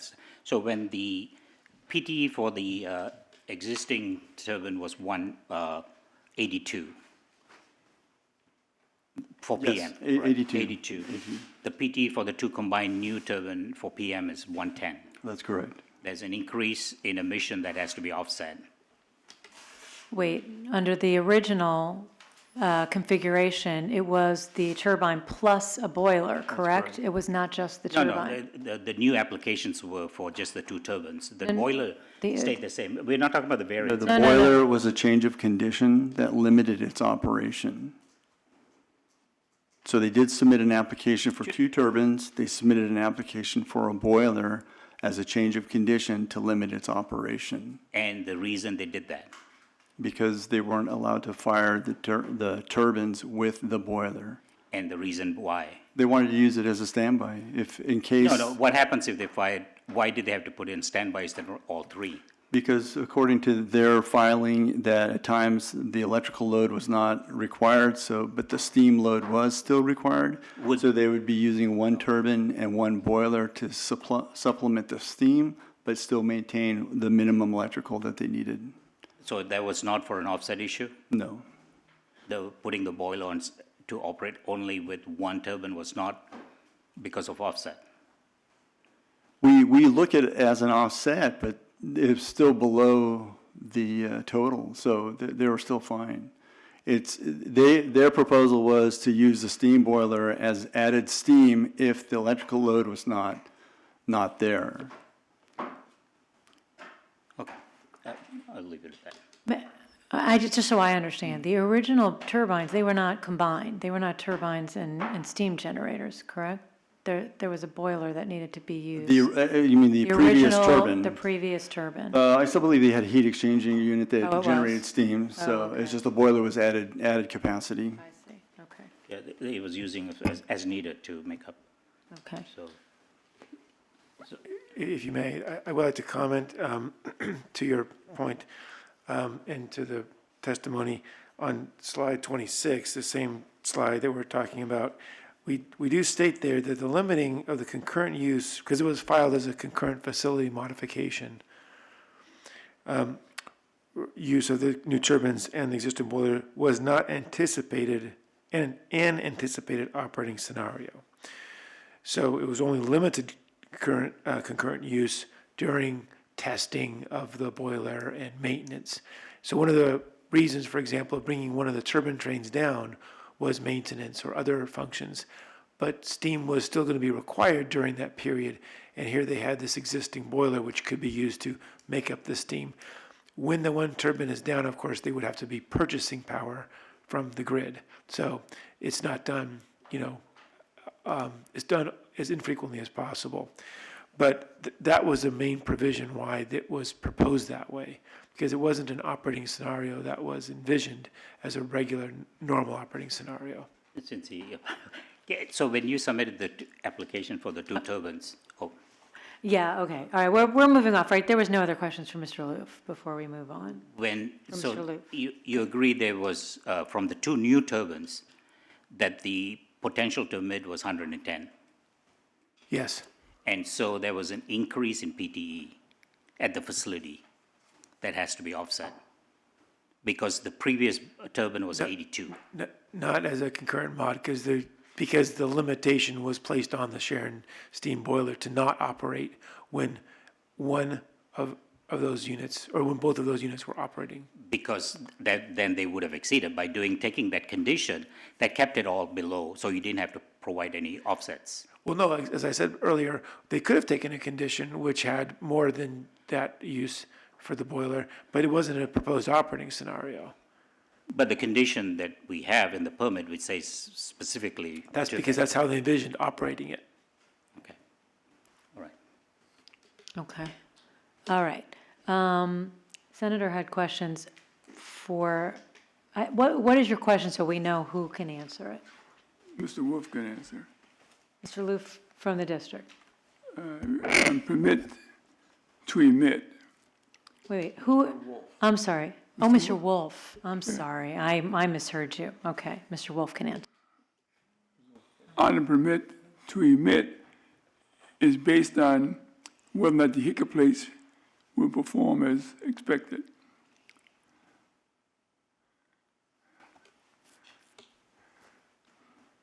True. But you're still fine-tuning your system. That means that your goal and objective would be to achieve a goal which would allow you to meet these numbers and permit to emit. True. We are hoping that's the case. That's the key. You're hoping, you're not there yet. That's right. That's why we're going through all of this, So to get there. So the timeline that the dates you've set for testing may have to slip, is that correct? We hope not. I know you hope not, But it could. But it could slip. Yeah, it could slip. And that's one of the reasons why, as was proposed by council, we have a status report back in approximately 2 I'm asking these questions, I hope the district months. attorney don't rule me out of order. Thank you. I'm not finished. Now, this is to Mr. Delaney. Now, you're the plant manager, you would say, right? Of the power area, yes. Right. And did you participate in the hiring of Babcock as your consultant? No. Well, you heard Mr. Sherwood mention at least about fine tuning or tuning. Or are you familiar, you've been around 30 years, or are you familiar with that operation as it applies to your plant? Of the tuning process, yes, I'm aware of that process. What would be the tuning process? Give me an idea what you mean by that. So the tuning process is the NOx control out of the units are based on a inlet NOx coming into a control program that compares itself to a curve, which is also supplied with some gas data to determine the amount of ammonia flow to keep the NOx at below permit limit anytime the boiler moves. 5 different variables. You know, inlet, outlet, NOx, and so on. Right, so all that's part of a program where you have to tune it into a curve to make sure you got the complete curve. Now, so far in the project, we've only been able to tune that curve to 125,000 pounds. We have not tuned it to the 165,000 yet. How do you fix the variables? The variables, they're all variables. Well, typically the variables, as you go up and down the curve, or the load of the unit goes up and down, that's where you make your adjustments to the curve. So you wouldn't need any major repairs to do that. No. We just use the knob. Yeah, it's all in the program of the curve. It's all in the curve. Okay, thank you. Okay, before we close testimony, is there any other questions for any other witnesses? From anyone? Okay. So then I'm going to ask if there's any member of the public who wishes to be heard on this matter, and I see none. Mr. Wolf, would you like to give a closing statement, including when you would like to see, at least currently, the variance going, the term of the variance for now? Thank you for the opportunity to come before the board for the regular variance hearing. I think what is clear is that New-Indy is making a concerted effort to try to find an effective, permanent solution that will allow this equipment to operate as designed and will serve the long-term needs of the plant. That's the primary objective. There's also an objective to do that in as efficient a manner as possible. I think that what they've done by hiring experts in heat recovery steam generating systems is to allow them the opportunity to have options. And one of those options before them now is, I think, a novel one, which is to play, even though it's been done before, it's going to be much better than perhaps having to do an elaborate replacement of the boiler unit by installing these gas flow kickers, these upstream kickers. By doing so, we feel like the facility is taking a very measured, prudent, and timely steps while staying with very low, relatively low emissions and maintaining operations. Those are the key things that are making the facility operate successfully during this period. The cost would have been significantly high if they needed to import power. Steam is not an option for them to curtail. If they did, they would be having to preferentially serve other units like the Encore, as we discussed during the interim variance hearing, and is forwarded comments into this hearing as well. So having said all that, we understand that the district is wanting to take a more measured approach that matches the testing that the New-Indy engineers have proposed.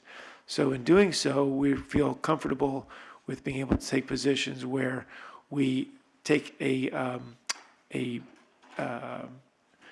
installation now of these upstream kickers with the expectation that they are successful and a status meeting to follow. What we would like to anticipate is that that is successful and that we can achieve high steam production as a result of it, which would put us out into June 30th for completion of the second unit. So what I would propose is that this variance have two paths. The variance for D67 goes through the March 20th date for a determination on the effectiveness of the proposed control device. If in fact it is effective, we can begin a 60-day clock for source testing and RADA of the D75, the south unit.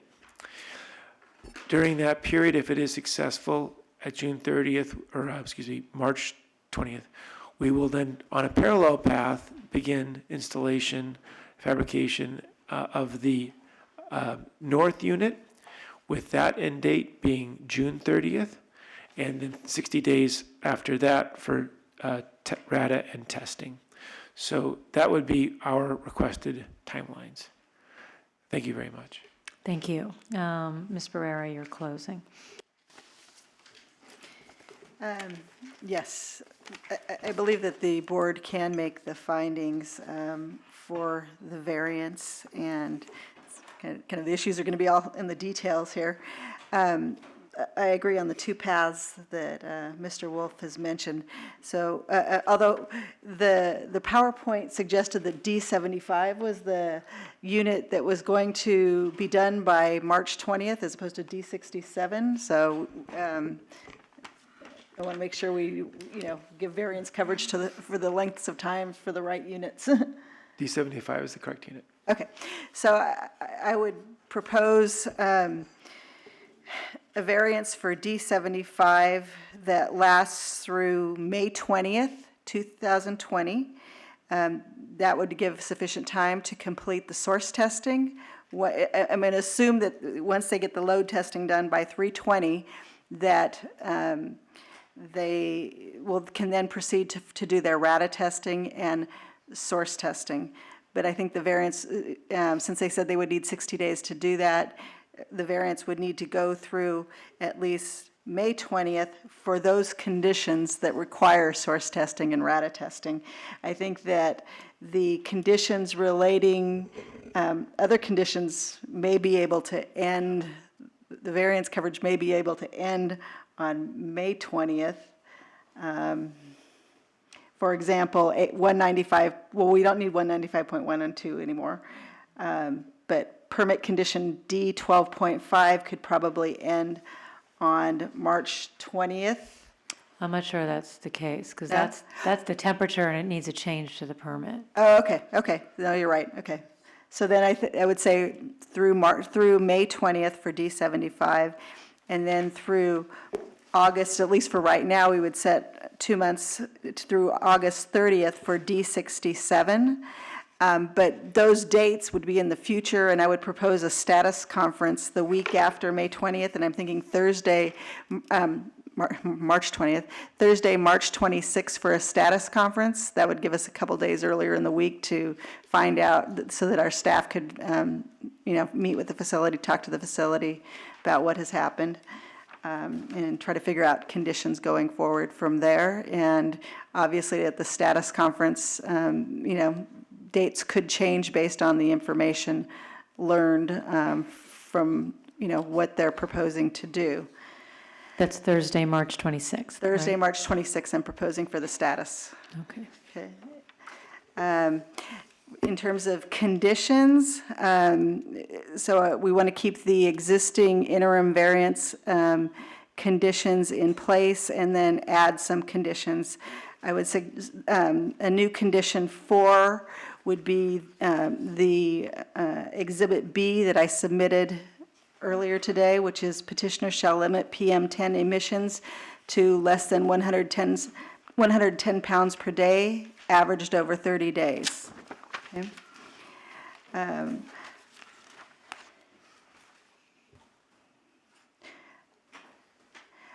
proposing a new condition 5, which is the one that I read in, or that we discussed during the hearing. And the new condition 5 would be the exhaust temperature at the inlet of the SCR shall be maintained between 537.7 and 800 degrees Fahrenheit, except during startup and shutdowns. Within 30 days, petitioner shall file a permit application seeking a change to condition D 12.5. I'm sorry, did you have numbers for those? Yeah, that would be a new condition 5. 5, oh, okay, Yeah. so that's the same condition, just two different Yeah, sentences? I just put 2 sentences into one condition. Okay. Okay. And then existing condition 4 would be renumbered to be condition 6. And we would add an additional bullet point for the report that has to be given to the district that includes PM10 emissions averaged over 30 days for the month.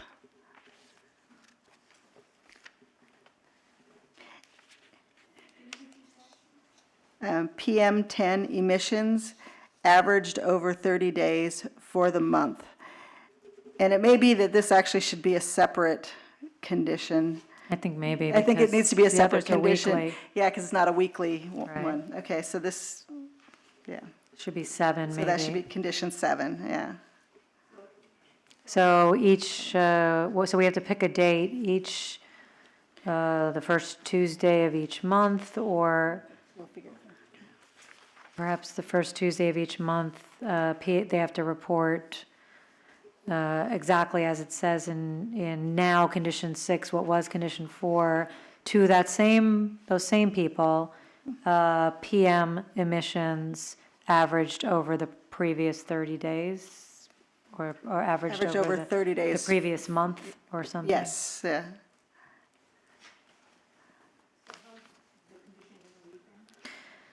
Okay, let's see. So petitioner, I would say petitioner shall report, or shall submit a report to the district, parens, attention, the same contact information as in the weekly reporting. So Paolo Langani and Renee Loof.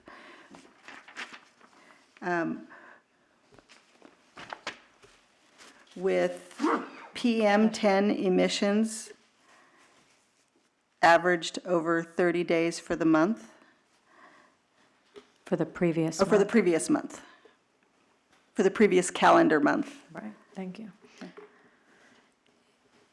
And I think we have to add to the beginning of that, the first Tuesday of each month. So Yes. the first Could we- Tuesday, Yeah, could we request to have that be on or before the 10th day of the month? That's acceptable. okay. Excuse me. On the 10th day of each month, On or before the 10th day of each month. on or before the 10th day of each month. And we would begin with February 10th.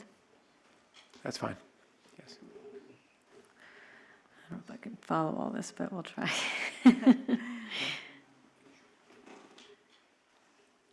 Okay. So on or before the 10th day of each month, comma, beginning on February 10th, comma, 2020, comma, petitioner shall submit a report to the district, attention the same as is listed in what was condition 4, with PM10 emissions for the previous, with averaged PM10 emissions for the previous calendar month. Averaged daily PM10 emissions, correct? Correct. Isn't it an average for the month? It's an average daily for the month. Okay. Average daily PM10 Well, emissions. it's an average 30-day average. Yeah, if we call it a 30-day average, Okay, we'll all know what we're talking about. okay, with a 30-day average PM10 emissions for the previous calendar month. PM10 emissions for the previous calendar month. Okay.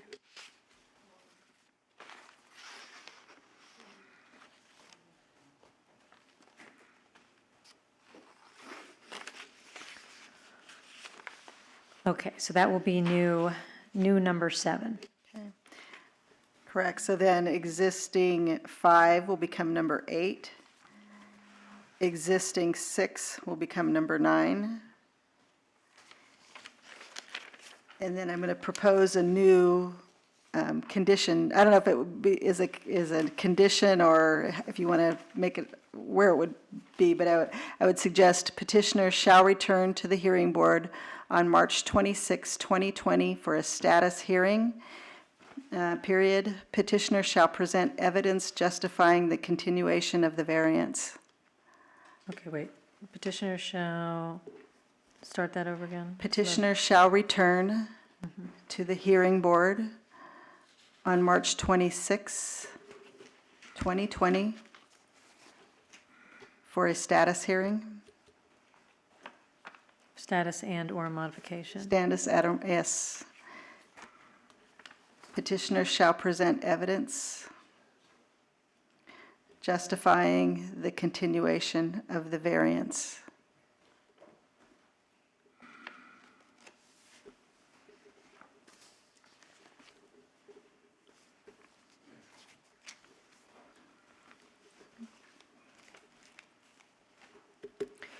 So if we have that, should the variance at this point at least go through the 26th of March? I'm sorry, yeah, the 26th of March, to be determined how much longer based on what is presented at that hearing? That's okay with me. Yeah, maybe we can, I'll leave that to petitioner. I mean, I think that, again, if everything goes according to plan, we can forecast these additional dates of May 20th for the south turbine and August 30th for the other one, and we can modify it. I think that gives at least also some notice to everybody about how long we think this is going to last, some notice to the public. Otherwise, Okay. people out there might think it's going to go on, to the end of the year or some other date, or think it's much shorter than it is. So I think it's, okay. Okay, it's going to be a very complicated Order. order, yeah, okay. Okay, anything else in your closing? That's all I have. Okay, board, did you want to? I don't know if you wanted to, you were looking. No, I do. I think it's unfortunate the situation that New-Indy is in. It's beyond the reasonable control. They, in good faith, installed the system. Of course, they find out they're not getting enough steam production. They're trying to resolve the issue, and I think they're going the right way with the CFD modeling and looking at the kick-up plates and seeing if that works and then continue. And I don't have a problem with that. I think everything, and all the conditions that I asked for as well. The only issue I still have, I'm not convinced, and if I may suggest an alternate, is, the 3 months will be February 18th. If we come back and get somebody from New Source Review, because I think Mr. Wolf said it was a concurrent facility modification, just something showing that, this is what transpired on the NSR, and everything is as per, the regulation, and we can do it in a consent calendar on that date too, if, I disagree that we need that. because, I would like you to tell me where your reading is different from mine, but my reading of 504E says, no variance or series of variances, including emergency and interim variances, shall be granted. So we can't grant any variance, which would allow emissions to exceed an applicable offset threshold. But if we adopt and grant the variance that is proposed to us, we would not be allowing emissions to exceed any threshold because we would have a limitation of 110 pounds of PM. So because of that, and because the potential to emit is allowed up to 110 pounds per day, because it allows, under their permit, to run the two turbines together, which is 110 pounds per day. So if we're limiting it, so they cannot go, the emissions are not allowed to exceed that, which they aren't, I see no legal issue with 504E. and maybe I'm completely wrong, but I think there was an increase in emission. The emission had to be offset, because the two turbines had 110 pounds per day, and so the emission had to be offset. And so they had to do concurrent facility modification, so they didn't have to provide offset. So that's the offset, but whatever. It's a number, and sometimes you almost have to go back to the NSR history, because how the numbers are, to put that to see exactly, what that was. So the actual, when we talk about offset, and I'm not talking about emissions. Emissions are reductions, and, we know it's a reduction. Whether the offset, whether the 110 was allowed only because they had to offset that emission. They would not have been allowed 110 without concurrent facility modification. They had to be, otherwise they would have exceeded and would have required emission reduction credit, which I don't believe they provided, and that's why there was a condition on that limiting one turbine, one boiler. So so my request is that if not, I guess we can go ahead. I guess I'm just not understanding, because. And that's why I think, for me at least, is if we can get somebody from. But if they did not require, if everything was all as was allowed under their permit and they didn't need a variance, they would be emitting 110 pounds per day PM by running both turbines on certain days. So how is our variance allowing them to exceed any emissions that they would not otherwise be allowed to under offsets? Because the boiler, there was offsetting from another piece of equipment. That's why they had a condition that was changed. So I think there's emission and there's offset. So But we're not allowing them above the condition that they were allowed to under the permit. So I'm still baffled now as that, to what. and I think, and I may be, like I said, off base here. So that's my request, but if it, then that's, you don't have to, Okay. Oh, so you,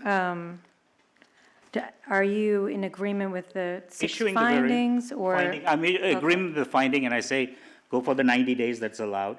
And in the interim, we have somebody from the New Source Review Administration provide a breakdown of how the, the offsets were calculated and whether by providing this, we're exceeding it or not, that's all, just a statement.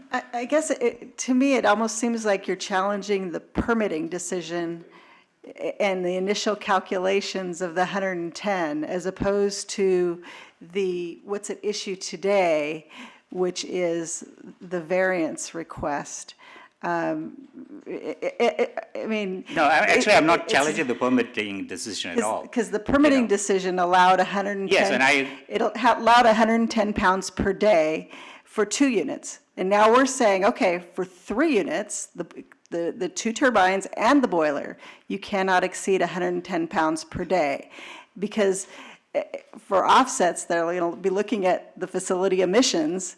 And so this condition is similar to, and it is similar to the conditions we would place in a permit. A variance condition is an enforceable condition that they cannot exceed, and that is similar to the conditions we would place in a permit to limit emissions. So both of those pathways, whether you have, and initially they put a permit condition limiting use of the boiler so that offsets weren't required. Now, as an alternative, again, the rule talks about emissions. We're not talking about potential to emit, actual emissions. We are limiting emissions to the amount for the facility that offsets would not be required. And again, I'm not challenging the permit. I think the permit was issued correctly. So I'm not challenging that. I think there's maybe I'm reading too much into it. I think there's a separate issue when we look at offsets. When you look at the PTE, and I think my understanding of the rule is we shouldn't allow more than 90 days if there's, if they had required ERCs or something and we're allowing that, that's the issue, But we're not changing anything else. We're not saying if you were required to purchase ERCs, you no longer are required? No. Yeah, again, there's a condition, there was a reason why there was a condition to limit 1 turbine and 1 boiler. That's not the limit. The limitation is. In the permit. But the limitation is either 2 turbines or 1 turbine and a boiler. So the 2 turbines have a potential to emit of 110 pounds per day of PM. We are saying we're going to put that across now the 3, so you can go ahead and do the boiler. However, you can't go above what your permit allows for total PM emissions. So I'm not understanding how otherwise that would go above any potential to emit or any offsets that were taken into account. I don't see that. Let's leave it at that. Okay. No, I wanted to understand it if there is something that I'm missing. Like I said, maybe I'm and I have to almost look at the NSR, transactions to figure out what was done. So, but, I realize I'm just, let's not, we can move on. Okay, and I appreciate your desire to be really careful in this situation. And my questioning is not in any way to say that. No. Because I do appreciate that. I like that you are very thorough. I think what I'm reading is a different reading of it. So I just want to make sure we go over the 6 findings very quickly, just to make sure that we are all in agreement as to it. And we made these findings earlier, and I think we can, since we incorporated the original interim variance hearing, we could sort of go through this quickly. But I want to just go over, first of all, because there are some additional provisions of, that are requested, 2 additional. And so I think we can make the findings that there's 1 additional source testing that they will not meet, and that is the D29.1, 180 days after startup. That's not going to be met. And we heard sufficient testimony today to understand that permit condition number D12.5, that the temperature, the inlet temperature, is going to be higher than is allowed by the permit, but not higher by condition of the variance, not higher than what is allowable or what is the manufacturer says it can handle for the catalyst. But that will be an additional violation. So we're going to have E 193.3, D 82.4, D 29.1, and D 12.5, in addition to 203B, 3002 C1, and 2004 F1, which require compliance with permit conditions. The conditions are beyond reasonable control. Again, we heard in both hearings about how the manufacturer, it was a design flaw, apparently, that was not anticipated to be a design flaw, but in actuality is, and that manufacturers went out of business, that requiring compliance with testing when it's not working at max capacity, and it can't work at max capacity, is an arbitrary or unreasonable taking of property, or it's not a practical closing, but we were able to make that determination earlier, and that the closing or taking would be without a corresponding benefit in reducing air contaminants. There are excess emissions in the potential to emit. We noted that during the interim. That's still the same. We are seeing in actuality that those numbers are much lower, which is good. And also, we've heard testimony that we're not increasing at all, I don't believe, above what was originally on site. Well, it is a little bit of an increase in a potential to emit. But regardless, I can make the finding that the closing or taking would be without a corresponding benefit in reducing air contaminants. We need to get this fixed, and it was something that just was not foreseen. Curtailing operations in lieu of obtaining a variance is not an option. They can curtail the use of the boiler, but then they are way low on their production of steam, and we saw the significant impact financially of not producing the amount of steam that they need. So it's not really an option in lieu of obtaining a variance. That's reasonable. And the variance is, in effect, they're going to reduce excess emissions to the maximum extent feasible. We had extensive discussion about limiting PM emissions to the 110 potential to emit, even though it can be much higher using all 3, the boiler and the 2 turbines, but the limitation that is proposed as part of this variance would be to the 110, so that is limiting to the maximum extent feasible, and they're going to be monitoring that in terms of fuel usage and reporting to the district on a weekly basis. So I think we can make all the findings. Anyone else have thoughts on the findings? Ms. Verdugo-Peralta. Thank you, Madam Chair. I believe I also can make all 6 findings. I appreciate the fact and all the work that's been done on trying to find a solution to what originally was a bad scenario, and all the efforts of looking at different scenarios, how are we going to go about doing this, and with the end result actually being that emissions are going to be reduced. I thought it was a very good path for you to go on, and I appreciate all of the work done there. I also see the PM10 being an issue, but I believe that we're looking at it as the 2 turbines being run and/or 1 turbine and the boiler should 1 turbine go down. That's how I'm looking at this on page 26. I appreciate the comments from Mr. Loof because I am always concerned about the amount of ammonia that is the precursor to PM, and which we know is a health detriment. So for all of those reasons, I appreciate the work of the district as well, working together with this company to try to reduce emissions while still trying to keep this business going. So for those reasons, I do believe those 6 findings can be found, and I vote for that. Thank you, and I do want to address the 504E. I just want, I guess my reading, and it could, again, it could be wrong too, but I can only go by what I'm seeing and how I'm reading it, that this variance, given the restriction that is proposed in the conditions of the variance to the 110 combined for all 3, which is the same as the limitation on the potential to emit that was put into the permit, I believe that we are not, we would not be granting a variance today that would exceed 90 days that will allow emissions that exceed an applicable Regulation 13 offset threshold. So that's my reading, and so my motion will reflect that. But if you have any other thoughts, anyone else have any thoughts on the discussion?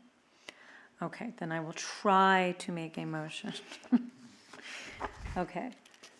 First, I want to get my.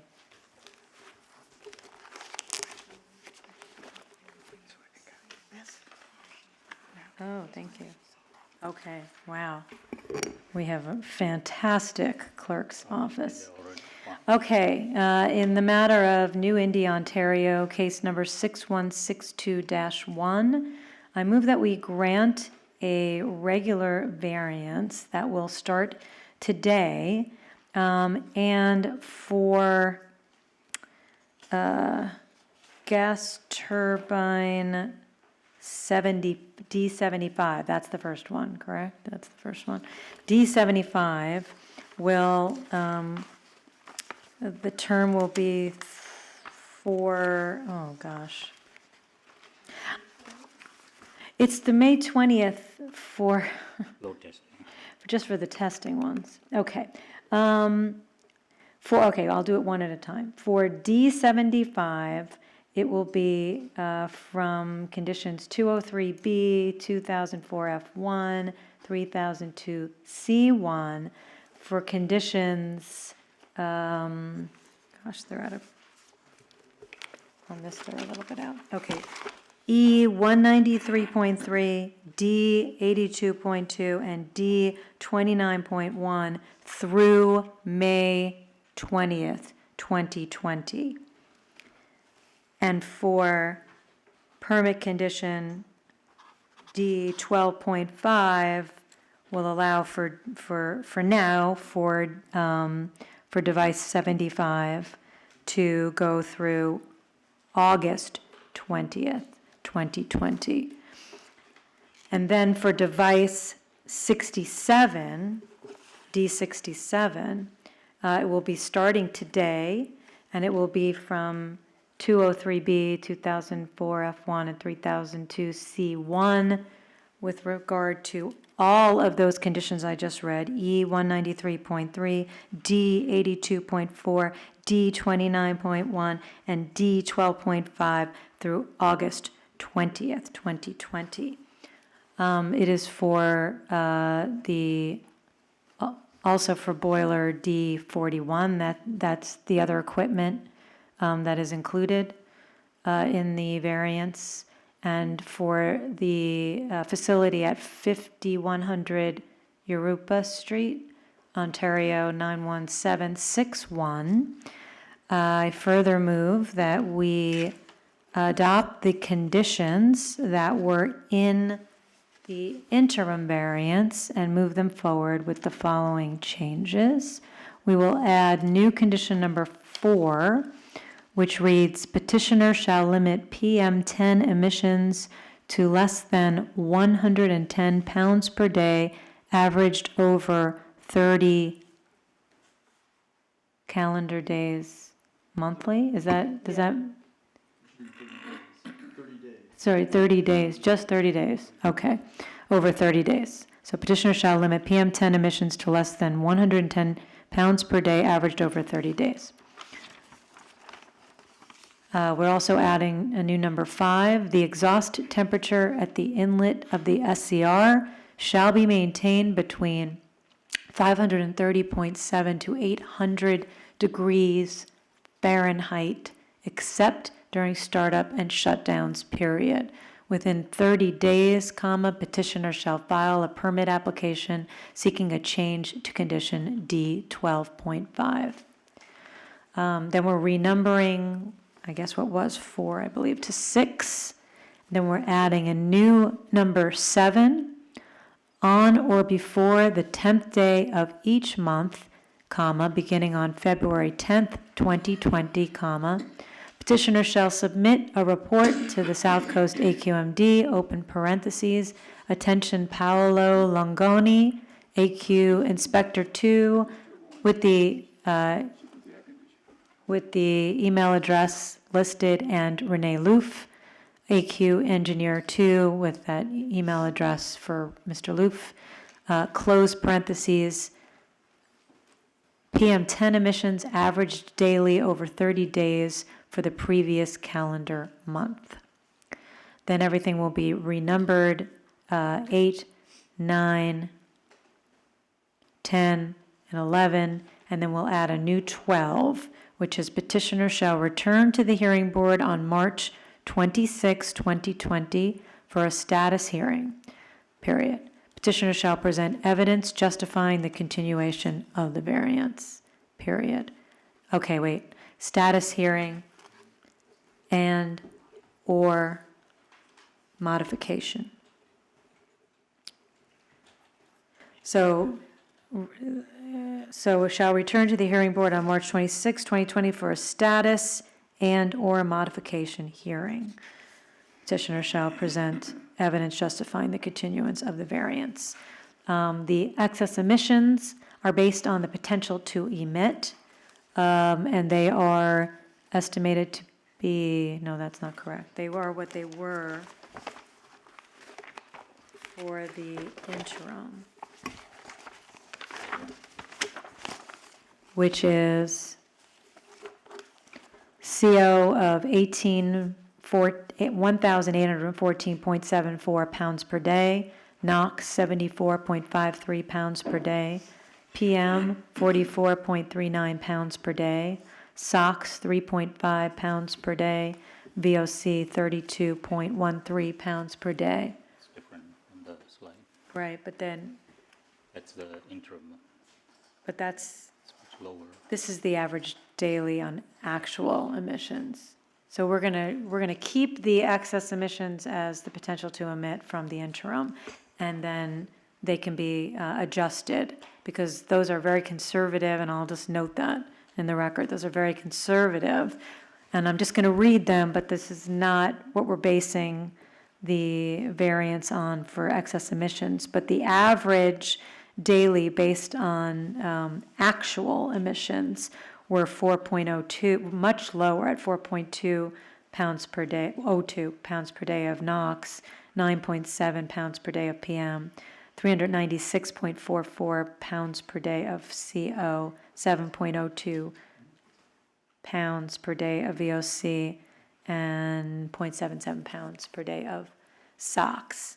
And that completes my motion. Sorry.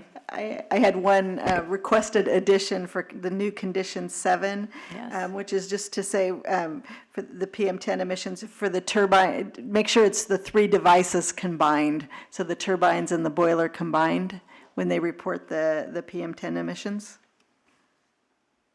If you could add for the turbines and boiler combined. So PM10 emissions for The the turbine turbines and the boiler combined. and the boiler combined. Because again, we want the total amount. Okay, and then I would also then just make it very clear in new condition number 4, petitioner shall limit PM10 emissions, we need an S, for the turbines and the boiler Yes, to less than 110 pounds per day. thank you. Thank you for that. And Dr. Bernstein seconded, did you second? Okay. And those changes are acceptable. Discussion on the motion, anyone? Did you? Anyone wish to have a discussion on the motion? Okay. Ms. Verdugo-Peralta, how do you vote? Aye. Mr. Balagopalan, how do you vote? No. Okay. And Senator, how do you vote? How do you vote, Senator? No, I guess. No. Okay. No, I'm sorry, aye. Aye. Okay. Yes. Okay. Dr. Bernstein, you vote yes. Aye. I vote yes. Motion passes 4-1. And we will see you, good luck on this, and we will see you again on March 26th, hopefully with lots of new information. All good. Board members, any other business? Yeah, why don't you turn the air conditioning on? It was so hot in here this morning. Oh, we getting sick. We are adjourned. Thank you.